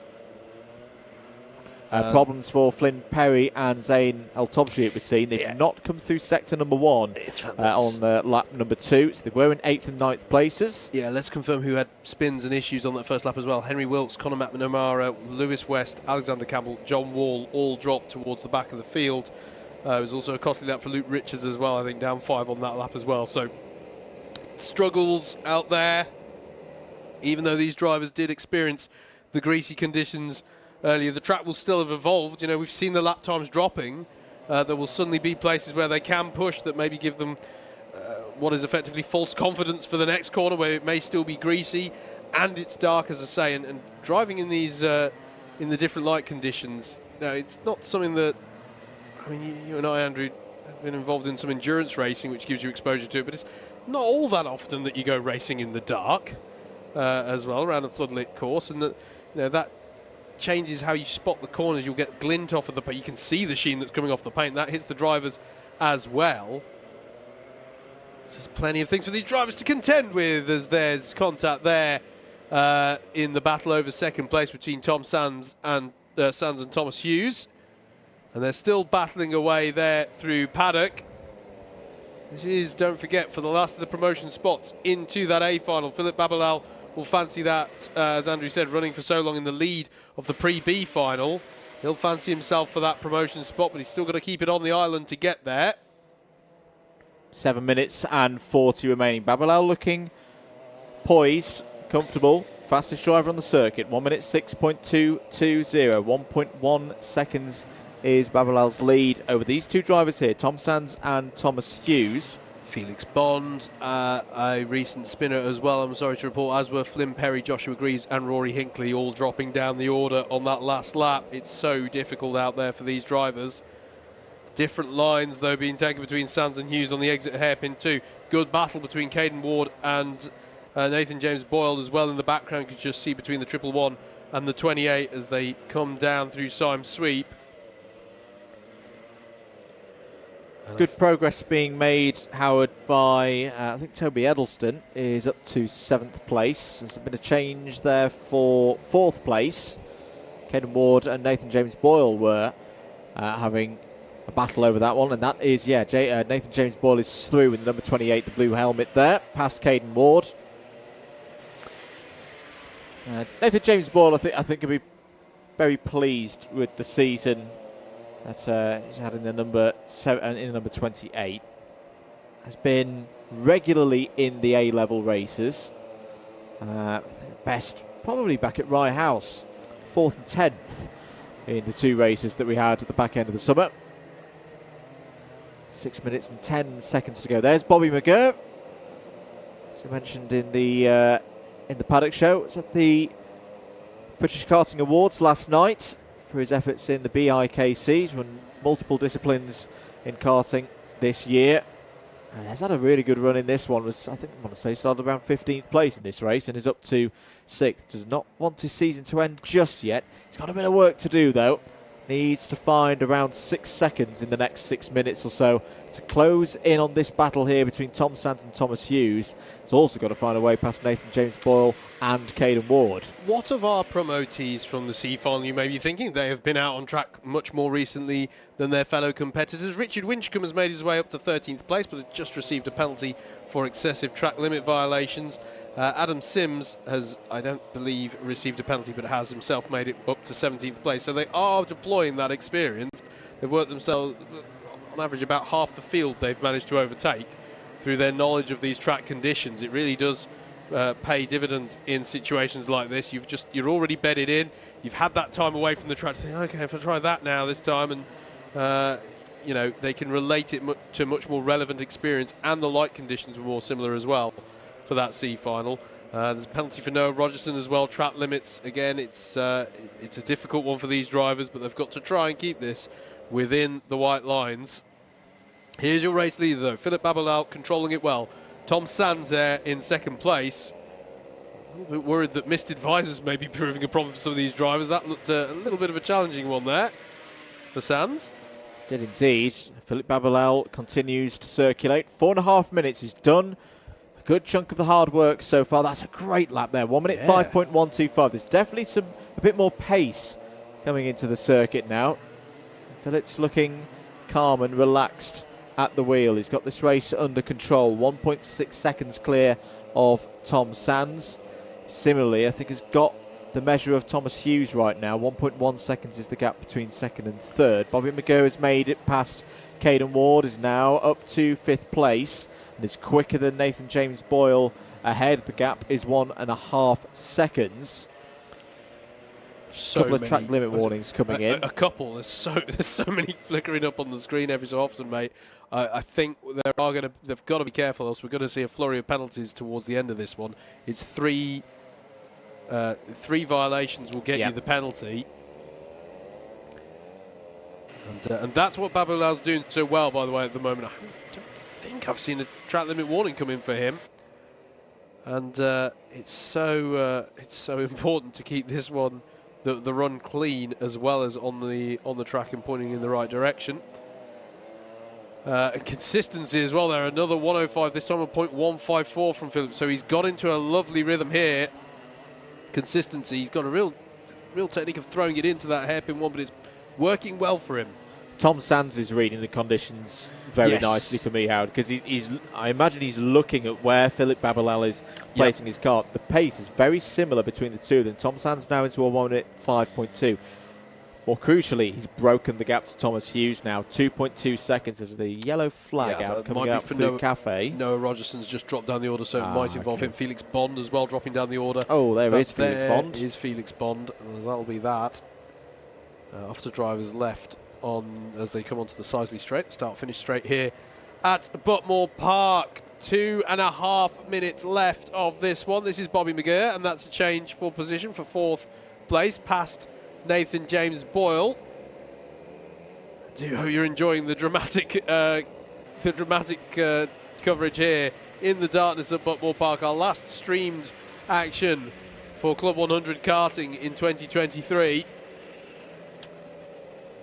And it's so challenging for the drivers. And that is the 25. That is Daniel Archibald. Yeah. Off to out the of left the race. there. Hope he's okay. But out of the car. Full course yellow. Yeah, full course yellow. I thought I saw that the drivers were. Of course, they always have to back it off to an extent through yellow flags, but really backing it off there. I think that may well be us complete for this one with 1 minute and 30 to go. So the course put under full course yellow to make sure that the safety crews out there can return the circuit to a safe state for racing. The time will keep ticking on by. If we do go back to green, it will be at the start-finish line only. So, yes, I think this is going to be it, because the leader has just gone over the line to take the last lap board. Still a full course yellow notification on our timing screens here in the commentary position. Philippe Babalal will circulate round one last time. Racing lap speeds are about 65 seconds at the moment, and he crossed the line with around 63, 64. So take into consideration that at full course yellow speed, he's going a degree slower. This is going to be the final lap. And this time, Philippe Babalal will make it home into the top two, not have the mistakes of the pre-B final affecting him in terms of the final result, because he's going to get through into the A-final. Very well-deserved run for Philippe Babalal here. Tom Sands is going to join him. Thomas Hughes third. Bobby McGeer will finish a fantastic 2023 and is racing in fourth place in this B final. Time is up, and that will be the checkered flag for Philippe Babalal. There it is, across the line, takes the win. Tom Sands in second, third for Thomas Hughes. Bobby McGeer will come across the line, as I say, in a moment's time in fourth place, just keeping that pace steady. No point on the last lap on a full course yellow, getting any kind of racing under yellow penalties. Take points for it as well, of course. I actually think, yes, it will be a counting score for Bobby McGeer. Improves by a couple of points there. Fifth for Nathan James Boyle, sixth for Caden Ward, seventh for Toby Edelston, eighth for Taryn McCamerley, ninth for Charlie Wainwright, 10th for Zayn El Topshi. Jensen Davies, Jensen Jowett, Adam Sims, Richard Winchcombe and Lewis West all finished in the top 15 on the road. Good drives there from Sims and Winchcombe, both from the C final. Luke Richards, Flynn Perry, Henry Wilkes, Noah Rogerson, Conor McNamara all finished inside the top 20. John Wall, Joshua Greaves, Rory Hinckley, Alexander Campbell and Felix Bond all finish in the top 25 on the lead lap. One retirement from that race, kart number 25, Daniel Archibald. The drivers will return to the paddock then. For Babalal and Sands, they'll continue on to the A-Final. For now, though, here at Buckmore Park, we're getting ready for the last Cadet Super Lightweight race of the year. The Round 8 A-Final is next.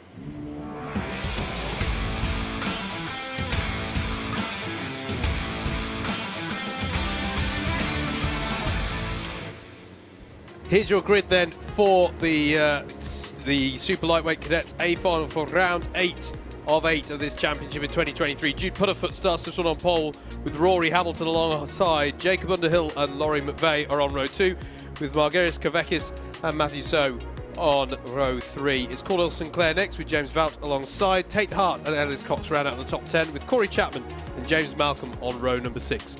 Row 7 is going to be Teddy Young and Elliot Griggs with Ben Hunt and Oliver Yangu alongside each other on row 8. Luca Batuev and Lewis Tracy are your 9th row of the grid. Max Wainwright and Ethan Hall are your drivers on row number 10. And it's going to be, let's just double check who's coming through. It's going to be Jack Beasley and Aidan Hammond who join them as your probabilities for the B-Final. Here we go then. Jude Putterfoot leads them away in that number 58 into turn number 1, into the darkness for our A-Finals. He goes very wide to Jude Putterfoot, and that's going to allow Rory Hamilton to tuck underneath and get himself up into the lead in the number 10 by the time they get to hairpin number 1. 2 wide, even 3 wide in the mid-pack, and there's a spinner in the middle of the pack. 2 Jacob spinners Underhill. in fact. And there's spinners on the outside, Jacob Underhill, and that's a big moment for one of our key players in the championship. And crucially, that is a false start. Lifeline thrown for all of our spinners. Oh, yes, indeed. Yeah, it's quite a conglomeration. I think there was might have been a bit of loading coming from the middle of the pack as well. And yes, I say, anyone who span on that first half, well, not even half a lap, breathe a sigh of relief. They get another go at that one. It will reduce the time, most likely, on the clock. It does. Takes it down to 9 minutes. And I have to say, ironically, I felt the drivers who had spun actually recovered it very quickly then. And, you know, we've had a lot of spins that have not ended up in false starts today. But obviously, race control have to make an instantaneous decision based on what's happening in front of them. And it literally, in that part of the lap, happens right in front of them. Race control has a very, very clear view of hairpins 1 and 2, and just the number of drivers going into a pirouette there, and we had drivers going into the wall as well, and I think that was probably the determining factor there that caused them to throw that false start. You know, it wasn't just drivers spinning, it was several drivers having to lean on each other and ended up in the wall, and that is, though, a massive lifeline for drivers such as Jacob Underhill, who we highlight mostly because of the championship implications of that. Yeah, particularly interesting championship battles, I think, to watch in this race. Rory Hamilton, if you're just joining us with performances earlier on in the day, we are stating has secured the championship, irrespective of what happens here. Jude Putterfoot versus Ellis Cox is a very close battle for second. Luca Batuev seeing if he can hold on to... now that's Jude Putterfoot. Jude Putterfoot's come to a stop. That's pole sitter stationary. And I think we saw this... I think we saw this yesterday, did we, with one of the races? We had the pole sitter pull off to one side and everyone got confused going up the hill. Yesterday we saw a pack actually come to a complete stop. Yeah. And Rory Hamilton is telling everyone to back off because he knows that something's a little bit awry here at the front of the grid. So we know we're going to be going around again. Luca Batuev has 4th place at the moment, but is going to need a steady performance to retain it. Then it's 5th place. Who's going to get 5th place? Is it going to be Jacob Underhill? Is it going to be Oliver Yangu? Is it going to even be Aidan Hammond? Is still in play, actually, even though he's at the back of the field in this one. Had a driver going slowly there on driver's left down the hill, but I think that was to just... Is that Batuev going into the pits? Might have been. It could have been Jude, actually. That would make more sense. And Lewis Tracy has also not come round in terms of transponders, has not come round to complete that last lap. So we'll go round a couple more times. There is Jude Putterfoot. On the inside, retakes pole position. So the question is, have we got Lewis Tracy, the number 96, back in play? Batuev is running. Yeah, okay. So transponder has just come over the line. Okay, so I have to presume that was Lewis going into the pit lane. Apologies on this. It's a little bit difficult for us to spot certain things in the darkness here. Hope you'll appreciate. We're doing our best as we are going a little bit later in our running today than we did yesterday. I think by this point, many of us were heading up to the clubhouse to grab some refreshments ahead of the awards ceremony. If you're at the circuit, that is still very much on once all the racing is done for the day. Public service announcement, all drivers, please keep your race suits and or team wear on. No casual wear for the photos, please. Absolutely. Absolutely. And also we'll say as well, if you are amongst the ranks of our award winners, there'll also be probably a few bits of photography that we want to get done with Mr. John Patterson as well. So do please be ready to perhaps stop behind afterwards after you've received your award, just so that we can properly celebrate your success and put the news out there to the world of that, as we just wait now for Lewis Tracy. This goes back to exactly what I was saying earlier in the day, Andrew, about the psychology of this. There's so many things at stake in this race. It's the last race of the season, and we've had a full start and now a hold. I'll go around at least one more time. I think, again, it's just a case of getting one of the carts back in position. I think it is Lewis Tracy in the number 96 who are looking forward to get into the right place. How many more laps does Elliot Alt need to do to have actually led the most Jacob laps? Underhill. It's Jacob Underhill spinning off. How bizarre. that is a really unusual one. Now, he's going to resume the place, and he's going to be allowed to do so. Technically, if Lewis Tracy had already joined onto the back, it would be at the race director's discretion as to whether they got the race underway, but he will just resume his spot there. But, yeah, this is what we're talking about, just the psychology of it. as the tension builds ahead of this one. So it will be 9 minutes on the race when it gets going, because we have had a full start. We've then had several rolling up laps. Are we good for a start this time? Yes, we are. Underway again. Jude Putterfoot in the 58, Rory Hamilton in the 10. Bold start there from the 57 of Laurie McVeigh. Into turn 1 we go again. Rory Hamilton will try and do the up and under as he did before. Jacob Underhill this time will try and seek to do the same. Once again, it's Rory Hamilton in the lead as they head towards hairpin 1, but Jude Putterfoot's going to try and fire one down the inside. How do we fare this time through hairpin 1? I'm delighted to say way more, all of them, I think, facing the right way, which is fantastic to see as the top 2 battle through hairpin 2. Who's got more grip off of that corner? It's Rory Hamilton, who takes the lead again, heading towards the S's. Really good run there from Rory. I knew he was going to get me at some point. From Rory Hamilton. That's one in the jar for you, mate. It is in the jar. I've seen Hamilton do that at this circuit before, probably about 25 years ago. But yes, takes the lead of the race with some great positioning out there on circuit. There's a couple of other Lewis Hamiltons out there. There's 64 on the 32, Matthew So and Cordell Sinclair. Jude Putterfoot, it really has been these two, I think, once the points are shaking themselves out. So Putterfoot at the moment would be sitting on 1,756 points. Now, we've got to keep an eye on Ellis Cox in this race, in the number 11, is in 12th place right now. That would be a drop. If Ellis can get up to 10th place or higher, he starts improving his score. Track limit warning for Jacob Underhill, who's held 3rd place after a bit of a dramatic pre-race couple laps. There is Margiris Kavekis in the middle of it all. That was a spin, half spin for Tate Hart in the number 88. I should cover as well a couple of drivers who did end up with spin on lap 1. Laurie McVeigh dropping down the order, and I'm afraid Corey Chapman as well, I think, have had a spin further on in the lap. We got through the hairpins cleanly enough, but there were instances further. There's a driver off to driver's left now at the bottom of the hill through Symes Sweep. Can't quite make out the number there, if I'm being honest. We'll have to check that one on timing as they come through. The 15 challenging the 32. That's Margiris Kavekis versus Cordell Sinclair. Sinclair will hang it round the outside, but will he have the grip through Senna? Yes, he will. Up the hill they come. That is the 86, who I think might have been our spinner potentially. Yep, confirmed there to my left by the producer. That is Ethan Hall just recovering. He'll seek to get more to grips with these conditions as the race goes on. Lap number 3 then. Here is the battle over 3rd place.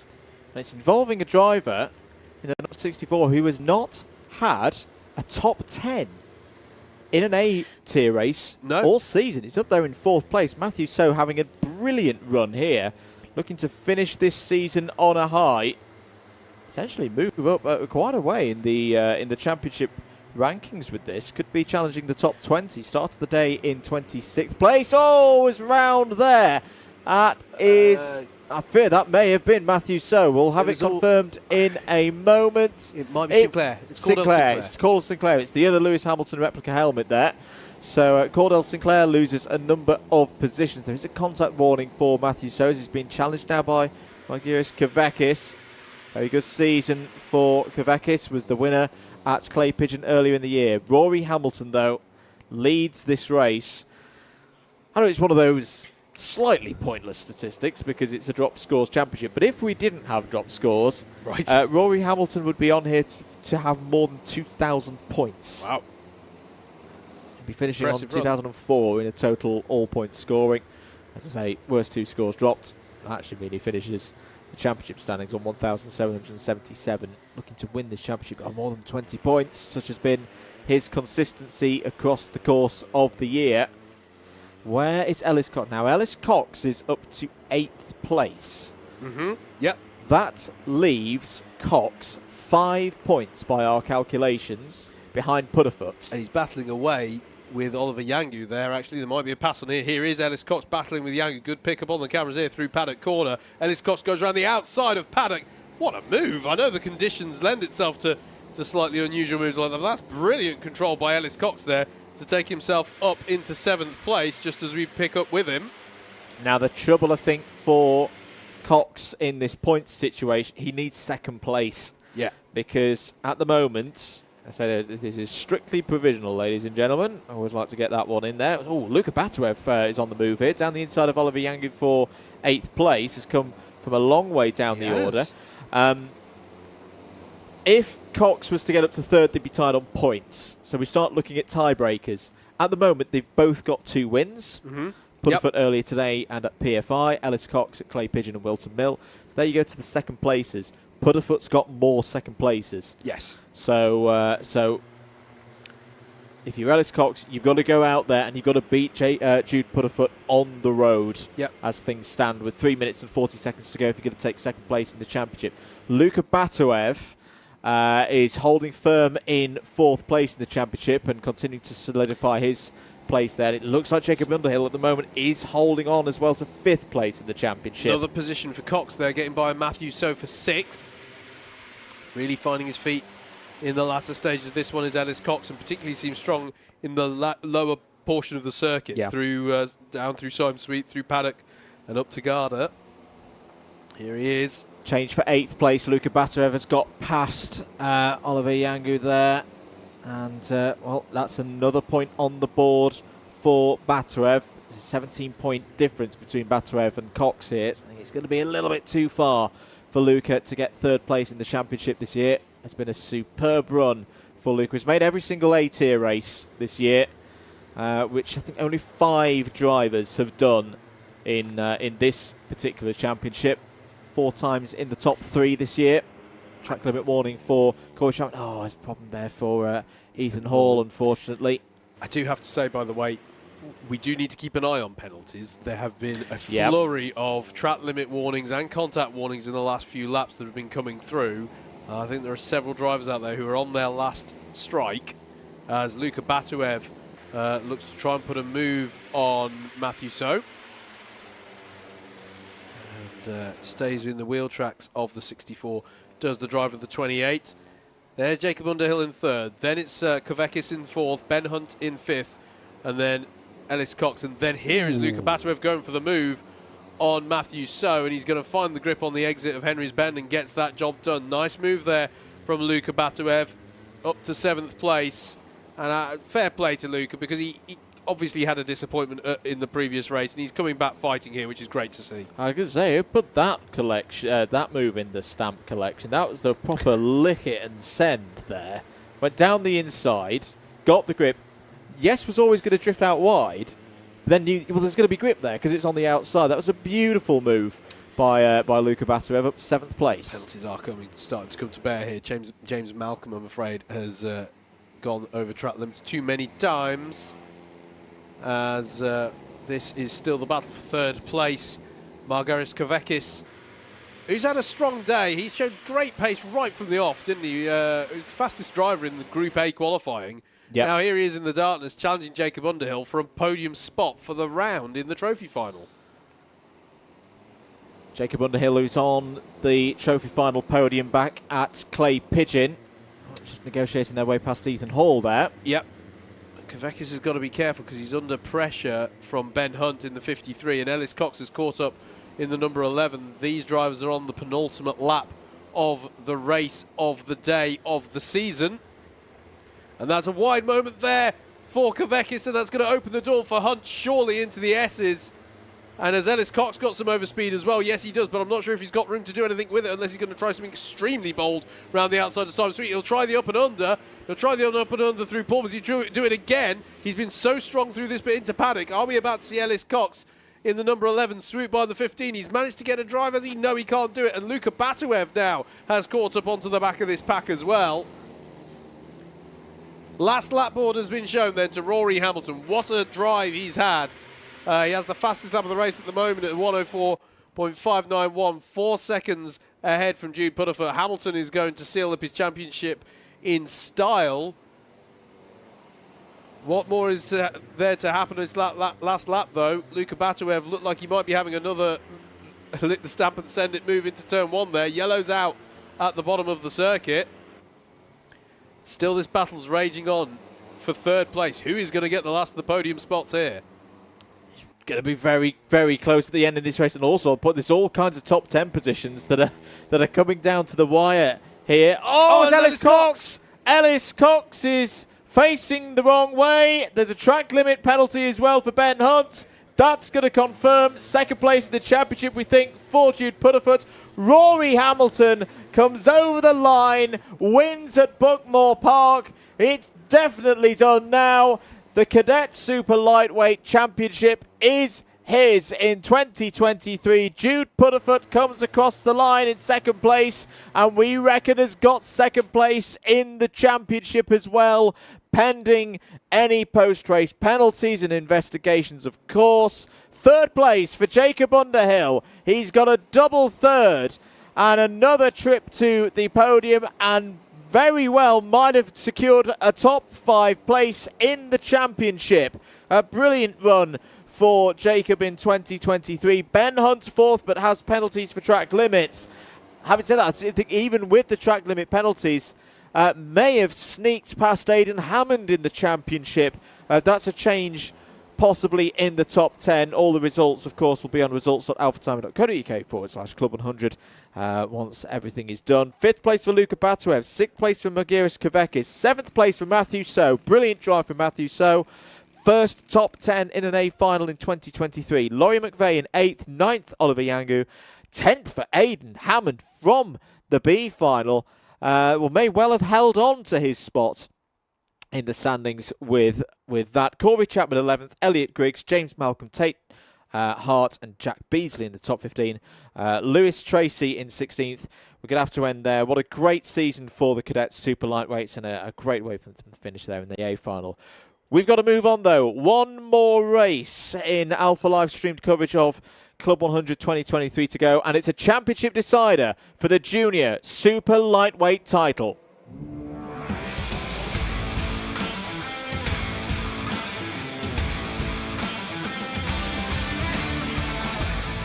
Fittingly then, the last race of the season will see us crown a champion. Let's take you through the grid for this one in the A-final for round 8 for the Junior Super Lightweights. It'll be Ryan Shepherd who starts this one on pole position with Benji Hamilton alongside. Sam Cole will be in grid position 3 with Jamie Tyler Gooden alongside. Ben Yangu and Frederick Navarro make up row 3. Row 4 is where we're going to find Henry Jones and Jack Philpott. Row 5 is going to be Max Sheldon Hayward and Jensen Blakesley. Zachary Watson and Max Kilby come up next on row 6. Then it's Brody Skinner and Thomas Northcott on row 7. Oliver Liversedge and Mikey Brissenden on row 8. Row 9 is going to be Dominic Valasitis and Max Cooper. Row 10 will be Max Davies and Jack Redfern. George Palmer Mobsby and Declan Luff make up row 11. Row 12 will be Henry Barrington and Eden James. And then promoted from your B final, it's going to be Philip Babalal and Tom Sands to round out a 26 kart grid. Drivers being given a few warm-up laps as well, I believe, here. I'm just going to take the opportunity before all the excitement starts to say a massive thank you to you, the viewers, for supporting us right into the closing moments of the championship. Massive thanks to all of the staff here at Buckmore Park, the marshals who enable us to go racing, and the medical team. Haven't we seen them feature today, and why we are so grateful to them to enable us to go racing. So thank you to all of them. To JV and all the Club 100 crew, it's a pleasure that Andrew and I get to work alongside them. It's also a pleasure that we get to work alongside the Alpha Live crew to bring you the coverage. Hope you've enjoyed the streaming action. Please do go back and check, in the off-season in particular, all of the racing action that they've got over, I'll say the year, but the years that they've been doing this. Massive thanks to Rob, who's been on production, to Joe as well, who's been running all the operations behind the scenes, to the camera crew as well, to Laura and Jack, and to Oscar as well. It's been a fantastic effort, and well done to Laura in particular for surviving a year of doing paddock walks with Andrew and I. My goodness, we've put through a few trials, but managed to get through. I'm Howard Mitchell, he's Andrew Mather. If you like what you've been hearing from a commentary perspective, Double Dash Motorsport Media, please do check us out on the various forms of social media. There is one last little bit of Club 100 racing action for the year, which is the Club 100 iRacing Championship. Join us on Wednesday night for some action there. What did I miss? Two bits of racing social media at Club 100 Racing yes. On social media, because we are back here next weekend, next Sunday, for the culmination of the Club 100 Experience Championship. Yes, we are. Very good point. Not streamed, but no, but I'll that's be a very here. good point. Very again. good point. Very good point. Club 100 experience indeed. Good little championship, that one, by the way. A lot of people have taken part in that, have been enjoying that. So yes, my apologies to that. That is here next weekend. And yes, Club 100 iRacing, check out the Double Dash Motorsport Media Championship on Wednesday. Registrations for 2024 championships go live over the next couple of days for our various forms of championship. Check that out. Club 100 social media will have you covered for that. But the key headline for these ones are Cadets going live tomorrow at midday and Juniors going live at 5 p.m. Sprints and experience, sprints and endurance for seniors noon on Tuesday, 5 p.m. for SP60 and experience. I'm going to cut across you, mate, which I try not to do. No, I know. Last year in the seniors, we had a very intriguing heavyweight A-final to decide the championship, did we not? We did, yes. And a factor in that is that you had Joe Holmes in the lead, Anwar in second, and Anwar could just cruise around behind Joe, and that was a championship-winning position for him. Yes. And it got very exciting, didn't it? It got very much like that Abu Dhabi F1 final with Hamilton and Rosberg from a few years ago. We might be about to have the same thing happen here. If Ryan Shepherd wins this race, but Sam Cole holds his third place, Sam Cole wins this championship by 4 points. This is about to get very interesting. 11 minutes on the clock. Away we go for the championship decider in the junior super lightweights. Sam Cole needs to follow Ryan Shepherd around for the next 11 minutes, and he could take the championship. For Ryan Shepherd, needs to win this race and have his title rival fall down the order. End of the run through hairpin one. It looks like Shepherd has held the lead. Benji Hamilton there in second place. He's cutting to the inside, trying to take the lead. He has taken the lead. Great run for Benji Hamilton out of hairpin 2.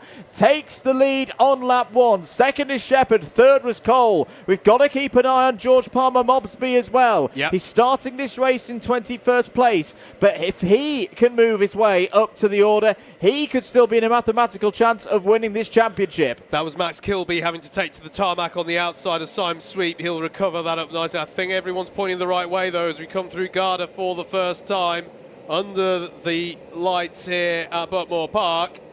As they come up to finish lap number 1, though, it's Benji Hamilton who's going to be coming across the line in the lead in that 26 kart. And crucially, that is robbing Ryan Shepherd of crucial points. He needs to have a go at taking this championship. Point scenario would stand like this. It would be Shepherd on 1,770, Cole on 1,776. George Palmer Mobsby is in 20th place at the moment. That would not move its score. It'd stay on 1,752. George Palmer Mobsby, how's that first lap gone? Well, not too bad. He went up 3 positions there. He's into the top 20, but there's still a mountain to climb for Palmer Mobsby to get on up the order. Benji Hamilton with the pace on that first lap as they come down the hill here. Not too much field spread on that first lap, given the relatively low in incidents. Our A finalists showing why they feature towards the higher tier of this category with that experience. Nice cheeky move there from Max Cooper on Brody Skinner.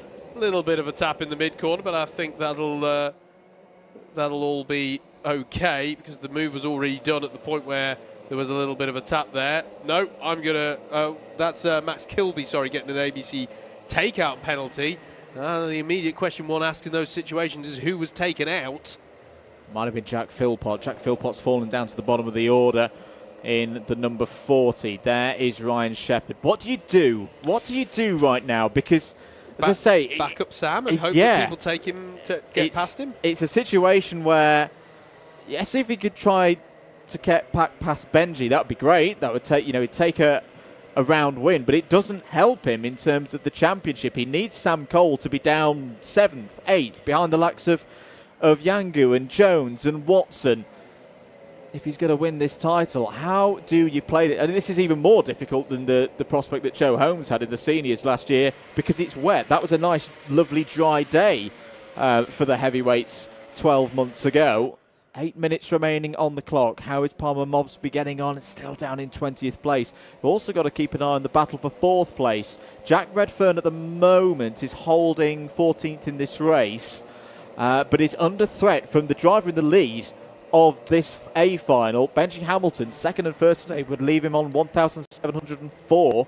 3 points behind Redfern. Sorry, Andrew. Big lap for George Palmer-Mosby, up another 4 places now to 16th place. Brody Skidner's had an incident out there that I'm afraid has seen him drop towards the back of the pack, so that is another position in that sense for Palmer-Mosby. This is the 63 going by. That's Thomas Northcott going by on Jamie Tylee Gooden, I believe it was, but Tylee Gooden's going to fight back at the bottom of the hill. This is the 81 versus the 63 over 4th place. And why is that significant? Well, it's obviously significant for them, but what it means is they're not catching up to the back of Sam Cole, which would help Ryan Shepherd. Now the number 8 of Ben Yangu's trying to get involved here with this battle, and all the time these are drivers dropping off the back of Sam Cole, Andrew. These are not drivers who are going to come up and challenge him and deny him points. Yeah, absolutely that. Well, Ryan Shepherd's just gone and set the fastest lap of the race. Is that the other way that he tries to do this? Set some fast laps, get the lead of the race, almost get Sam Cole in a bit of a scared position. Yep. We know what the situation is in terms of the points, but the drivers may not. As I say, we said that 2 weeks ago.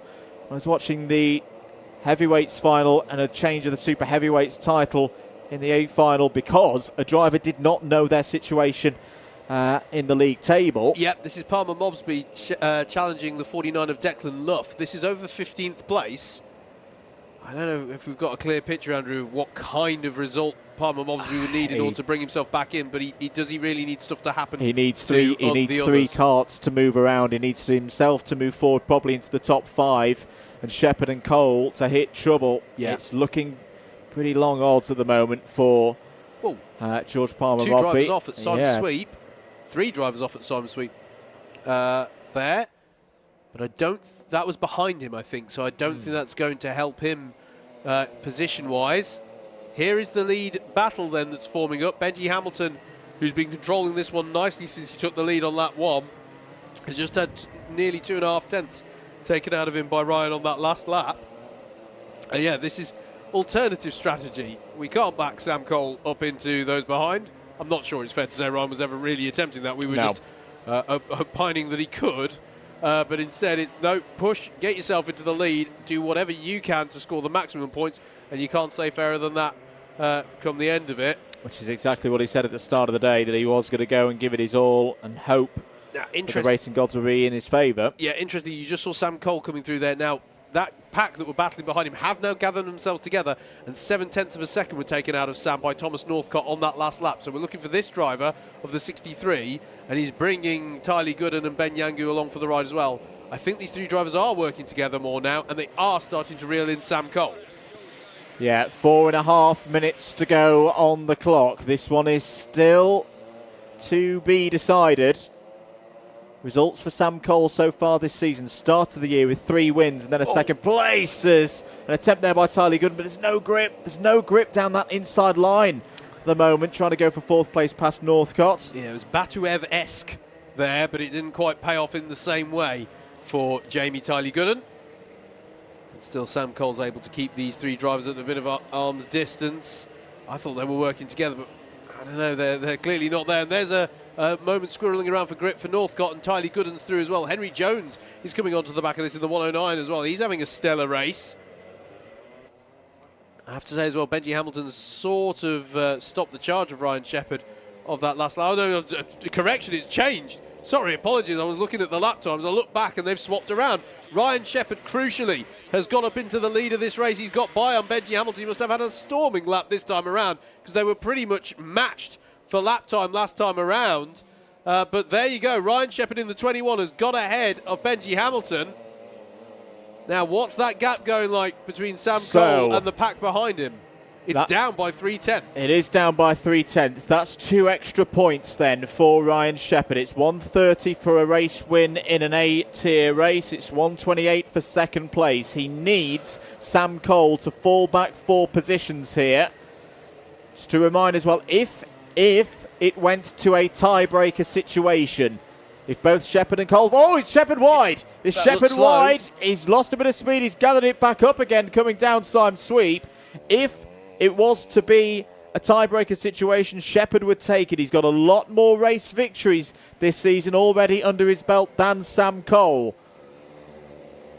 And there is Sam Cole in the number 5. and still they're battling behind him. And that's great news. That's great That for is Sam great Cole. news if you're Yep. Sam Cole, 4th, 5th, 6th, all holding each other up, cruise round, take 3rd place, and it should make you champion. But it's so difficult. In these conditions, wide goes Northcott. Yep.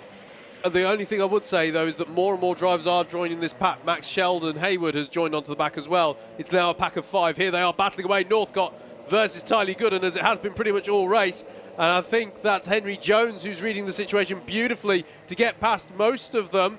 So only Tylee Gooden there. The only thing I will say is if Sam Cole were to, for some reason, fall back into this pack, there is now enough or of get them, a penalty. Or get a penalty. The true penalty would deny him places no matter where they finish. But my point is, if he drops back some time there, and that's a wide moment again for Shepherd here. Benji Hamilton sees an opportunity here potentially.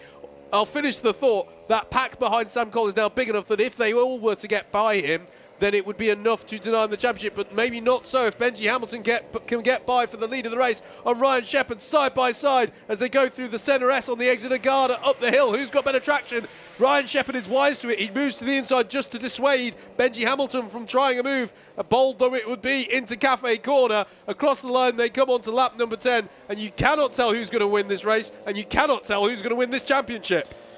My oh my, the tension here at Buckmore Park is delivering again. We love a season finale here in this part of the world, and this is why. Another penalty, but it's not for one of our key drivers in the championship. It's the number 47 of Henry Barrington. Down the inside goes Hamilton, trying to find a way past Shepherd. They both just about keep it within track limits here. Sam Cole is still circulating nicely in 5th. George Palmer Mobsby is up to 13th. He is increasing his points tally, but it's not enough. He's a good 15 points or so off where he needs to be if he's going to be champion. He needs a miracle right now. 30 seconds to go. Hamilton down the inside again into Garda. Has he got the lead? Shepherd's going to have the outside line, and now the inside for Garda, but now the outside comes to the advantage of Hamilton. He's through. He's through and takes the lead of the race as they're going to go on to the final lap side by side, almost through Cafe Corner. 9 seconds on the clock. Benji Hamilton trying to take this race. Ryan Shepherd trying to take this race and this championship. Sam Cole's just had a track limit warning. He's running out of strikes on that front. Hamilton down the inside into hairpin 1. Still side by side with Ryan Shepherd. Will have the advantage on the inside for hairpin number 2. 1.3 seconds taken out of the gap to Sam Cole on that last lap. I don't know if that's related to track limits, but he definitely had a moment here. Sam Cole is coming under pressure. There's the battle for the lead, comes down the hill for the last time in 2023 in our super lightweight juniors. Massively different lines through that corner there, heading towards Paddock. How's that going to pan out? On the inside line there is Ryan Shepherd, but will he have the right grip off the line? Benji Hamilton's going to try any which way to get by through Garda. Hamilton trying to get as many points as he can for a top 5 spot in the championship. It's one more squirt up the hill. Is it going to be a perfect day for Ryan Shepherd in terms of race victories? It is, but it's going to be a wait. Is it enough for the championship? Shepherd takes the win. Hamilton second. Where is Sam Cole? There is Sam Cole. Third over the line, and that might be enough to be the 2023 Club 100 Junior Super Lightweight Champion. What guts, what determination. That in some ways will have been one of the loneliest races Sam Cole has ever had. Yes, ironically. But my oh my, had to hold it together. We should stress these are very provisional results.